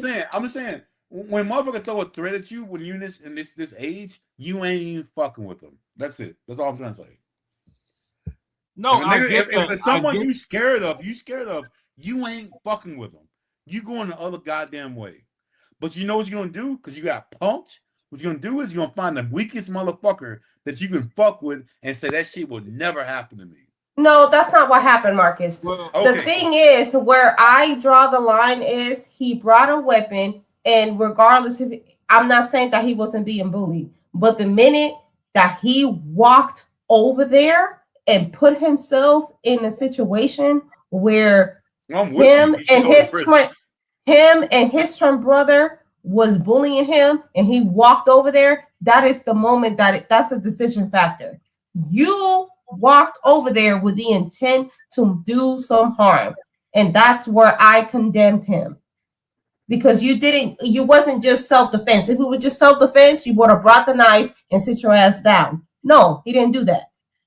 But you see, If they walked up to him in his tent and threatened him, then yeah, that is self-defense because he brought a weapon to defend himself Only with. is, No, like, he I walked already over know there. all of He us would walked have- over there and did that all shit. of us would have a different conversation if it was someone that we loved that this shit happened to. No, it's not. It wouldn't be a different conversation with me. Hey Marcus, I don't Marcus, give a fuck. I ain't gonna hold you, bro. If Buddy was related to me and he came home after that, I'm beating his ass. I ain't gonna hold you. Oh yeah, 100% Exactly. I'm beating his ass. Because If that was my nephew that you went and took a problem to their doorstep. Yeah. Now, if they came up to you in your tent and you did that, we gonna have to just figure that out when we cross that bridge. But you took your ass the fuck over there. Yeah, you went to fucking snort it out. No, I would if that was So my if you nephew, related to me, I'm beating your ass off rip. I was robbed. You sought the problem. You went over there and took your ass. Now, whether it is that he probably didn't mean to kill the dude, I'm sure he did it. But I'm sure I don't think he meant to kill him. But the very fact that he went over there, he walked over there to start a problem with. That's what I got a problem with. Unfortunate thing. I don't think 1 ounce of me thinks he tried to kill him. So that's an unfortunate thing, but it fucking happened. Like it is what it is. And he took his ass over there and killed him. Another thing that I got, the reason it kind of rubbed me the wrong way is because in a lot of schools in the inner city, you know, shout out to the deans and the principals and all that, but they be fooling their fucking self putting a metal detector in front of the school because it was guns in all the fucking lockers. Oh, niggas was showing up early and throwing them in through the fucking windows of the bathroom, going back inside the school after they passed through the metal detector, putting them bitches They in the figured that locker. shit out. They figured it out. Yeah. But the school still ain't get shot up. Niggas still fought like men when they had disagreements. Yeah. So to have a knife, go over there, and then, you know, something happens that you kind of, with an 80% chance, reasonable doubt, knew in the back of your mind was probably going to happen anyway. That's where it's like too much gray area for me. Now, if y'all showed up and you was in your school and boom, you was at your cooler under your tent getting some Gatorade or whatever, and like, hey, N-word, what you doing out here again? Did we tell you ain't like you buckwheat? And you popped off, we'd have to cross that bridge when that bridge got here. But you was already in the enemy's territory. You don't go to California and go to a blood neighborhood fucking wearing all blue. I'm saying what's up. You notice. So if you go to a blood neighborhood wearing all blue, got the knife and the blick on you, and you shoot somebody or whatever, when the cops come, they don't give a fuck about the red and the blue. You still took a life. So that's where, you know, for this thing, like, let the courts do what they do, because I don't even fully know the full story all the way, because I haven't seen like the body cam footage and stuff either. You know what I'm saying? Like, I know what the media put out, and I know how we've been spinning narratives here, there, putting all these scenarios on it, and that's fine and dandy. And I understand what you're saying. I understand what Courtney's saying. I understand what Carmen is saying. And I also understand that, you know, it's a sporting event. Let your talent speak for itself. If you faster than the motherfuckers, stabbing them ain't fucking finna make them no slower. You was already faster. So hold on, let me interrupt. You know what I'm saying? This is where we can hold ourselves accountable, and this is where I hold myself accountable. So apparently, I was just reading up on some more. There was no prior beef between the two, right? So with that being said, he already had. I'm just gonna call it the blicky. He already had it on him beforehand, so he went and sat inside their tent, uninvited. They asked him to leave. He didn't do it, and so when Metcalf said, "Hey, you gotta go," Anthony said, "Hey, you put your hands on me, then you're gonna see what happens," and then that's what happened. So I appreciate you saying that. Hold up. Yeah, let me finish. So I'm willing to hold myself accountable and saying, listen, I was wrong in that aspect because I read more into it. So I was like, you know what? Let me dive deeper into it. So there was no prior beef to the situation. And so with that, Metcalf, there was no bullying. That wasn't even a two brothers situation. He went over there, he sat into their whole shit, nothing. So based off of the information that I just read, Carmelo was wrong. And I can hold myself accountable to that. Hey, that's dope, brother. Like that you read that shit. Cause I've followed up on this thing the whole time and I knew like that's what it was. But it's dope that you can like, you do that. But yeah, he shouldn't. It is what it is, bro. Like it is what it is. I mean, I just want to say it's unfortunate for both parties because one family lost their son and another family lost their son because he's probably going to end up going to jail. So it's unfortunate. It's unfortunate, but it at the end of the day, the logical my logical sense lies on. I keep saying it. The intent. He brought a weapon. Intent. He went over to a tent where he was unwanted. Intent. He used that weapon in order to cause harm. That's another strike that gave him being intent. And it's wrong. It's wrong. It's unfortunate, but it's wrong. I'm going to disagree with you on this one because I'm going to say, and I don't know, that he did not intend to kill this dude. It just fucking happened. Yeah, it happened, but he intended to be harmful. He didn't intend to kill him. I don't think nobody who wants to kill somebody, unless you're a sociopath, wants to kill them on purpose. I think it's a reaction, a reaction of what you just did.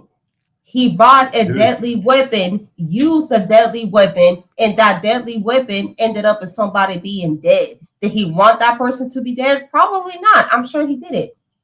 Yeah. But that doesn't excuse him from the fact of him using it. It doesn't, but it's so fucking unfortunate that this is how he had to learn.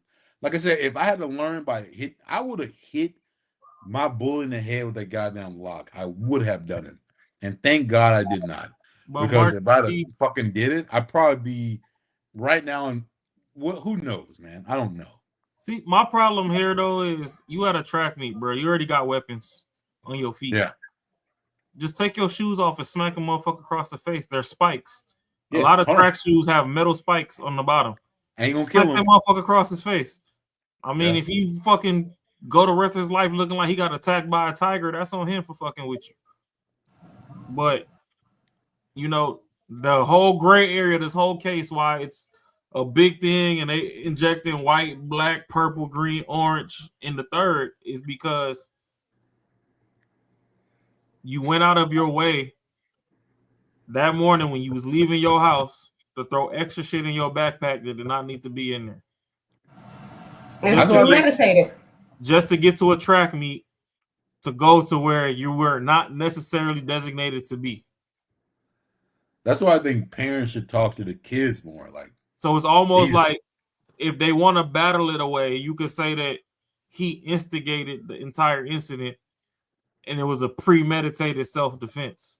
Yeah, he knew it was going to happen. Because we're not going to argue that it's not self-defense if they was jumping on him. Mm-hmm. But fam, how is it not self-defense when Courtney just clarified that there wasn't no previous bullying about it? So what was the motive for him to go to the track meet strapped to begin with? Not strapped with a gun, but loaded with a deadly weapon. If you've ever been bullied before, I'm gonna tell you one thing you want to do is point out a target that you can equal, like you can fuck them over and make you feel better. Like that's probably in my opinion, in my humble personal opinion, that's weak too. Oh, 100% is weak. Because if you getting bullied and your natural reaction is you gonna look for the weakest motherfucker, and if somebody fucking pick on you, you gonna pick on them. That's weak too. Oh, isn't that just part of sports to begin with? Part of sport is the banter. No, it's not. Part of sports is the banter between the two teams. I don't know. I'm just. And that doesn't mean that that gives you a green flag to bring a weapon and attack somebody. No. That's just what it is. It's banter Carmen. in between two rival teams. Carmen, sometimes you just do shit that don't make sense. It don't make sense. And that's where these kids go wrong. That's when he was Yeah, wrong. it It doesn't does. make any type of sense It because does. you just banter back and forth. There's That's professional. why you should recognize certain type of shit and then address it right away. Fuck that. Address what? That's a so just because somebody says fuck you and your team sucks and your team captain sucks, that means that you're gonna bring a knife into it and stab them? What I'm trying to say is, if you're a parent, recognize if shit's going on with your kids. Recognize and ask them the direct questions, and understand. Hey, are you? I don't know if you say, are you being bullied? But like you can ask them questions, and then fuck it, throw them a consequence. If you do some certain kind of shit, this is gonna happen, and you gotta throw that in that fucking brain that this could happen to you. I understand how you feel, but if you don't want to talk to me, I don't have any control of this shit. This is gonna happen to you. That just all sounds like an excuse for you to stab somebody. It is an excuse because you're excusing. Well, we don't know what's happening. Maybe he doesn't. That's Carmen, an extreme reaction. Carmen, I just told you how to prevent it. What if it didn't have that? How to prevent it? How to prevent what? So somebody trashed that's a part of sports. You said that you play sports. A part of the sport is trash talk. So because you trash talk my team and I trash talk team. I don't think he plays sports. Track is a sport, isn't it? I don't think he was a track. I don't think he was a track runner. Yeah, no, he was a captain. Are we sure? Are we sure? I don't think he was. That's what the media said. Yeah, he was a captain, bro. He was captain of track and football. Yeah, he was that's what the media reported. He was actually a runner in that game. Yeah, that's what's reported. Yeah. It doesn't matter. The point is that track is a sport, correct? Last time I checked, track is a sport. It's in the Olympics. So track is a sport, whether you're the captain or just a team member on the track meet that didn't run one single foot, that's fine. Trash talking is a part of sports, is it not? So why 100%. He talked trash about his team. He probably trash talk about his team. It don't matter. We don't know. We don't know. But that was an extreme reaction. And the matter of the fact that was an extreme reaction. From what I heard, he could have been like a that's wrong or some shit. But he was not. From what I heard, I might be wrong. He was not like a fucking relevant player in whatever that meet was. Why does that matter? The point was, why the fuck are you there? Like, why are you there? Because he put himself there. That is the whole point. He put himself there. Whether he ran a foot or not, he wasn't the captain. He took his ass to the wrong team. That's my point. Even when the JV football games, I stayed in my tent. I stayed where we stayed. We never went over the fuck with anyone else. Great. Thank you. Thank you for proving the point. He went there. He went there, Marcus. He went. You were a JV team, and he went to the senior tent with a deadly weapon. That is the entire fucking point of this conversation. I think he should go to prison for the rest of his life. Okay, I'm done. What? We over here playing. I'm done. Hold on. You don't think that's what he should do? I don't know about rest of his life. Oh, if he killed like someone I knew, like my nephew, he'd go on for the rest of his life. I don't know about that, bro. All right. Okay. Premeditated or not, self-defense is self-defense. It wasn't self-defense. That's the whole point. I don't think it was self-defense at all. It would be self-defense if they came and attacked him. We can play it. There isn't no playing about it. We can play it. I mean, whether or not how many years he gets, that is up to a judge to decide. We can play we can play it self-defense, and I'm pretty sure it's some fucking weasel way. There goes the thing, though. Figure it out self-defense. Right? I don't think it's self-defense, but sure. I know, but if we gonna play public opinion, right, and we just gonna play off witness statements, and they say, "Oh, he went over there. These motherfuckers got in his face and told him get the fuck out," and he was like, "Oh, why do I gotta go? It's raining or whatever the fuck," and it became a tit for tat or whatever. To a bystander's point of view, no matter if we want to say that it was premeditated self-defense or whatever. From a bystander's point of view, once it became 2v1, he was defending himself. Whether we justify how he shows how to defend himself or not, he was defending himself. I would never win this argument, so I'm not going to get into it. So you're right. You got it, player. I won't ever win the argument you guys are fighting right now. I'm not necessarily trying to win because to me, you could have just brought some homies and scrapped it out melee style like we used to. Beat ass. Like when I lived in Texas, my neighborhood park was a park that at the end of the school year, every school year, motherfuckers came and settled their differences. You'd have 50, 60 people brawls at the end of the school year, last day of school. And everybody was cool after that for the summer. See, Ross, so you understand, like you get it, but you're still trying to defend the legal part of it. So what you Marcus? So what you're arguing? You're arguing moral versus legal. You're arguing moral. You're arguing 100%. So I get you in your aspect of arguing moral. I understand you, but again, we living in the real world, right? So you got to argue legal. What's legal? I won't do that. But look, okay, I hear you, but at the end of the day. So in your mind, yeah, arguing moral, that's fair. That's fair. And I'm not saying that you're wrong for doing that. But if we're gonna argue a point, it has to be on point, right? If we're gonna argue legal, let's argue legal. If we're gonna argue moral, let's argue moral. Because if that's the case, we're gonna be arguing past each other. We're gonna be talking past each other. No, I get you. Like I'm arguing 100% moral and legal. So it aligns. You can't be doing both, because if you're arguing moral, it ain't going to align with the legal, because legal is self-defense. True. And moral is. I'm gonna lie. I'm arguing moral then. Yeah. So I'm just saying. If I was in the jury, let's just say hypothetically, all four of us were in the jury, whether to give Carmelo Anthony the life in prison or whatever. Life in prison or whatever punishment. It's not self-defense. Me personally, if I was in the jury, I would not. It's not self-defense. Why it's not self-defense? Because you made a choice to bring a deadly weapon to a track meet. You made the choice to walk over to a tent that you know you weren't welcome with. And even if you were met with hostility, that's not self-defense, because you took your ass over there. So if you met with hostility, it's not self-defense, because you knew from the get-go that you were not welcome there to begin with. So why put yourself in that situation?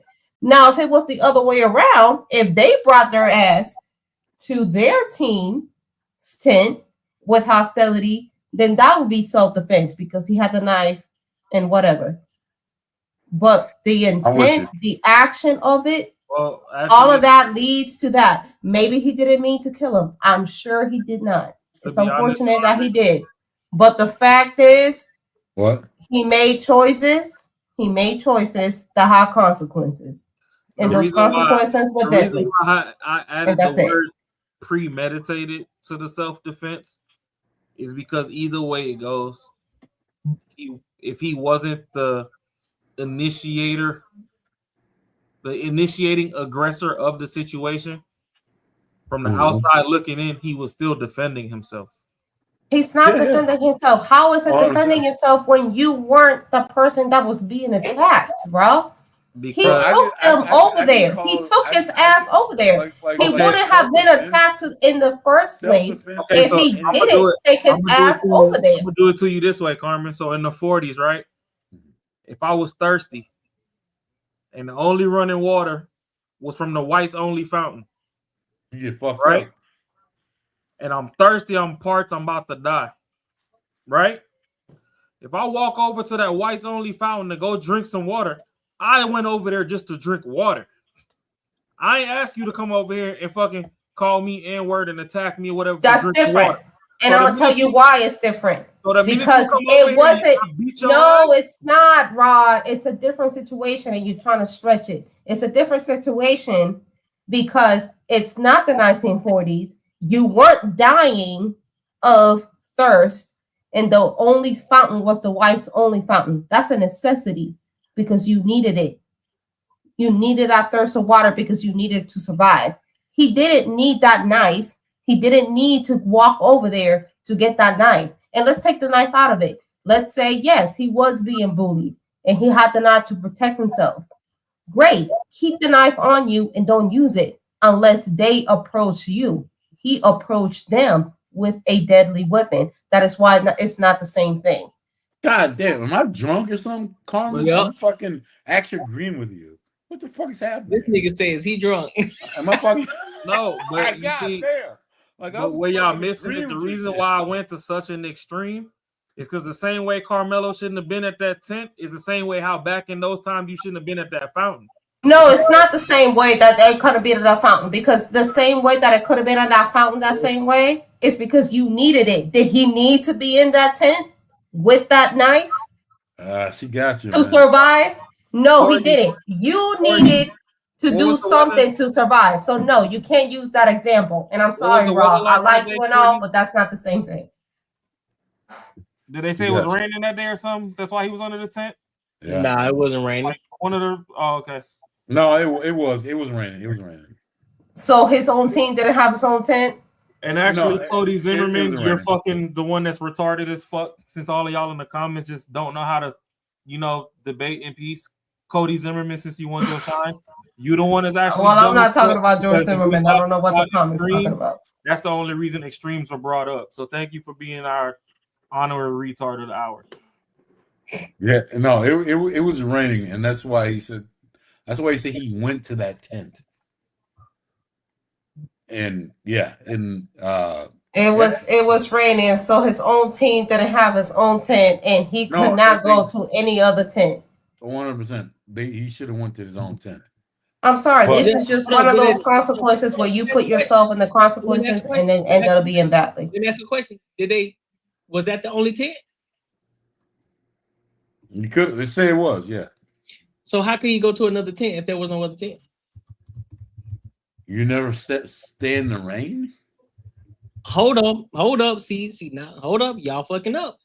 Okay. How could you go? I'm cool with it. If it's raining, yeah. How you gonna go to another tent if there's no other tent? If there's only one tent? Stand your ass in the fucking rain. Seriously. Hold on. I just looked it up.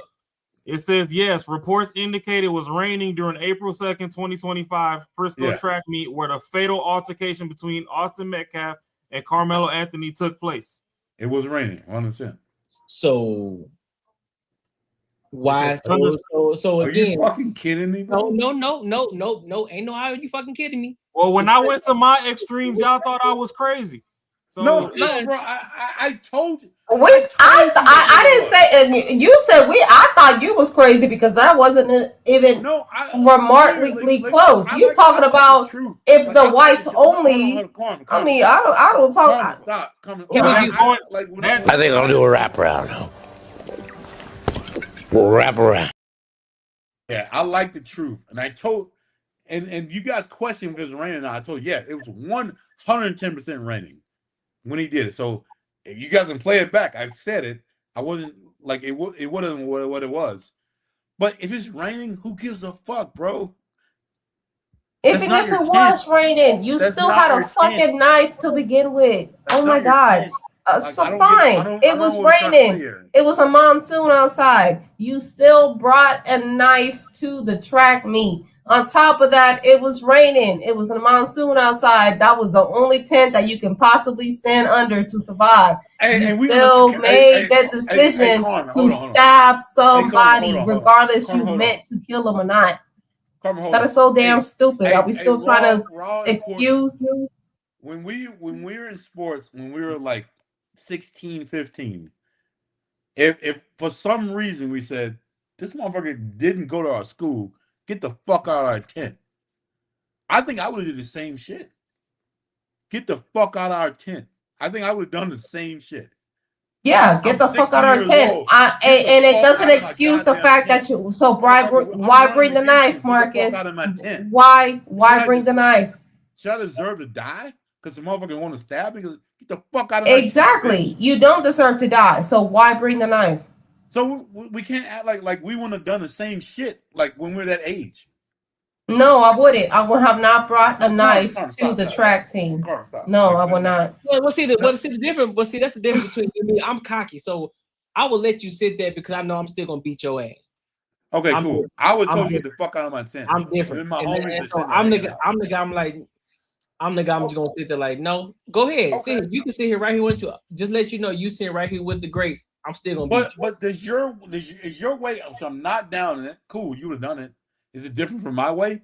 I would tell him to get the fuck out of my tent. And no, it's not. It's not different. It's not different at all. But at the end of the day, regardless of the situation, should I die? So now what we're doing? We've been moving goalposts this whole time. So one minute we're telling him to go sit in the rain, go stand in the rain. He's like, hey man, I ain't finna sit in no fucking rain. Who gives a fuck about him? Who cares? I don't know. That's the point. Who gives a fuck about him? Well, what you talk? Listen, you talking about who gives a fuck about him? But guess what? He told you put your hands on him. Guess what? I'm gonna show you something. And guess what happened? They put his hands on him, and he showed them. And he learned. And so he brought a knife doing it. And yeah, Rochelle. Okay, Rochelle. I would now have brought a knife into the damn thing. Did we forget about that? Hold on, Carmen. We forgot about the whole deadly weapon. Carmen, you're missing something though. This is something critical that y'all are missing here. For one, if you don't know a person, because I've already said and already admitted to the fact that they didn't have a prior existing beef.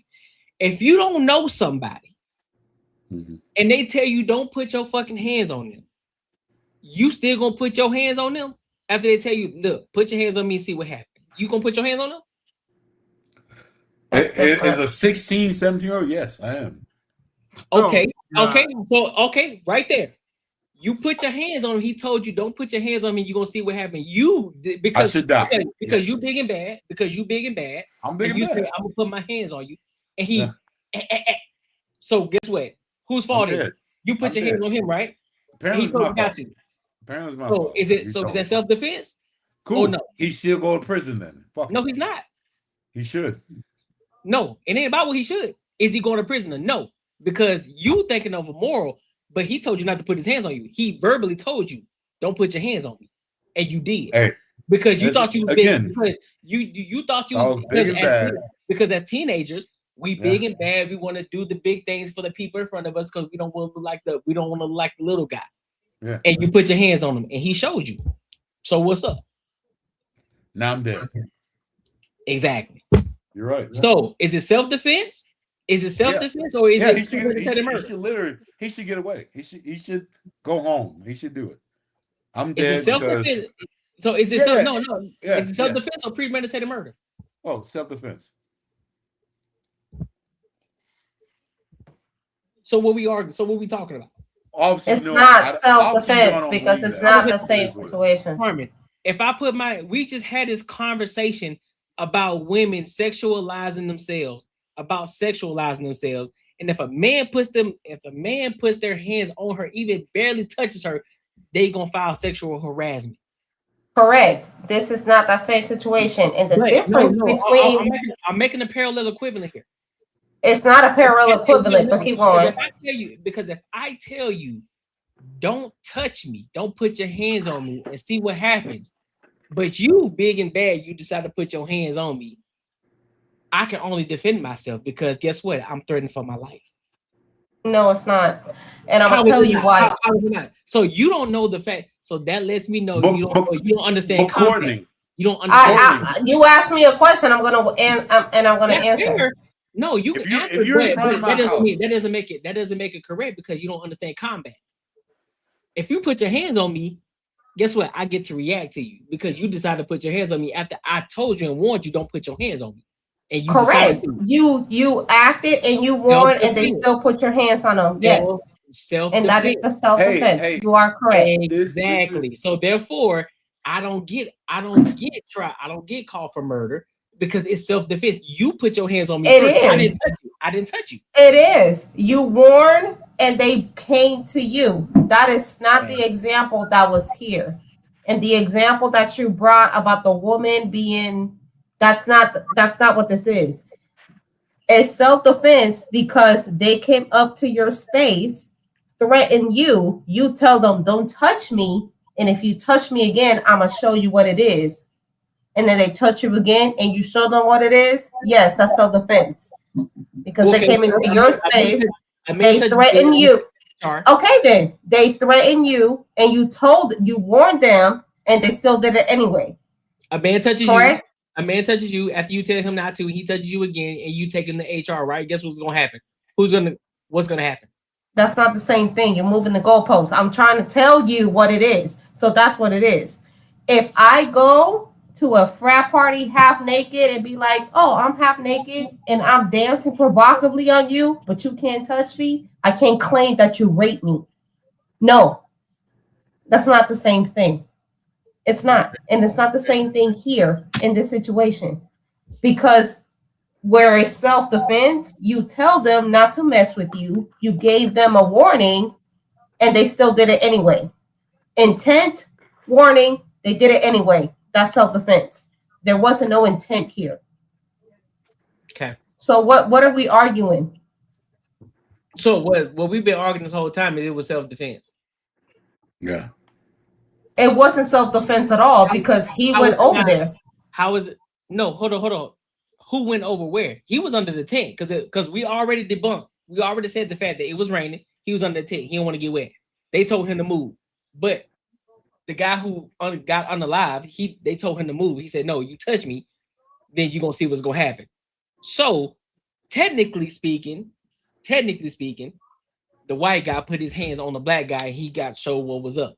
And he told him not to put his hands on him. So regardless if you under a tent, because I'm pretty sure that tent is big and the track team is not small. They're pretty big. So it's a big tent. Right? So if you're under a tent and it's raining and they tell you, hey, bro, you got to get the fuck on. He's like, no, I'm not going no fucking where. I'm pretty sure probably because it's raining, whatever the case may be. And they say, hey, you got to get the fuck on. And he says, you touch me, we're going to have a problem. And they put his hands on him. Is it self-defense or no? Why is there a weapon? Don't matter why it's a weapon at this point. It does matter because it's a deadly weapon. I know intent to cause harm. I know people who carry kitchen knives in their cars. And I know people who carry guns and they don't carry it in the intent to shoot somebody just because they try to. The intent isn't there, but they know it's there though, just in case. Okay, so he brought, and they're both, aren't they both minors? There is powerful niggardry at work here. No, first of all, hold on. My bad, Carmen. My bad to interrupt you. For the guy named Bob, no, I would never been racist. So if you watch my channel, I've never been racist. I'm objective as hell. So somebody call me racist because I'm Dominican. Okay, yeah, sure, exactly. Michelle. So That's watch cool. ourselves. So watch ourselves. I get it. Y'all emotional about this shit. No, we're not racist at all. We're just having the conversation. So calm the fuck down. And we just happen to disagree. So y'all can calm the fuck down. Right. So, but in this situation, no. If I already have a weapon on me and I tell you not to touch me, it's kind of like shampoo. It's kind of like shampoo. He said, "Listen, if I tell you, if I tell you, you know what I'm saying? If I tell you shut the fuck up, shampoo is the wrong person to bring to this conversation. It's wise to keep on talking. You feel me? Do you think it's wise to keep on talking? I don't think it's right. I don't think it's right, but I think it is good what you brought up, like to look up at signs. If someone's to say, yo, real adamant about don't you fucking touch me, you should walk the fuck away. As a person, walk away. Doesn't mean they're right or wrong, but like for me, it's like, yo, like you got it. All right, man. I'm not losing my life for this shit. That's what I'm saying. I'm like, you got it. Like we know, bro. This is what I'm saying. This is the difference between a lot of situations. People who understand, it's like, listen, people who've been in fights before versus people who haven't. We know certain sign language that says, "Hey, bro, hey, I promise you come over here, bro. It's gonna be a problem." You know what? I'm sorry, Courtney. I can't like with this situation right here. I will not agree with it. I got you. I feel these you. are young dudes. These are young motherfuckers who haven't experienced life yet. Like this shouldn't even be a fucking case. So like for me, nah, bro. Like, okay, Carmelo's gotta go. I got a question. In y'all opinion, what's y'all opinion on the recent case with the store owner and that 14 him? I think I'm gonna give you my personal. You can maybe I might got it wrong. Store owner was wrong because he didn't steal shit, but the young kid should never had a gun. And he pulled out. So like if you pull out a gun, you fear your life and then maybe do some shit, right? And maybe I'm wrong about how the whole fucking situation happened. My whole thing was I heard that like he ran and he had a gun and he pulled a gun on his son. Is that what it was? That's kind of what I heard. He was running, it fell out, he picked it up. Yeah. Dude said that he pointed at. So now, my opinion on that situation is no shot should have been fired at all. Because No. All right. Okay. I don't care if they stealing a bottle of water every hour on the hour by the hour. You let him go. Right? You let him go. He was already outside of the store before you even initiated chase. All right, cool. This is your gas station. You want to protect your property. Boom. Once this little motherfucker crossed the property line, that chase should have been dead. See, now y'all followed this little nigga across the street and did all this extra shit. And then shot And that's what I'm saying. I'm like, they chased after him, which was wrong. The owners, the Asian people, they literally chased him. If he never had a gun, would this shit ever happened? Probably. No. Yes. No. No. I'm gonna say yes did, because he has 2 prior cases of shooting. He just aired a car out in the parking lot. If he never had a gun, this would have made fucking so much sense. The fact that they chased him so far, they have some hate in their heart. They have to let go. Yeah. Oh, that's what I'm saying. The fact that the intent was there. It's the chase. I don't doubt that. But he had a gun. He had a fucking gun at 14 years old. He never. But see, and that's something that I really don't like when a lot of y'all people do this shit with this age bullshit and this weapon shit. Like, don't get me wrong. As a parent now, I'll beat the dog shit out my kids if I caught them with a weapon. So don't get me wrong. But growing up in some of those environments, some of them little motherfuckers have to make it home, and they have to make it home by any means. I don't know the environment. Hold on, Rob. Before you keep going, that's two different. Y'all having two different conversations, though. I think the reason why we not really, but no, because think about it. You having the gun versus the reason why this man shooting you. It's two different conversations, right? Because whether he had the gun or not, he probably would have done it either way. And then so it'll be a whole different conversation. It's like, all right, so this nigga would have shot you either way. But on the other conversation, why the fuck this nigga got a gun? So it's two different conversations. So y'all be talking past each other. I don't think it's two different conversations because the whole point of that situation was that they chased after him. So whether you had a gun or not, it should be irrelevant. That's my point. That's my point. That's why I said it's two different conversations. You saw a gun. Because one conversation. Because one conversation. You saw a gun, you're gonna shoot.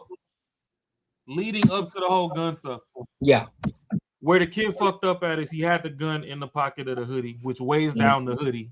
If they didn't see how heavy the hoodie was up on entry when they told him to drop his bag, then in their mind, he got some of their merchandise. Yeah. Yeah. Now, he got out the store. They came out after him. He booked it. To me, in my head, with a king of the castle law or whatever the fuck, once he exceeds the opposite side of the sidewalk, he is no longer on your fucking property. Chase is ended. Yeah. Now, if you want to keep your eye on this motherfucker because you don't know what he can do, hey, walk backwards to the store, keep your eye on him. If he up something on you, whatever you do, that's between you and God or whoever the fuck you pray to at night. But So y'all exceeded y'all property line and continued to chase this dude till he stumbled. The shit fell out. He went to pick it up. I don't know if I wasn't there. I don't know if he pointed it at anybody or whatever. Story is he pointed it at the son, and the pops was like, nope. Pop. Yeah, if pop. somebody gotta go, it ain't my son today. And got him up out of there. All that, then y'all shouldn't have crossed the street to begin with. That's what I'm saying. I can't deal. Then to come have a backstory of somebody else that did some shit and they threatened him and he just aired the car out in the parking lot and some other shit. I'm like, bro, like the conversation. Your bullet's free. Earlier, like the conversation I was having earlier with Raw is being like that dude. That's why I can't be that dude. I can't be like him. I don't give a fuck. I don't give a fuck what's going on in your life. I know what the fuck's right and wrong, and I'm not about it. I don't give a fuck. But you want to know though. So like for me, I'm just saying, like for me. All right, y'all. It's getting a little bit late. I gotta go. All right, Carmen. Later. Well, y'all. See y'all next time. Bye then. So for me, that type of shit, like I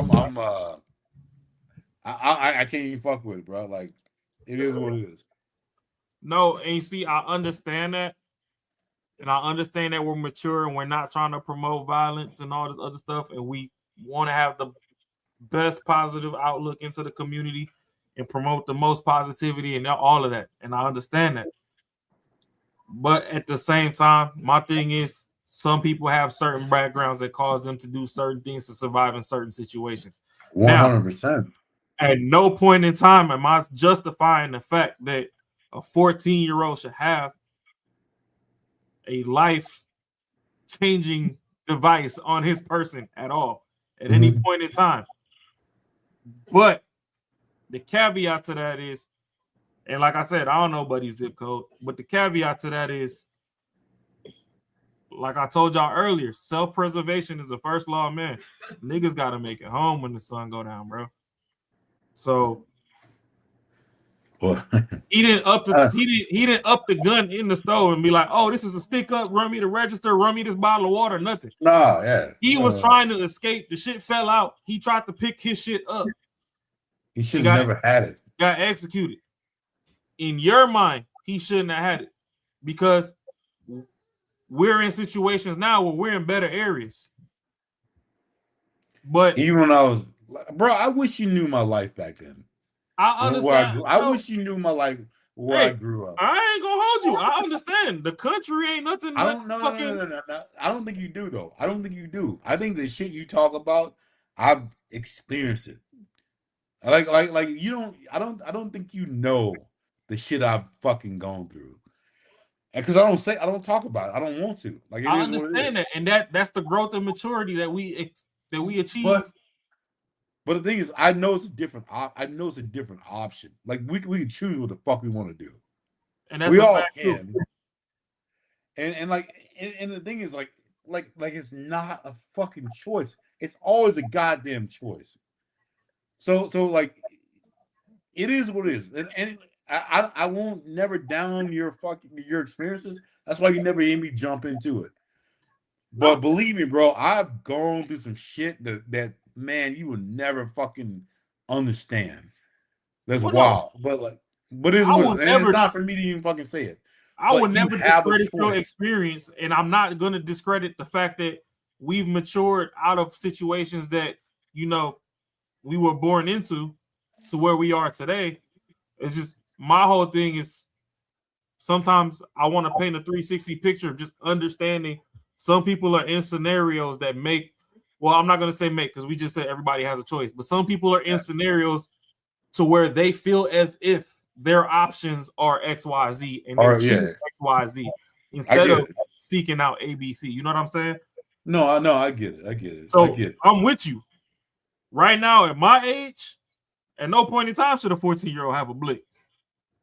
But can I And say no I don't way. know people in the Bronx with guns at 8? But you know, someone has enforced them that they get. That's cool. Someone has forced them that, and I always say it's probably the mothers. That you protecting the family, you doing this, you're like whatever. It's always someone saying that that's okay, which is fucked up, and ends up getting them fucked up. Like, Well, at the same time, you got dummies like Bob in the chat right here. But we can highlight you. Talking about, is this idiot really trying to justify someone stealing? Everybody on here said that nobody stole anything. So what the fuck are you saying? he didn't steal shit. So He didn't that's steal how shit. y'all jump off in the chat just to get some engagement. And we appreciate your engagement, but listen to the fucking conversation before you talk out your ass. Nobody stole anything, so stop stealing is a dumb comment. And that's the worst part. At least throw a super chat in there or something. Jeez. Yeah, that's the worst part. He didn't steal shit. And then these cats run out of them, which it's a goddamn bottle of water. Let him go. Like, cool. But at the end of the day, what I feel is if he didn't have that gun, it'd been fine. No, all right. So let me go ahead because I'm gonna pull the situation. You know, Jazz might not approve, but I'm gonna throw a disclaimer in there. I'm gonna throw a disclaimer in there. You know what I'm saying? Jazz shit. Yeah, I'm gonna throw a disclaimer in there though. You know what I'm saying? It may not take. So even though I don't agree with people being unallowed over a water bottle or something as just minuscule as a water bottle or anything else smaller than that, and that he decided to put the waters back in the ring. I think we gotta look at it from the other side too, man. That's somebody's business. That's somebody's way of living. You know what I'm saying? And so you taking shit out of my house. That's like you going into my home and you steal some shit out of my career, bro.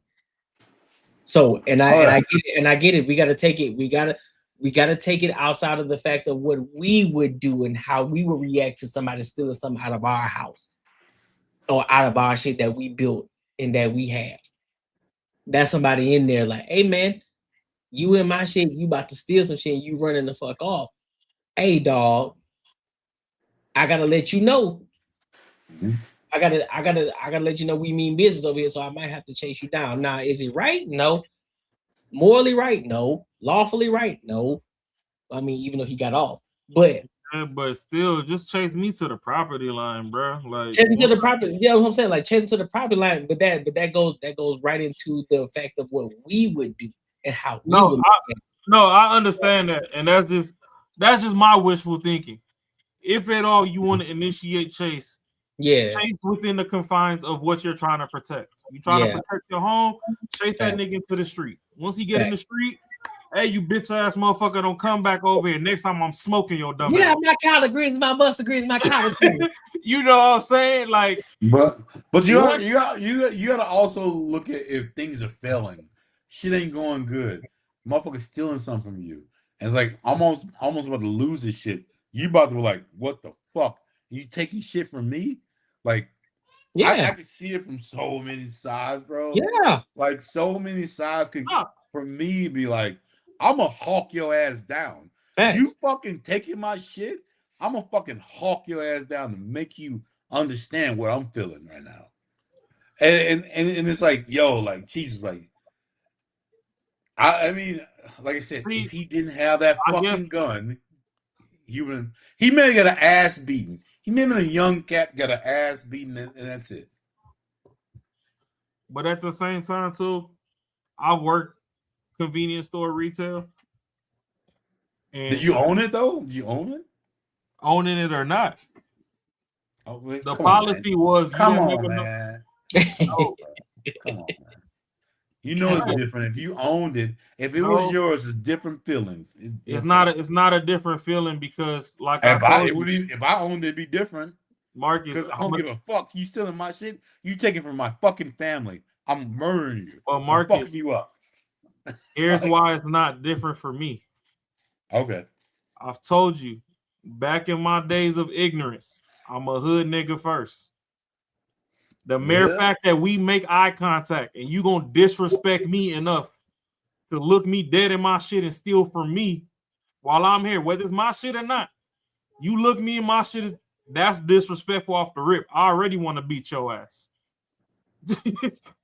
So ownership or not, I get the feeling. I get the sentiment. I done had people come in and say, I'm like, hey, bro, like, ain't no way you literally right next to me. You 10 feet away from me. You think you finna tuck that?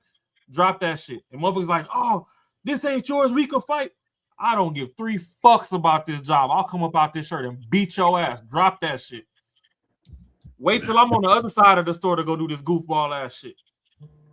And they leave. So I understand the sentiment. It's just some things that's off principle you just shouldn't do. If I come over to your house, I can't look you dead in your shit and steal your last chicken wing out your pot. Oh, hell no. I ain't bring not name drink, name fries, nothing over there, but I'ma still, you know what I'm saying? Like, I ain't put in on nothing, but I'm taking. It's the same thing. You ain't bought no gas, no nothing, and you in here stealing. Like, get the fuck out of here, bro. Like, you disrespecting me at this point. Because now you calling me a bitch. You calling me a bitch.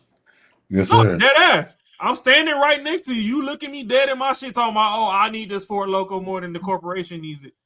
While you're next to me. Like, you ain't had no fear. Oh, okay, this shit. We gonna have to throw some hands about it. But that's just on some ignorant shit. I get this dude, like, he owned the store. He a little more passionate. You know, his profit and loss margin sheet really hit home because the profit and loss both come out his fucking pocket. At the same time, once you hit the confines of your property line, let them motherfuckers go, man. It's all that extra. You ran the whole football field to catch this motherfucker after he done fell and everything and up pole and blasted him in his back. Then you got a history of fucking just blasting. Like, damn, you worse than them Soldier Boy stories he be telling. Talking about getting broke in the eye. Bah, bah, bah, bah. Like, man, come on, man. Chill out. Yeah, that's the thing, Bob. The problem is nobody stole water. There was no water that left the store. I wish these idiots don't I just wish these idiots just would understand that it's a conversation, bro. Nobody's justifying nothing. We're having a conversation from different angles, dog. We're seeing it from the person who was thinking about stealing the water bottles and they put it back and they had the gun and they decided to run. We're looking at it from that perspective, and then other people who may have been in that position before. Then we're also looking at it from the business perspective, the person who may have owned the business and how they will react to it. We're looking at it from different angles, bro. Y'all niggas so fucking emotional. Calm the fuck down. We're having a conversation from all different angles and understanding from each person's perspective. So that's where you can understand, like, okay, so I see why this person did this from this angle, and I can see why this person did this from this angle. Now, morally speaking, yes, should the person chase them down and shot them? No, we're not justifying that. But what we're saying is like, okay, I can understand it because, listen, this person who owns the business, that could be their only thing that they have in their name. That can be all that's bringing in the money for them. That's what makes their living. So therefore, any little thing that you take from them, even just a little piece of gum or a bottle of fucking water, is big to them. No, it is. You know what I'm saying? So y'all looking at it from, oh, what shit, bro? It's just a bottle of water. What shit? How about you own a convenience store and then you have to focus on, and that's your only way of living, and somebody steals a bottle of water from you. And then let's see how you react to the situation. Well, you can only say, no, go ahead. No, I was saying it was funny. The corporation I worked for, the convenience store I worked for, they told us, like, in one of their quarterly meetings where they were like, oh, hey, you know, this is why it's important to count exact change and blah, blah, blah. They were like, oh, if you let every third person, every third transaction, if you let them slide with a penny, at the end of the year, that's $1 million+ right? And missing revenue. So be accurate. They're not saying shortchange the customer. They're not saying get shortchanged. Let everything be fair and equal. But if somebody's short a penny, at least make them try and look for a penny before you just be like, oh, it's no big deal. because they're like, today's no big deal, it's tomorrow's big ass problem. It's pretty much, you know, the gist of it. So don't get me wrong, I get it from the store owner's standpoint where, you know, it's a bigger deal. Who knows? Somebody might have did a bear run and ran off with 10 cases of beer right before Buddy walked in. So that was his breaking point. I understand that, but damn, bro, like you chased this motherfucker to a whole different county, damn near. For real. Chase that motherfucker down, bro. Like That's shit, just where I'm like, fuck, bro. Like normally you intimidate a motherfucker. You run out the store, you take the first 15, 20 feet, you don't know who might be hiding on the corners of the store. You like, yeah, you little punk, don't you come back over here, keep running, little bitch. And you walk back inside. You know what I mean? But shit, to cross the street in the third with this motherfucker, like y'all was on one. Cause now it leads me to believe, like, man, how many times has this motherfucker been stolen from? Cause like, all right, bro, so he decided he must have been fed up fully. Like, hey, man, the next person that come in here, we gonna chase their ass all the way to fuck down. Man, I mean, I think it's like if you have kids and you let them know, like some people are fucked up. Yeah. Hey, that's one of them. Don't fuck with them. Yeah. Like I think it's a good. Like, not everyone should be looked at. Yeah, you gotta let them know. That's one of them. Done. Thanks. I just think it's wild times, and honestly, too, with the way a lot of the social media stuff is set up, we all just go off the first angle of the first video and draw 15, 20, 30 narratives. Yeah. And then by the time this shit actually comes out, another problem is a lot of people don't walk back what they initially said. They just like, fuck it, I said what I said. It's like, sometimes if what you said was wrong, you do need to walk that shit the fuck back because it's all, you know what I mean? Yeah, because real shit though, like sometimes, yeah, a lot of it is speculation at first when you don't have all the information, but then as more information comes out, it's like, all right, bet. So now let me walk back what I said before because I didn't have this information. So it's like, all right, what I said before, yeah, I stood on it, but until we got this new information, now I have a whole different perspective on this situation. And so that's why we look at it from all different angles and we try to bring a solution to it. At the end of it, we don't believe that the Carmelo shit. Do we believe that he should have passed away? No, we don't. Rightfully so, we don't believe it. But we have to look at it from all angles, and of course, we all gonna disagree because it's part of the conversation. It's part of how panels work. Marcus gonna have his thoughts. Carmen gonna have hers. Raw gonna have his. I'm gonna have mine. And we all gonna try to mine it out as much as we possibly can, looking at it from different angles. And which is why I was like, you know what? Let me read up a little bit more up on this shit. And that's why I was able to walk it back and say, you know what? I was wrong. And that's my fault. And I'm able to hold myself accountable for it in real fucking time. Because that's part of the fucking conversation. That's what's supposed to fucking happen. You stand 10 toes on it, but if you get new information that kind of goes against what you were saying before, that's where accountability comes in. You know what? I was wrong, bro. My bad. I said I misspoke. And move the fuck on, bro. Simple. I agree. And I mean, realistically, to all the victims of all these senseless violences and whatnot, I mean, rest in peace, condolences to your peoples. Like, you know, I know sometimes when we talk about these things on podcasts and stuff, we making y'all relive traumatic experiences. We hate that it's topics, but things just need to be talked about. And you know, to the aggressors or whatever, I hope y'all find peace with what y'all did and whatnot. You know, everybody theoretically deserves grace, but whether or not you get it, that's between you and whoever the fuck you offended. Yep. But at day's end, these are scenarios and life happens, and we're gonna talk about life. That's what the podcast is at day's end. So I mean, Austin Metcalf, I think Buddy's name was. Yep. R.I.P. to Buddy, the 14-year-old with the Chinese dude. R.I.P. to him. Condolences to the families. Like we hate poking the sore spot for y'all, but it's topics that sadly do trend and we do have to talk about. So yep. My thing is, hey, if you got kids and you can can like do your job and pinpoint if they're getting bullied, ask them the right questions, man. Like try to figure it out.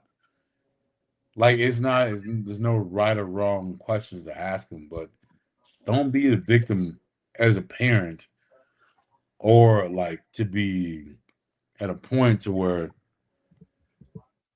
you're supporting shit that shouldn't be supported. Like yeah, you should not be that. You should not be on your kid's side on fucking supporting shit. Like wow, like nah, bro. Like, but honestly, too, I think where we need to grow in our generation and going forward from where our parents was, being that the world moves shit fucking 10 times faster than it was when we were little, is we need to parent our kids, but give them enough space to trust us to tell us every and anything that's going on with them in confidence. Because I know back in the day, like a lot of our parents, they just ain't give a fuck. What I say is law. Yeah. It is what it is. I ain't trying to hear jack shit. Which in that day and age, it worked. But it worked. Yeah, motherfucker, y'all fighting with TikTok, Instagram, and all this other stuff nowadays. Yeah. Y'all might want to give them kids a little bit of grace to come and talk to y'all, let them know what the fuck they got going on. Because a lot of the stuff can't necessarily be solved in their peer circle like it used to be no more. Like y'all gonna have to intervene. And y'all gonna have to intervene early as fuck. So the earlier you let the motherfuckers open up to you, the better. And I would say this too, though, and 100%. also just be if you're involved enough in your child's life, you can see patterns, you can see the ways that they behave, right? You will know when they're sick, you will know when they're about to lie, you will know when they're telling the truth. If you're involved in their life, and I'm not talking about being involved as far as being their friend, but being a parent to them, right? And being that wise person and understanding your child and what's going on in the actual world and teaching them and building the foundation. I know raw, so that's my thing. Building that foundation, right? Building the foundation with your kid and rightfully so. What he said, giving them enough rope for them to be able to express themselves in a way that they can talk, they feel comfortable enough around you to tell you the truth, whether it's bad, good, or indifferent, whatever the case may be. Like, hey, I feel comfortable enough to come to you and tell you this because you make me comfortable enough, and I know that whether I like what you're gonna say or I love what you're gonna say, I can come to you, and I know that you're gonna point me in the right direction. That's what parenting is about. It's not about being a fucking friend. It's not about being the yes man to your child. It's about parenting your fucking child, bro. And if you pay attention to your kid and you're involved with your kid, you're asking them questions. If you sometimes you're gonna have to bum rush them, like, hey, let me know what the fuck is going on with you right now. I don't do closed doors around this bitch. What the fuck is going on? Talk to me, sit the fuck down, or you gonna sit here for an hour or so until you tell me something. Whatever it is that you got to do in order for them to start speaking and actually express themselves and letting them know that it's a comfortable space for you to talk to them and you ain't gonna just bum rush them if they tell you some shit that you don't want to hear. That's what in this, especially in this day and age, like Ross said, you know what I'm saying, with the social media age, yeah, you got to give them space to be able to talk and express themselves, but of course, respectfully, because you ain't finna talk to me any kind of way because I'm gonna bust your head open. Yeah, that's a fact. Talk to me, you know what I'm saying? We gonna talk, we gonna have a conversation. I'm gonna sit down, I'm gonna listen to you, I'm gonna take in everything that you're saying, and then I'm gonna spit out, you know what I'm saying? I'm just gonna make sure I do the best I can to lead you in the right direction.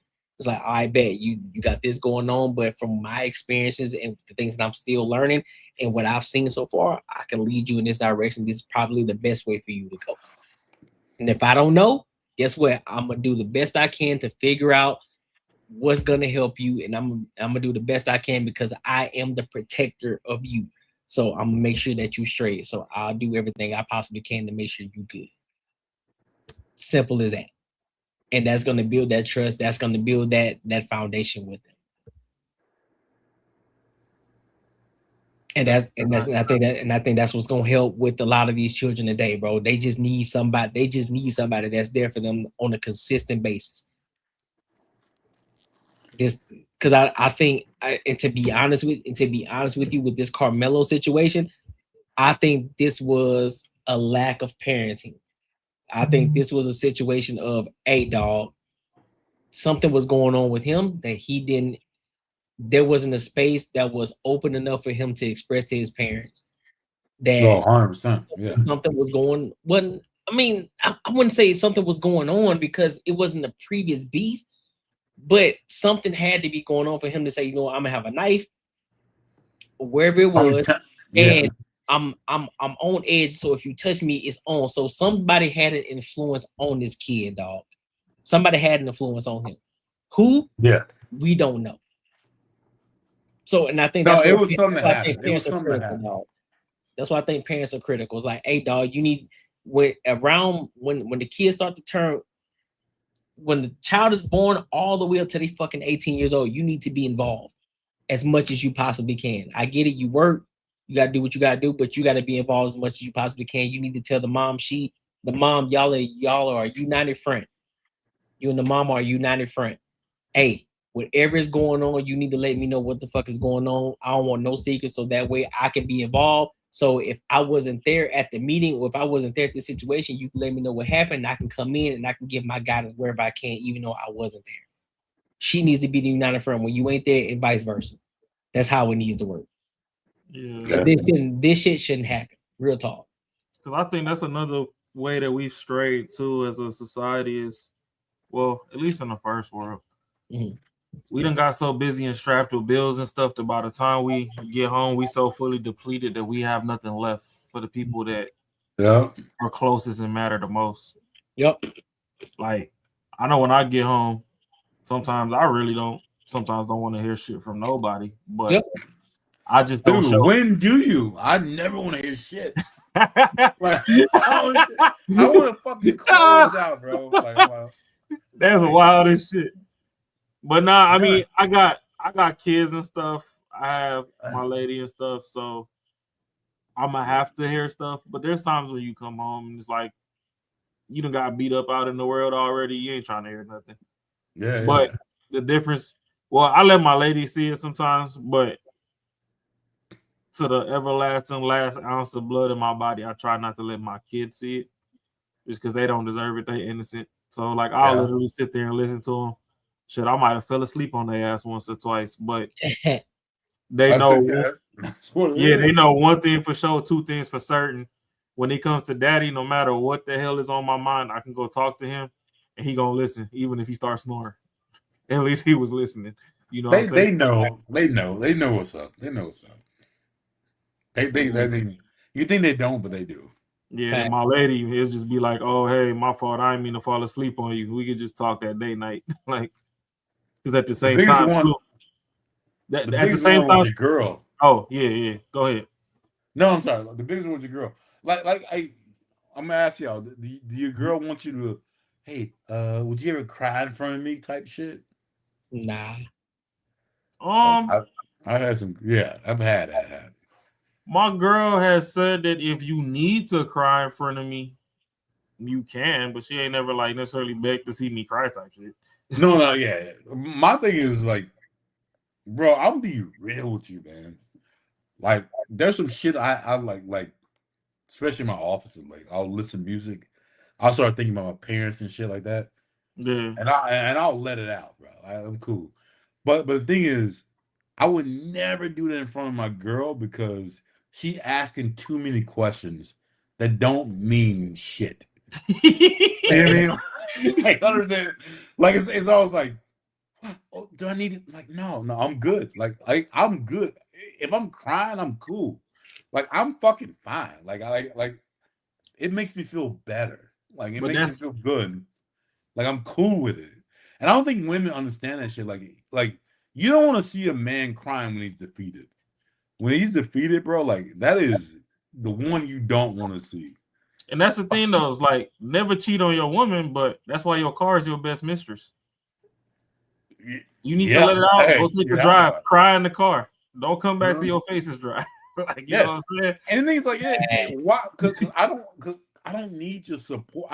I'm good. Like I don't need it. Like I don't fucking need that shit. Like I'm cool. I don't think women understand that shit too. That should be another conversation. No, they You should don't, have. and that's why, like on the pod, I'm a dickhead too. And they're like, "Oh, y'all men need therapy." I'm like, no, niggas don't need therapy. Bro, I listen to songs, and Like- I'm right. Folks need to stay active and figure it out. And sometimes stuff does bottle up and it overflows. And you need to go take that ride, cry it out, Yeah. look up at the stars, And get you- your 15 and- minutes of and peace, you reset, fucking- and get back at it. Get back in the game. And you look at something, you're like, I'm so like, yeah, I'm good. I'm good. Yeah. And women don't look at it that way. And it's fucking wild. I just want to make sure that I wasn't the only one who thought that type of shit. Oh no. It's just their communication language is different. They're more vocal and stuff, so that's why they believe in therapy and all that. First of all, just like you said, just because you grew up in the country don't mean I should count you out on your experience. The same way I grew up in the city. Like it's still the same shit. Like just because a mother got shot in the woods don't mean it ain't no different than somebody got shot in the projects. Like Just niggas still got shot. You know, just did it a different way. Yeah. So it's still a reality, and the beauty of like YouTube and stuff is making the world a smaller place. Is you can see like swamp stories, for instance. Shout out to that channel where they cover a lot of stuff, and you like, damn, okay. Like I thought shit was sweet in Mississippi. Motherfuckers really getting hog-tied and fed to the gators. So, you know what I'm saying? Getting roped up. Like, we over here praising 50 for surviving 9 shots. That nigga can't come back from the gator. Not that death row. Yeah, you can't do that death row, bro. You can't fuck with that. You might lose an arm. You will lose an arm. Shit.